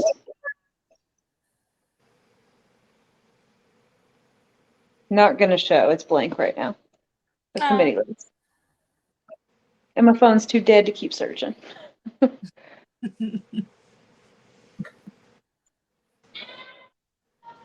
There's virtually no one in the gallery.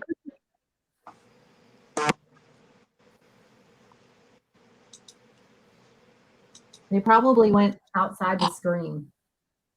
Yeah. Look at that. I made it bigger. I like it. See if you can see this. Suits. Man, Lacey's moved off camera. Last year. Well, maybe she's in this. Nope, she's in the same seat. Yay. That right there in the red. Yep.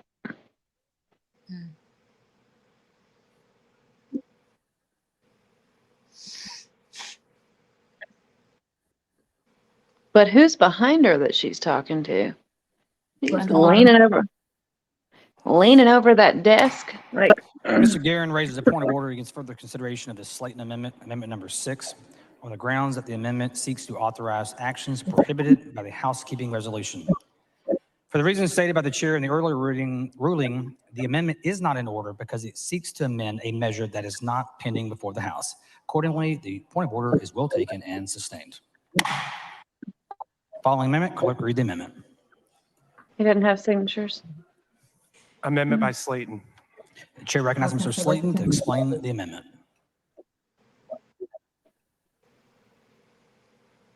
This man comes prepared for battle. Push another, push another, push another. War and Peace, the speaker rules on the POO. What's the poo?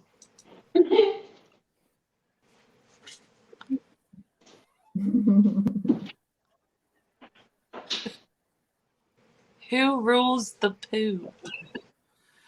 Thank you, Mr. Speaker. Members, this amendment would simply require that after the Speaker appoints committee chairs, each chairman must provide a written notice stating whether or not they support Marxism. The notice must be submitted to the chief clerk for printing in the House Journal. It's extremely important since our committees deal with the most important Mr. issues. Speaker, I'd like to call Oh another my point of order against further consideration of this amendment. It is not germane to this, to the rules. Please bring your point of order down front.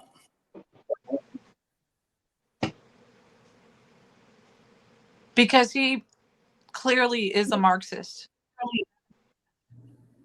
The old guy who keeps interrupting everything Brian says. A Republican. A Strauss Republican.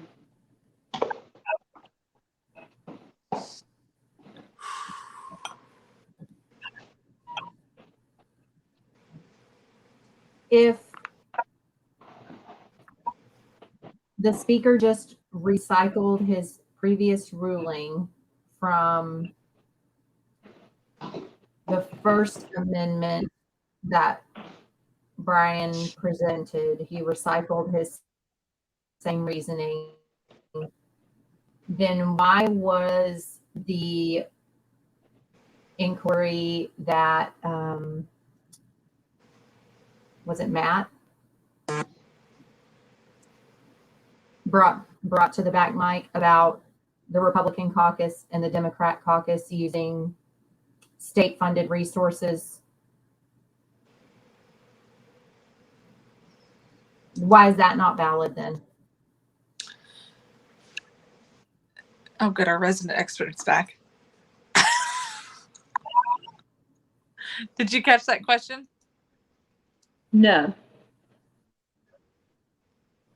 Okay, my question was, so the speaker, he recycled his previous ruling on Brian's Second Amendment about committee chairs. He said, for the same reasons as the first time, he ruled that it was out of order, whatever. Whenever, I can't remember the representative's name, I think it's Matt something, spoke about the Schaefer? Republican caucus and the Democrat caucus. Yeah, Schaefer, that's it, yes. Why was his point not valid then? I have no idea. Because it is a party using state-funded resources.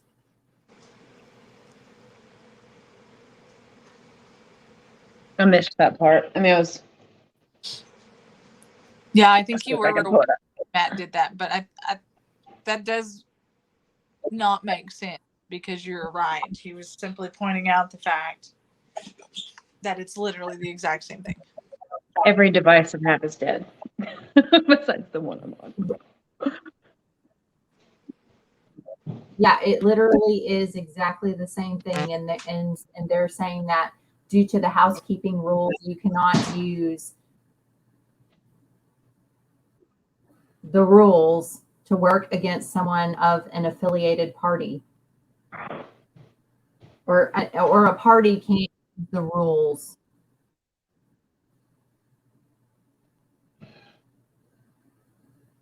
Or a party can't use state resources, taxpayer-funded resources, for their party business. But the caucuses, in fact, do just that.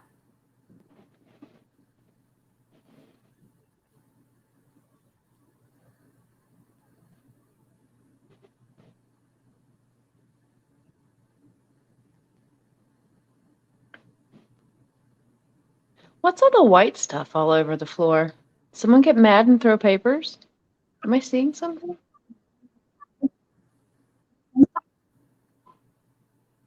I think it might be the lighting or something. Oh, okay. I had I to wanna zoom see in it. too. I was like, wait a second. During the abortion debate in South Carolina, my mom's state representative, Jonathan Hill, he's a baller. I mean, he was like the Jonathan Sticklin of Texas. They kept doing point of orders on all of his amendments. He finally got so mad. He's like, screw it, I'm out. And he threw this stack of papers. They flowed down all over everybody. It was beautiful. And he stormed out. It was beautiful. And now he's, oh, guys, I got to take this. I'll be right back. Okay.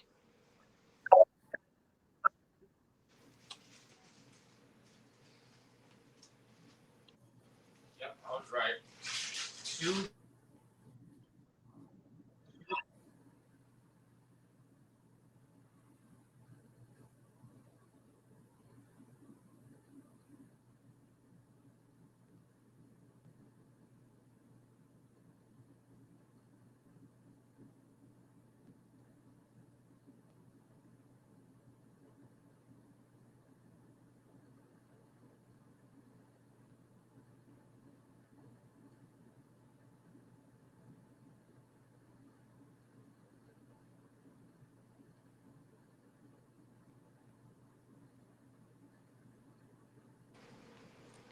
Alex is getting his first taste of having to deal with BS from Amazon. I want to say on Twitter that Texans for Fiscal Responsibility is doing a really great job of following these amendments and points of order. They're providing links to the amendments as well. So if you're on Twitter and you want to try and follow along and be able to just stay up with what is happening, you can go to Texans for Fiscal Responsibility.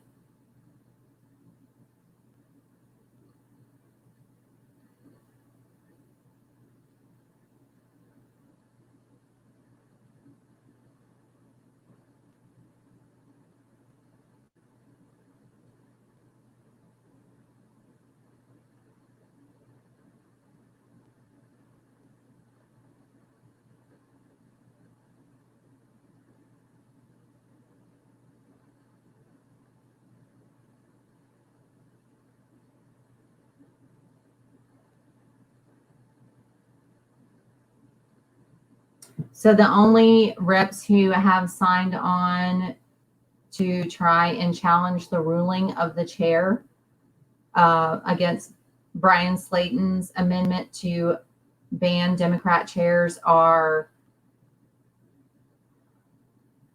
Brian DeRazio, Nate Schatzline, and Hayes. Tony Tenderholt says those are the only reps who have signed on to try and oppose the ruling or challenge the Mr. Guerin ruling. raises a point of order against further consideration of the Slayton Amendment, Amendment number 7, under Rule 11, Section 2 of the House Rules of Procedure on the grounds that the amendment is not germane. For the reasons stated by the chair in the earlier ruling, the amendment is not germane because it is not related to a procedural matter. Accordingly, the point of order is well taken and sustained. Following amendment, clerk read the amendment. Amendment by Slayton. The chair recognizes Mr. Slayton to explain the amendment.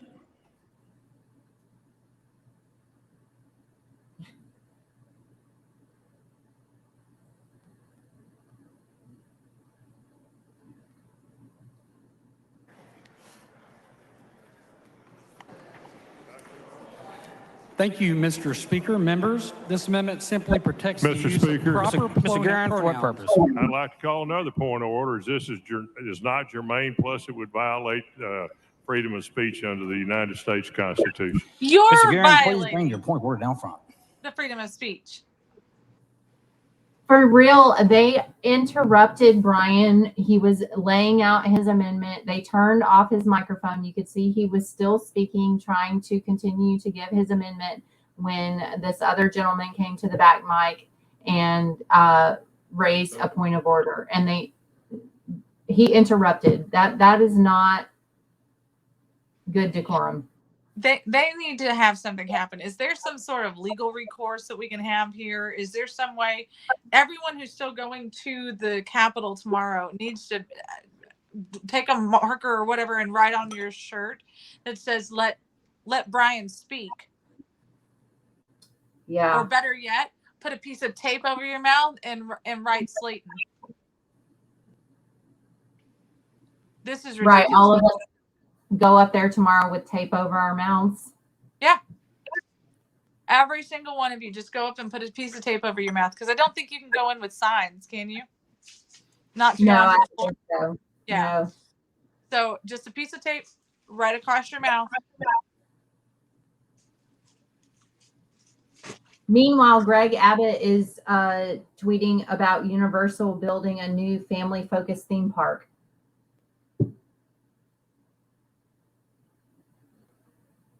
It's because if you think for 1 second that Greg Abbott gives a crap about what's happening on this House floor right now, you've lost your mind. He's never been the people's governor, nor will he ever be.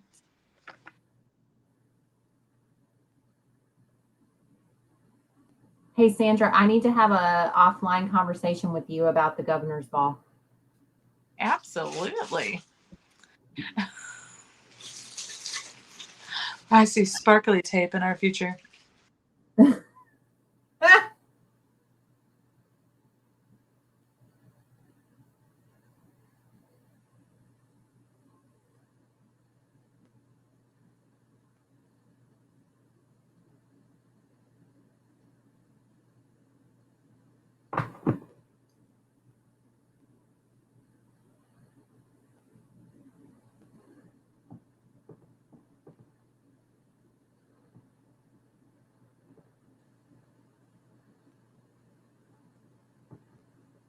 Oh, look, we've got a ruling here about the point of order. It says Representative Guerin raises a point of order against the further consideration of the Slayton Amendment on the grounds that the amendment seeks to authorize actions prohibited by the housekeeping resolution.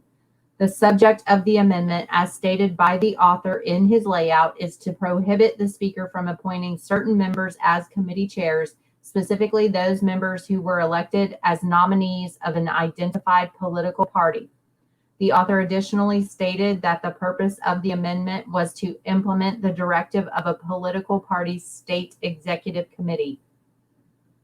The housekeeping resolution adopted by the House earlier today codified the constitutional rule that House resources may be used only for public purposes and may not be used for political purposes.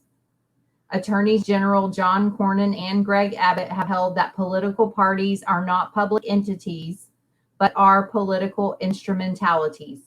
The amendment would require a speaker to use public resources, including staff time and government facilities, on behalf of one political instrumentality. This obviously would require the speaker to violate the housekeeping resolution. So going back to what I was asking about the caucusing, is that not the same thing? It kind of sounds like it.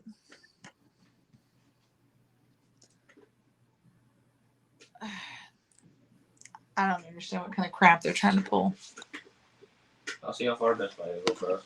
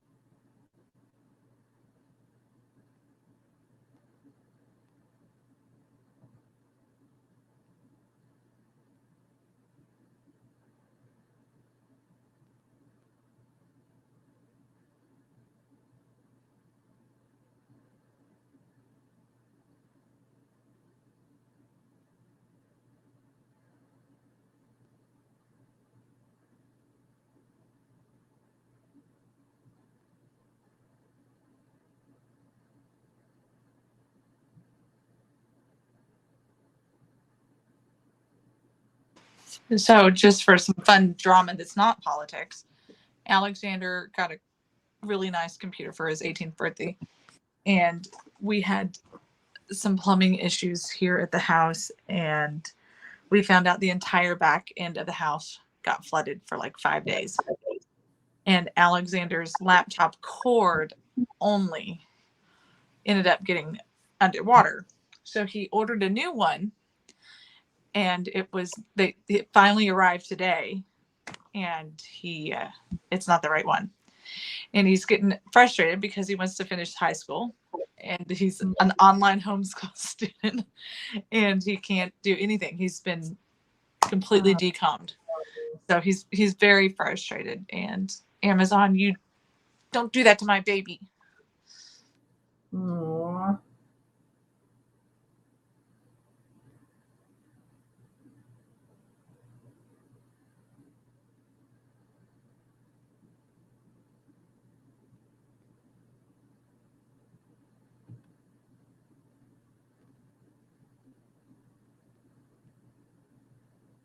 Okay, so here's the section of the housekeeping resolution that killed the Slayton Dim Chairs Amendment. A House member, committee, officer, or employee may not use or direct the use of any House resources to further any political purpose.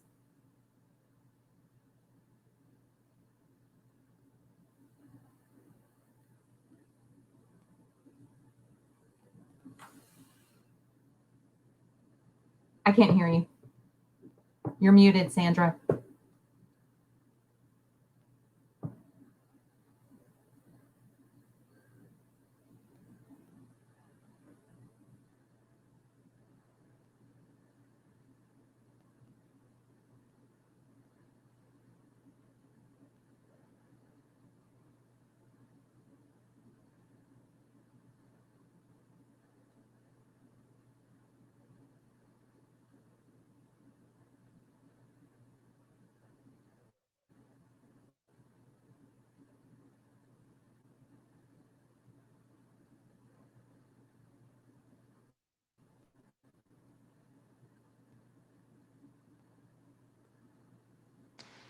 Okay, sorry, y'all. Okay, did you hear what I said about the No. housekeeping rule? Okay, so I read the housekeeping rule. It says a House member, committee, officer, or employee may not use or direct the use of any House resources to further any political purpose. Is that not what they're doing all day, every day? Yes. That is exactly what they're doing. I mean, everything we send them up there to do is ultimately a political purpose. It is a political body. It is a political house.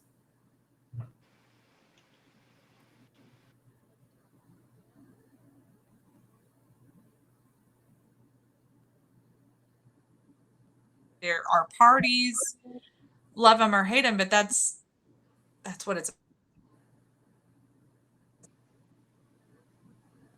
I mean, it shouldn't be about parties. It should be about the people, but here we are. But Sure, that's but exactly the purpose of trying to get the majority. Right. I was going to say, if you weren't able to have a party that you identify with, then, well, I don't know, maybe people would have to actually be informed and educated about who they're voting for. Imagine that. Are you trying to suppress people's votes? Because that's what that sounded like. And I'm not okay with that. Right. You'd have to do more than just look to see if they have an R or a D next to their names. You radical. How dare I? You sound like that's Sandra Whitten. The FBI didn't like that. Bye, Sandra. Sorry.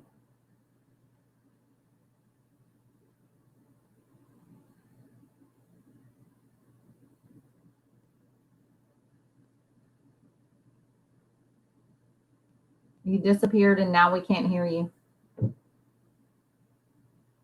Nope. You've been silenced.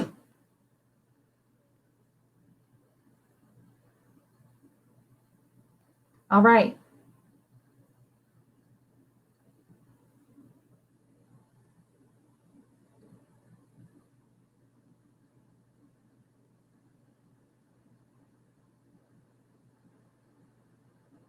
Looks like they're getting a little bit restless in the gallery. People are starting to move around a little bit more.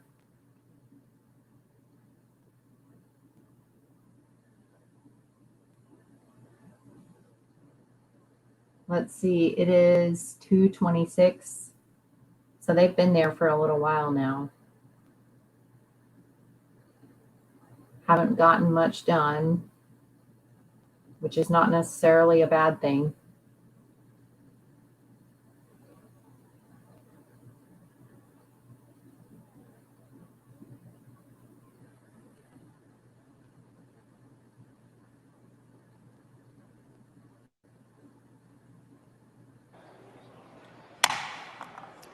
Mr. Guerin raises a point of order against further consideration of the Slayton Amendment, Amendment number 8, under Rule 11, Section 2 of the House Rules of Procedure on the grounds that the amendment is not germane.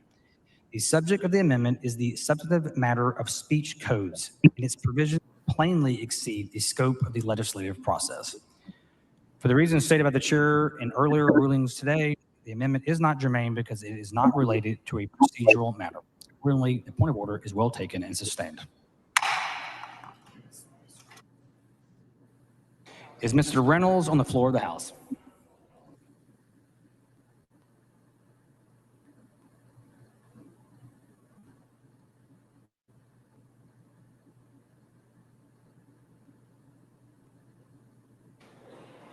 Is Mr. Tinderholt on the floor of the House?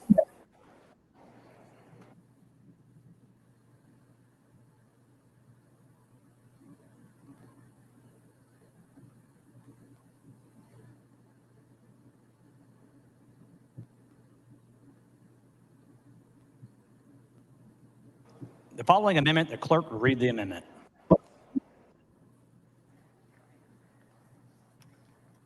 Amendment by Tinderholt. The chair recognizes Mr. Tinderholt to explain the amendment. Thank you, Can we Mr. please Speaker. let him Members. explain it? I've authored this amendment every single time we've had session. We all work hard to represent our districts and to author bills of importance to our constituents. At some point or another, we've had a bill die in committee because it never gets a vote. We should know who doesn't like our bill and why they don't so we can work with them to make changes to that bill. My amendment would simply require each committee to take a formal vote on whether or not to report a bill favorably, either within 14 days of the bill being heard or the last day before which a bill could be reasonably expected to have sufficient time for it to be placed on a calendar. No more whipping votes behind closed doors, and the author never knows who didn't like a bill and why. Transparency is owed to one another as colleagues as well as to all Texas voters. It's really simple. If a bill gets heard in committee, I think you should have an up or down vote, yay or nay, with a name attached to it. You as a member can go to that person that didn't like the bill. Hey, what didn't you like and what can I modify? I mean, I am surprised this hasn't passed in the past 4 sessions. It's just transparency with one another and with the voters outside this building. I move passage. Does any member wish to speak for, against, or on the amendment? Chair hears no. The chair recognizes Mr. Hunter in opposition to the amendment. Thank you, Mr. Speaker, members, and in respect to my colleague, I'm going to be asking you to vote no on the amendment. I think we have the procedures, and I appreciate his comment, but I'll be asking you to vote no. The chair recognizes Mr. Tinderholt to close on the amendment. I move passage. The question occurs on passage of the amendment. This is a record of vote requested by Mr. Slayton. The clerk will ring the bell. Show Mr. Hunter voting no.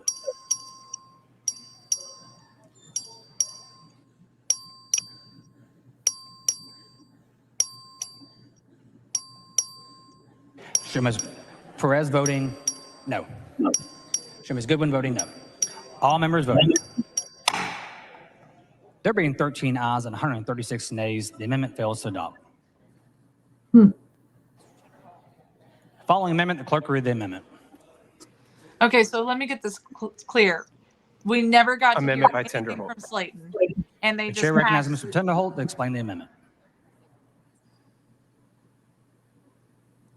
But did they screw over? They didn't screw over Tinderholt, only Slayton. Right. They didn't let Slayton even finish saying his. Didn't even finish asking to talk about his. No one gave like a point of order. He just said, I'm in opposition to it for Tinderholt. Members, They this just- is the same one I've done in the past too. Point In of order. calendars committee, oftentimes people will tag bills for no apparent reason whatsoever. If you make someone mad that's in the committee, they can tag your bill. It might be great for Texas, great for your district, great for their district, but they can tag all of your bills that are attached to your name. I think it's unethical. I think it's wrong, and I think it lacks transparency.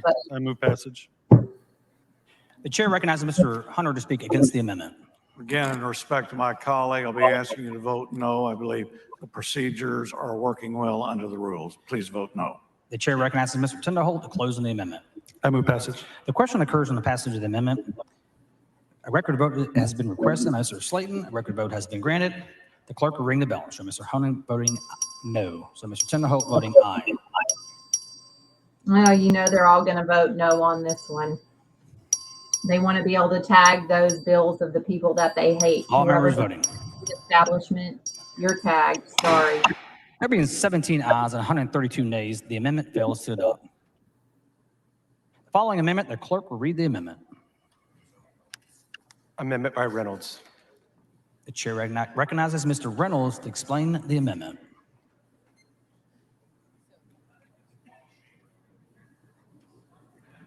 Thank you, Mr. Speaker. Members, this amendment would take a fair and common sense step that was sorely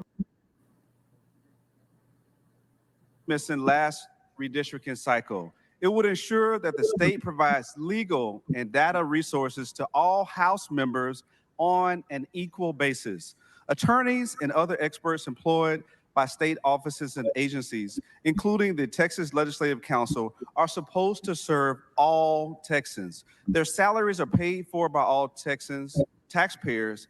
In the past, however, many of these employees have facilitated the drawing of unconstitutionally discriminatory maps, working directly with only one or two members in complex schemes to dilute the voting power of people of color.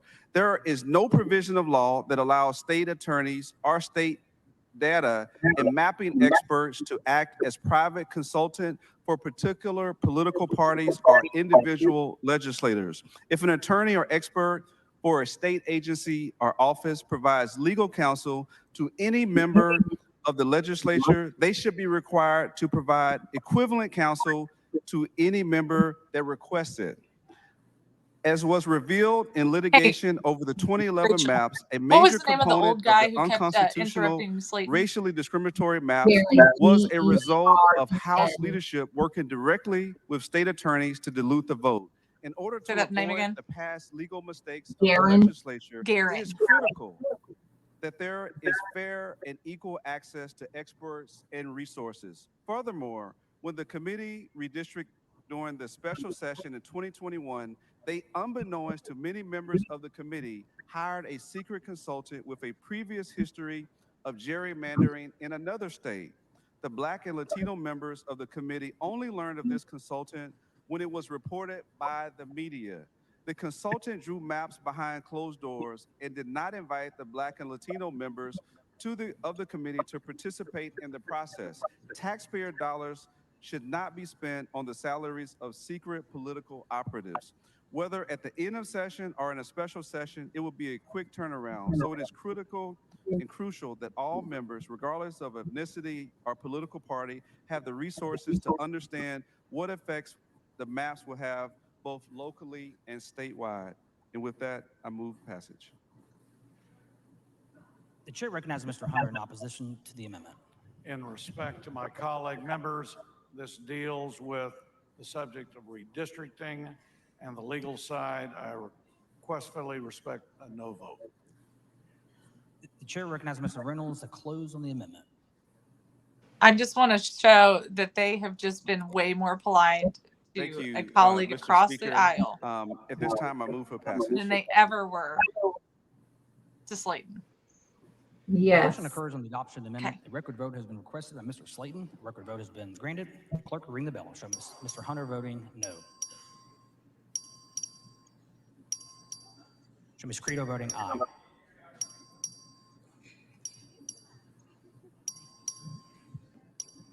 All members voting. There being 63 ayes and 84 nays, the amendment fails to adopt. Ms. Hinojosa, for purpose. I move to have the layout of the last amendment reduced to writing and placed in the journal. Members, you heard the motion. The objection, chair hears none, so ordered. Following amendment, clerk read the amendment.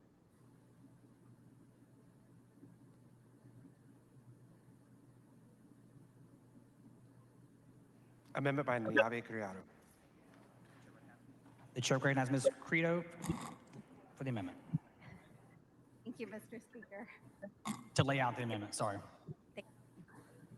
Mr. Speaker, members, this is a redistricting amendment, and the amendment would require essentially that any redistricting bill which redraws the lines of legislative, congressional, state board of education, or court of appeals district must include in its bill analysis information that is designed to assess how groups that are protected under the Voting Rights Act are impacted by these proposed new maps. This includes all racial groups as well as particular language minority groups in certain parts of the state.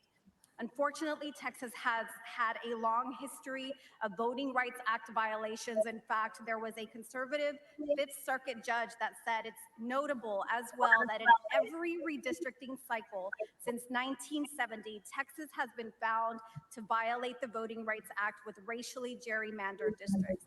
And prior to 1970, as y'all recall, in the height of the civil rights movement, you can imagine what the maps were like prior to the Voting Rights Act being signed.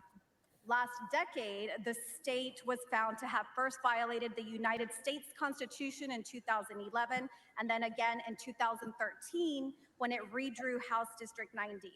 And what this comes down to is a pre-clearance provision that we previously had in the Voting Rights Act of Section 5 of the Voting Rights Act. It required that the state would demonstrate to the Department of Justice that the proposed maps did not have a discriminatory impact. And as we saw during the last during the last redistricting cycle, we saw the impact of the maps on historically disenfranchised groups. And here's what we saw in the absence of pre-clearance during the special session.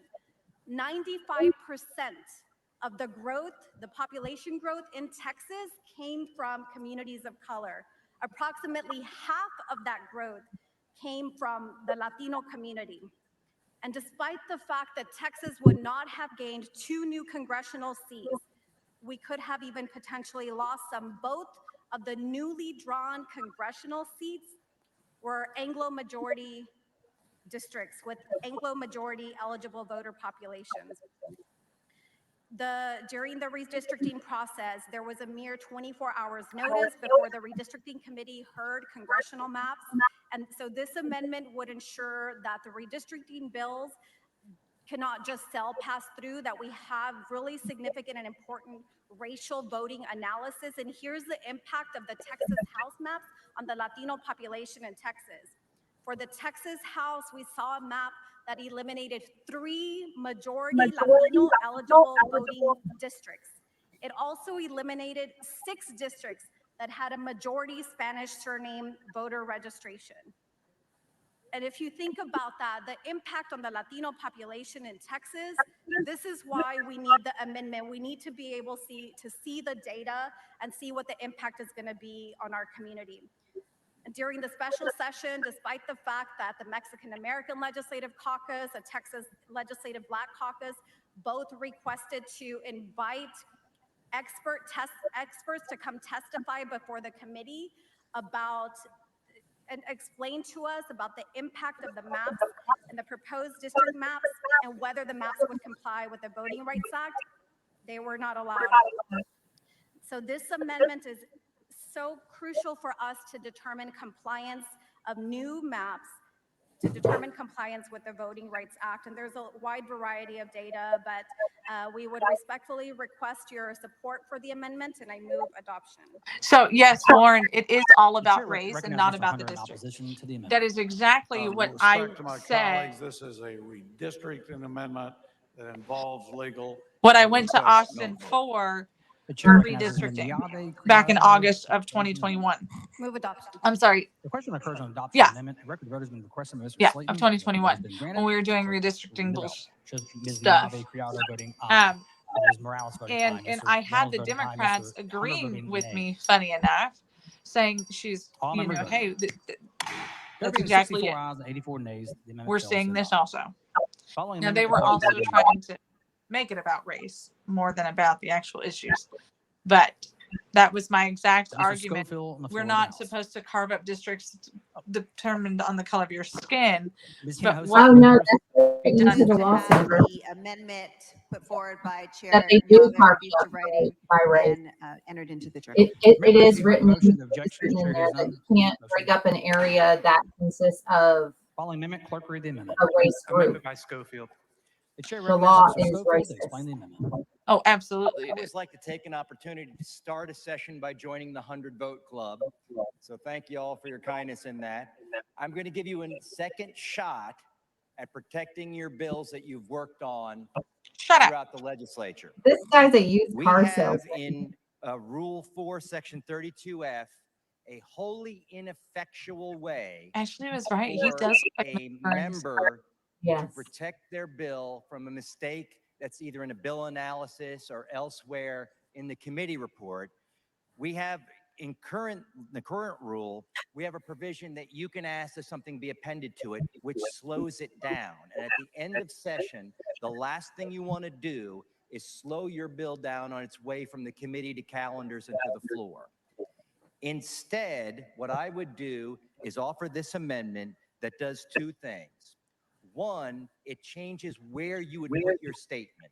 Instead of doing it at the committee level, after it goes through, you would send it to the chief clerk, and if your bill gets set on the floor, they would email all of us the statement from the member saying there's a mistake in what I believe is a mistake in the committee report, and you can fix it. And then as a result of that, a point of order would not be sustained on the mistake that's in the committee report.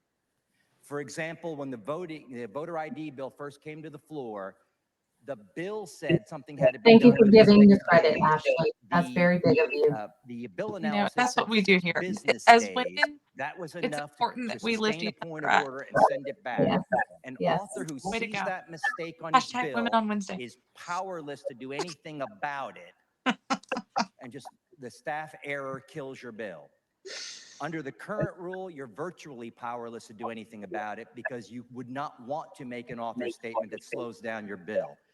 This rule change would allow you to have an effective way to protect yourself from an error that's no fault of your own in the bill analysis or in the committee report. And that way, your bill Girl, would be yes. protected and the work you're doing for your citizens would go forward without being killed because of a mistake on somebody else's part.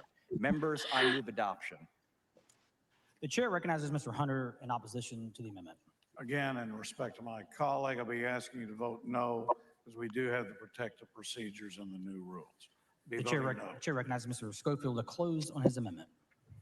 When this happens to you, I will be coming to you and saying you voted against fixing this. Move adoption. The question occurs on adoption of the amendment. A record vote has been requested. Have they adopted any of the rules yet, or have they considered all of Mr. them? Schofield voting aye, Mr. Hunter voting nay.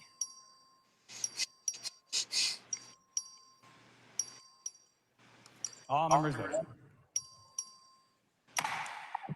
There being 13 ayes and 135 nays, the amendment fails to adopt.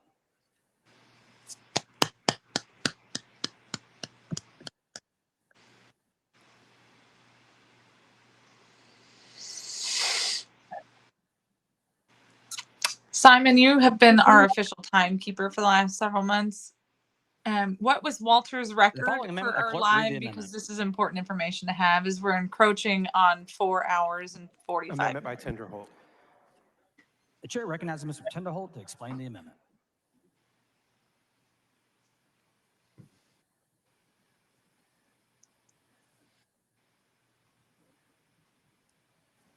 Thank you, Mr. Speaker, members. Members, one of the big wins that we recently had out of the fight in Washington, D.C. is that motion to vacate the chair, a motion that previously needed 5 members to make it, now requires 1. This motion came from a Thomas Jefferson manual as when it was enacted in Congress in 1837. We have an identical motion here in Texas to remove the speaker and elect a new speaker. We have 1/3 the members in this Texas House, yet we require 76 people. I don't anticipate this motion being made this session, and I hope it's not made in Washington, D.C., but this amendment moves it to 5. Washington, D.C. with 435 members is 1, and I'm requesting that you get 5 signatures to be able to do it. I move passage. The chair recognizes Mr. Hunter to speak in opposition. Oh, they're not going to do it. No, of course not. In respect to my colleague, I'll be asking you to vote no. And again, our current procedures have been working well. Please vote no. The chair recognizes Mr. Tinderholt. It ain't broke, don't fix Thank you, Mr. it. Speaker. This only occurs if a speaker won't recognize you. You need 5 signatures to have the debate. I want to be clear. It doesn't just vacate the speaker and you have to vote for a speaker. It's to have the debate. I move passage. The question occurs on the adoption of the amendment. A record vote has been requested by Mr. Slayton. A record vote has been granted. The clerk will ring the bell. Show Mr. Hunter voting nay. Show Mr. King voting nay.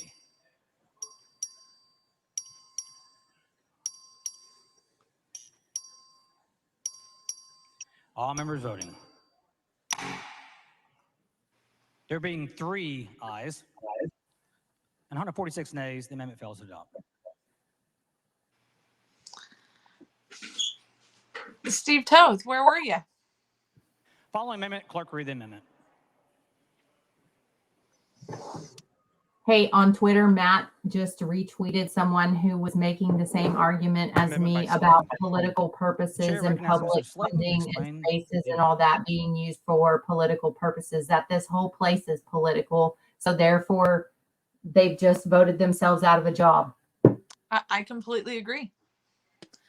For the record, Simon came on and said that Walter's live. Thank you, Mr. Speaker. 4 Members, hours, this is simply a 47 minutes, transparency and amendment. 4 seconds. Texas is a big state with Suck it, Walter! 150 representatives, and this will Women help ensure does the not people teach who you. are watching our proceedings at home can have a clear idea of all the representatives who are here in the Capitol passing legislation. This amendment required that the video broadcast of House and committee, House floor Mr. and committee Speaker? proceedings. Ms. Gonzalez, for a purpose. I raise a point of order against the slated amendment under Rule 11, Section 2, on the grounds that the amendment is not germane. Ms. Brain, you turn the order down from.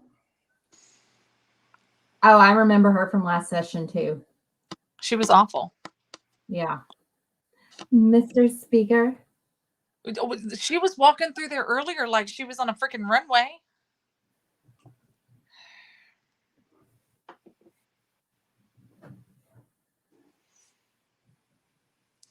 She and some of our female friends are really there. Because I won the pageant. She won something.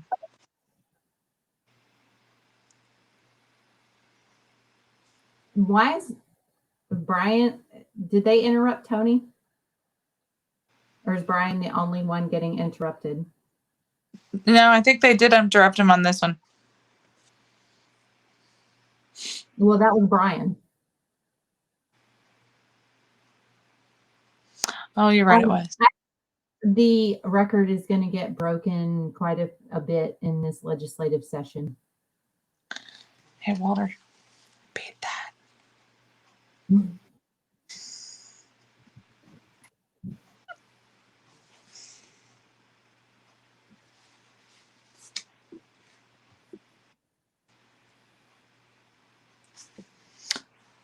Ashley, I think you meant to send that to me and Rachel. So this is the Slayton Amendment. Amend H.R. 4, adopting the permanent rules of the House on page 103 between lines 1 and 2 by inserting the following.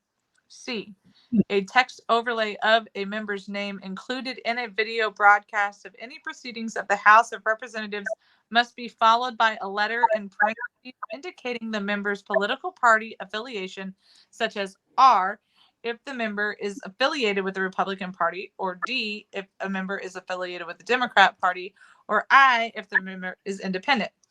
This subjection does not apply to an archived video broadcast of a proceeding that occurred before the 88th regular session. So it begs to, begs the question, what's wrong with that? Discrimination is political. It's using a state resource for political purposes, Sandra. Yeah. That's going to be my argument for everything now on. So I The have state another question. Anytime we host something from TPPF, technically they're bipartisan, I apologize. Anytime that the state party does anything in the House, then that should not happen anymore. What about like when Walter and several others from around the country came to speak at the House there in Austin about stuff that's happening on the southern border? Nope. They should not be allowed to speak anymore. They shouldn't be allowed to hold any of those kind of forums or anything because they can't caucus on campus.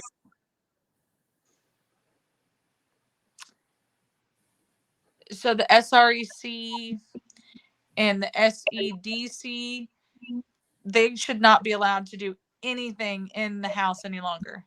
Is that correct? In the building at all? If that's the precedent that they're setting, then that's correct. And also, parties should not be able to run elections by that thinking as well. No, I completely agree with that. A party could not run an election. I think that now it would be the most prudent time in Texas history if we get rid of the party system then. Agreed. Same thing I have been calling for a couple of years now is that, what is the purpose of the parties? They have just set the precedent in the 88th legislature right now, today. We don't need parties in the state of Texas any longer. Not that we don't need them, but that they're not allowed to function. Thank you for clarification, Madam from Chambers County.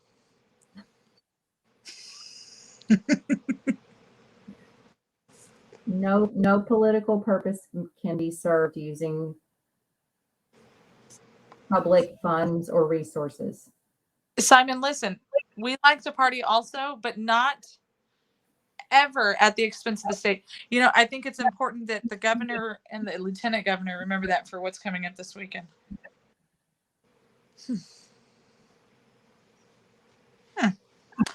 Question. A point of clarification. I recognize the gentle lady. The governor's mansion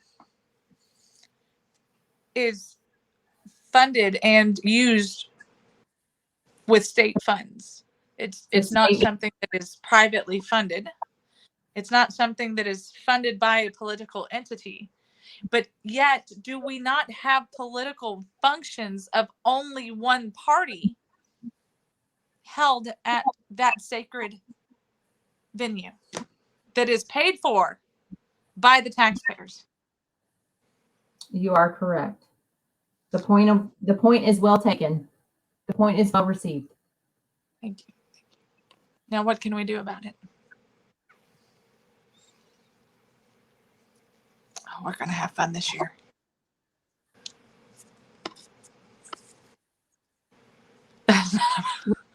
Now there's hardly anyone in the gallery anymore.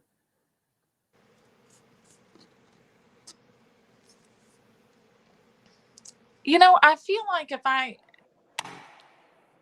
Representative Gonzalez of El Paso raises a point of order against further consideration of the Slayton Amendment, Amendment number 15, on the grounds that the amendment seeks to authorize actions prohibited by housekeeping resolutions. For the reasons stated by the chair in the earlier ruling today, the amendment is not in order because it seeks to amend a measure that is not pending before the House. Accordingly, the point of order is well taken and sustained.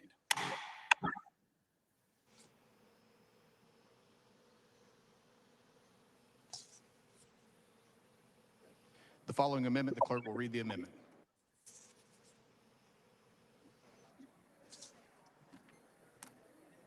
Amendment by Morales.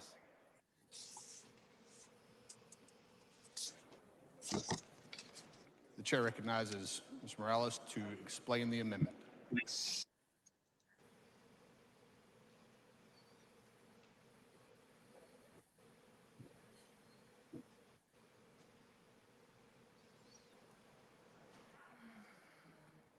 Thank you, Mr. Speaker, members. This amendment has two parts. This amendment will ensure that there is at least a bare minimum of time for the public to view any redistricting proposals before they are considered in committee. Specifically, this amendment requires the bill layout no less than 240 hours or 10 days. In comparison, the state budget requires 144 hours, and the sunset bills require 24 hours. In the 2017 case, Bettis versus Abbott, a panel of federal court judges found intentional discrimination in the 2011 redistricting process, highlighting the following problems with that process. The exclusion of minority member and public input despite the minority population growth, the misleading information, the secrecy and closed process, and the rushed process. In 2019, the same panel of judges stated, given the record produced in 2011, the state must implement a process that by any reasonable definition is fair and open. The most fundamental basic component of a fair and open process is the ability of the public to view and comment on map proposals. 1 or 2 days notice is nowhere near enough time. These are incredibly complex bills. It's not simply a matter of looking at it once and knowing what effect it's going to have. There are multiple layers of demographic, geographic, and political data that Texans need to consider when determining whether they support or oppose a particular district lines. A critical component of public commentary is the ability to propose alternative district lines. This requires not only analyzing the current maps, but then even more time-consuming process of analyzing possible changes to those maps and determining if they fix the problem and themselves comply with state and federal law. Many of us have some experience with this process and know how intensive it is. To determine the compliance with the Voting Rights Act, people need to be able to look at a past voting history and how it will affect future performance. Even with new technology, this is an incredibly time-consuming process to make sure the data is accurate and lines up with the correct. All right, guys, listen, we've got kid stuff we have to do now. So that's just real life right now. But we beat Walter's record, and that's what's important. And we gave important commentary. So that's really all that matters here. And we love you guys. We will be back on the air tomorrow. We're going to digest whatever the crap they do tonight. I know I'm almost at 5 hours. Okay, I will hold out for the next minute. That's all we need is 1 minute. 1 minute. We can do this. And I'll be in Austin tomorrow, so I'll see if I can try and check in write testimony. Even absolutely, we'll make sure that you have a link so that you can pop in as you need to and tan and all that fun jazz. You know, this is our state, this is our baby, and we have to love it no matter how ugly it is. And so democratic representation for the next decade, having their own we have to love this state no matter how ugly it is. To comment on them. We're going to have to tie a pork chop around the state of Texas's neck by the time we're done with this. But this is going to be ugly, but we're going to fight for it. Bless his heart. Hashtag all lives matter. 20 more seconds. This is riveting, folks. Absolutely riveting.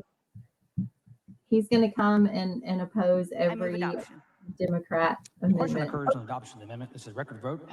Clerk ringing the bell. The most useless human being on the planet, right there. She's even pointing at him. That was perfect timing, wasn't it? Don't laugh. No one likes you. You only have friends because you bought them. All members voting. There being 64 ayes and 85 nays, the amendment fails to adopt. All right, y'all. We'll see you tomorrow. We love you. Bye. Rachel, travel safe. We'll talk off the air. Bye, y'all. Bye. Ms. Hinojosa.